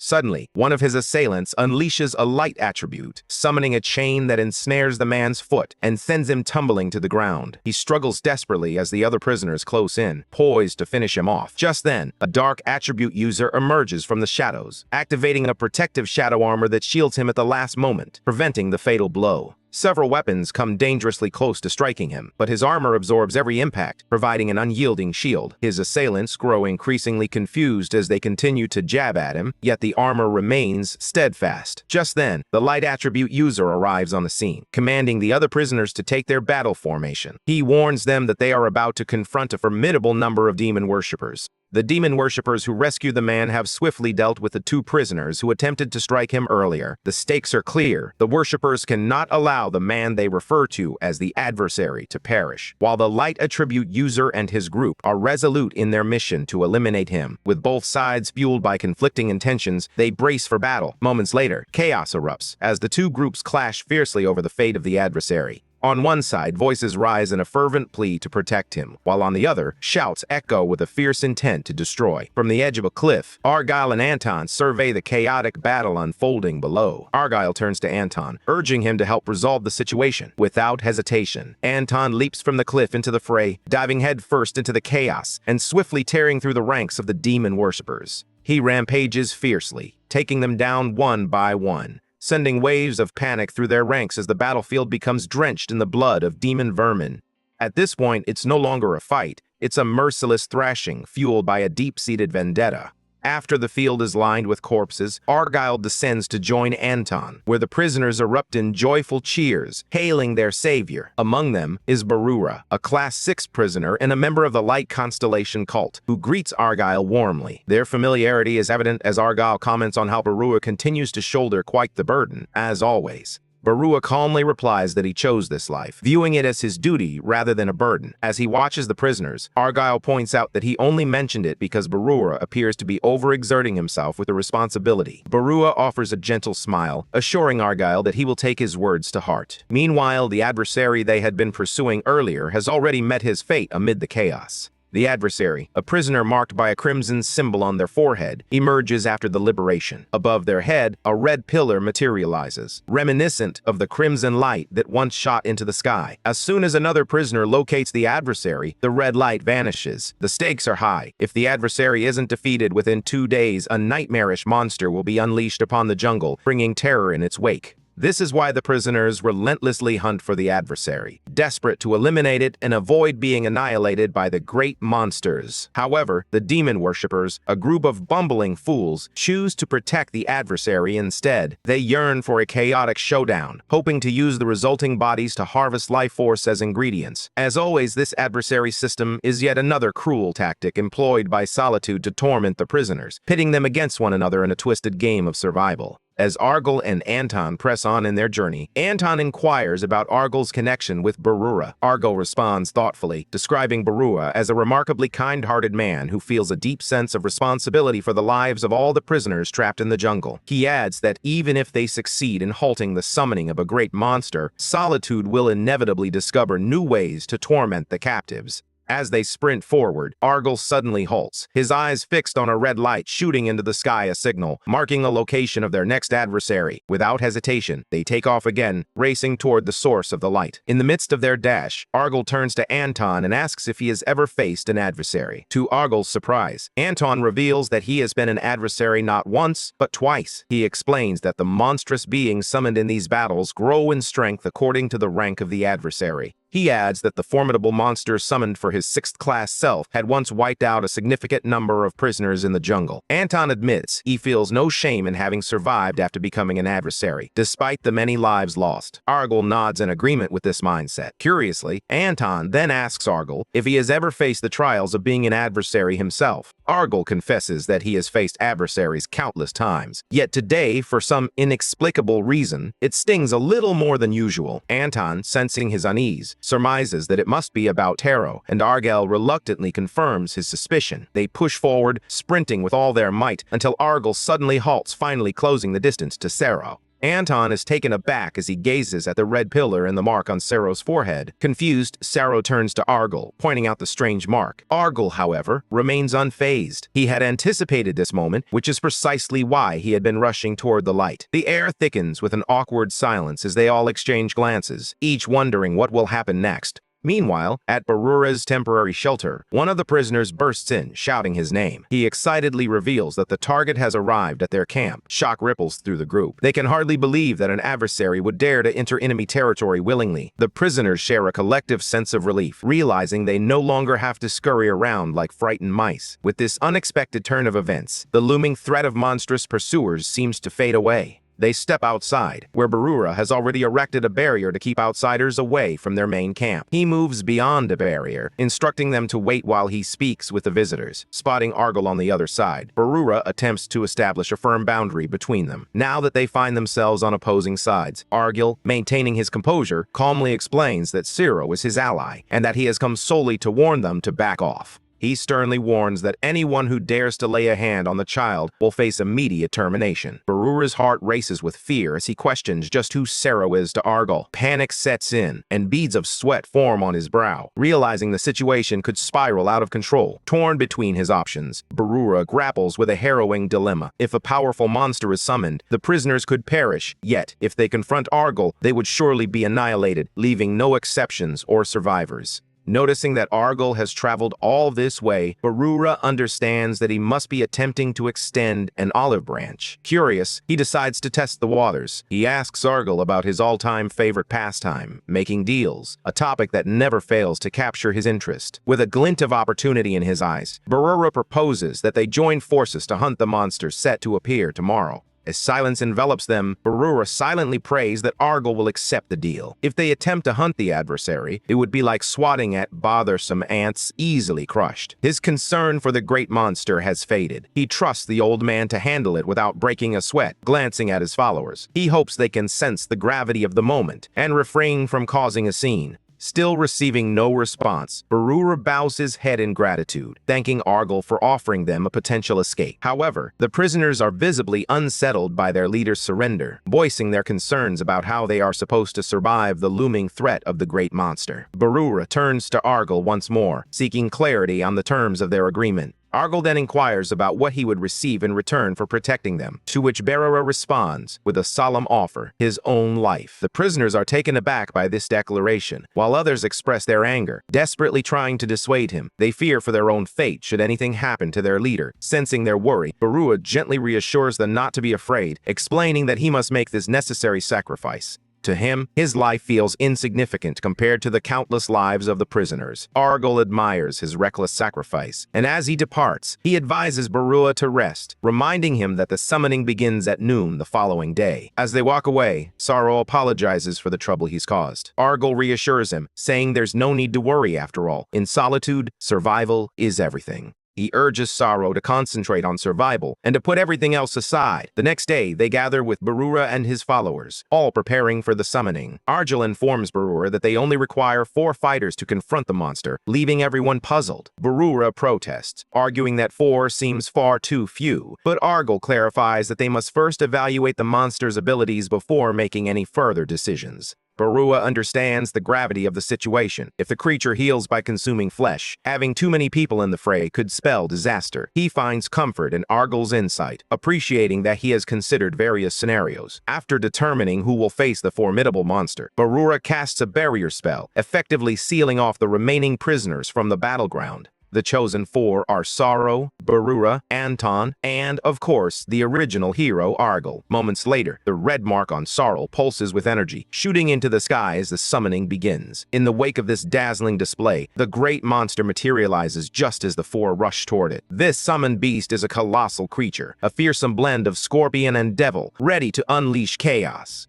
As the monster roars fiercely in the distance, the prisoners behind the barrier tremble with fear, regretting their decision to confront the adversary instead of eliminating it. In that moment of dread, Barura swiftly activates his light attribute, chanting a series of incantations. A shimmering lumen shield materializes around himself, Anton, and Sorrow, offering a glimmer of hope amidst the chaos. Argyle stands out as the only one seemingly immune to the chaos around them. Unfazed, he brandishes his favorite princess wand, rallying his comrades to join him in battle. With a shared determination, they all lunge forward, charging at the colossal monster, while Barura holds back, steadfastly maintaining the lumen shield. As Anton, Sorrow, and Argyle launch their assault on the monster from every angle, the prisoners behind the shield watch in awe. Barura channels her magic once more, casting Solar Snare. The spell ensnares the creature, restricting its movements while the others press their attack relentlessly. Anton channels his Earth attribute, summoning a colossal boulder shaped like a mallet. With a mighty swing, he crashes it down onto the monster, sending tremors through the ground. But as the dust begins to clear, he stands in disbelief. His attack has left not a single mark on the formidable beast. Argyle stands in awe of its creator, Tyloon, a true genius in the art of gene manipulation, capable of birthing extraordinary life forms. He can't help but commend her once more for crafting yet another astonishing masterpiece. As he studies the creature before him, Argyle begins to grasp the full extent of its formidable strength. Despite his admiration for the monster's exceptional qualities, he remains resolute. With a determined nod, he signals to his crew to commence the main hunt.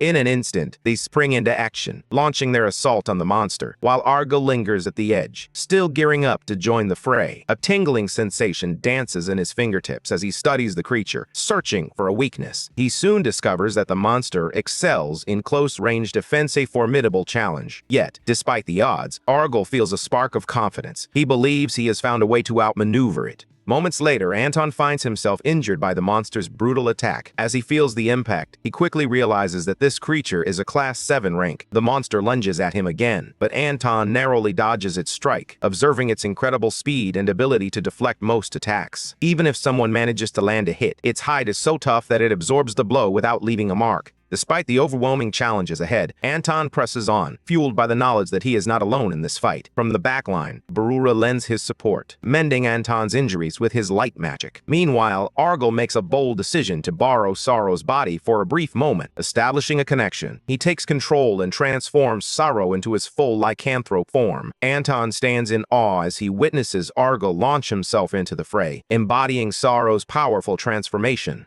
Argal calls out to Anton, who instinctively understands the signal. In an instant, he transforms into his full beast form. Together, they charge onto the battlefield, guns blazing. "It's time to end this game," Argal declares, his voice steady with determination. He then turns to Barura, instructing him to amplify their reflexes and speed to the maximum. Without hesitation, Barura unleashes his light attribute, pouring his blessing magic over both warriors as they prepare to face the colossal monster ahead. The battle escalates as Argal and Anton launch a relentless assault on the monster, denying it even a moment's respite. "Don't stop," Argal urges, and Anton responds without hesitation. Armed with 4 weapons, Anton, the master of arms, strikes with precision, delivering swift jabs one after another. Meanwhile, Argal claws at the massive beast with fervor, his speed amplified by Barura's light blessing. As the monster feels its space constricting, it retaliates fiercely, attacking from both sides. Recognizing that they're making no headway, Anton resolves to unleash his secret ultimate ability. Meanwhile, Barura, eager to bring the battle to a swift conclusion, casts a spell that conjures a double solar snare to ensnare the beast. Turning to Anton, Argal urges him to take his turn, expressing their unwavering trust in him. With unwavering confidence, Anton assures Argal to leave everything to him. He lunges at the monster, unleashing a flurry of strikes with astonishing speed. As he fights, his mind wanders to the joy he has found in recent days, battling alongside his esteemed master. Once he feels he has delivered enough blows, Anton plants his hand on the ground and channels his earth attribute, invoking Grasp of the Earth. With this ability, he commands the land to shape massive hands of solid earth. He attempts to seize the monster from behind, but it reacts instantly, slicing through the earthen hands and leaving Anton in shock. As the creature charges toward him, Anton senses its overwhelming momentum from a distance and realizes that this is no ordinary foe, far too formidable for a mere artificially created specimen. Despite the intimidating odds, Anton stands firm, unleashing another Earth attribute, Earthen Shackles. With his fists guiding the colossal hands of Earth, he ensnares the monster from every direction, using these massive appendages as restraints. Meanwhile, the esteemed spectators, safe behind their protective shield, offer their unsolicited opinions, completely detached from the chaos unfolding before them. They question Anton's decision, incredulous that he would attempt to trap a giant monster with nothing but ordinary dirt. Some even suggest he should use a weapon instead, conveniently forgetting that they had just witnessed him wielding 4 massive weapons against the creature, all to no avail. Unbeknownst to them, Anton's earthen shackles possess a unique ability. They can temporarily transform the enemy's attributes to earth. Anton remains unfazed by the possibility of the monster breaking free. His only goal is to restrain it for just a few seconds, allowing Argal to land the final blow. As the earthen shackles bind the creature, Argal springs into action, while Barura channels all his light magic into him, bestowing a powerful boost known as Radiant Force. Barura reveals that from the very start, Argal had identified the monster's attribute as lightning. Understanding that lightning is grounded by the earth and that the earth is disrupted by the wind, Argal crafted a meticulous plan to expose the monster's vulnerabilities. With Anton's earth shackles in play, they had already managed to temporarily shift the monster's attribute to earth. With the change in attributes still active, Argal prepares to finish off the monster using Sorrow's wind power, which slices through earth with ease. As Barura's boost flows into him, Argal unleashes Sorrow's wind attribute, channeling it through his wolf's claw ability. In a swift motion, he tears through the monster, his claws cutting cleanly and decisively. The monster, fatally wounded from the attack, loses one of its stingers. As it breaks free from Anton's earth shackles, it lets out a roar of pain and staggers toward them. Seizing the moment, Anton lunges from below, while Barura ensnares it with his double solar snare. Argal, impressed, praises Barura before launching himself into a powerful leap. Wolfclaw remains on the prowl, but with a swift, forceful strike, it slashes at the creature's head, obliterating it entirely. As the monster collapses, Argal solemnly acknowledges its demise, stating that its purpose has been fulfilled, and it can now find peace. The moment the creature hits the ground, a triumphant cheer erupts from the prison, echoing the relief and victory of those within. Behind the shield, the survivors rejoice, catching and feasting on bugs to celebrate another day of enduring solitude's torment. A wave of relief washes over Anton and Barura as the prisoners continue their cheers, having narrowly escaped the clutches of a great monster's summoning. Once again, hope ignites in the hearts of over 100 survivors as they gaze upon Argyle and the others, standing triumphantly beside the fallen beast. This newfound hope is ignited by none other than an old prisoner, Argyle Rastros. And with that, our story comes to an end. For now, if you enjoyed the recap, please leave a like and subscribe to support the channel. Thanks for watching, and I'll see you in the next recap.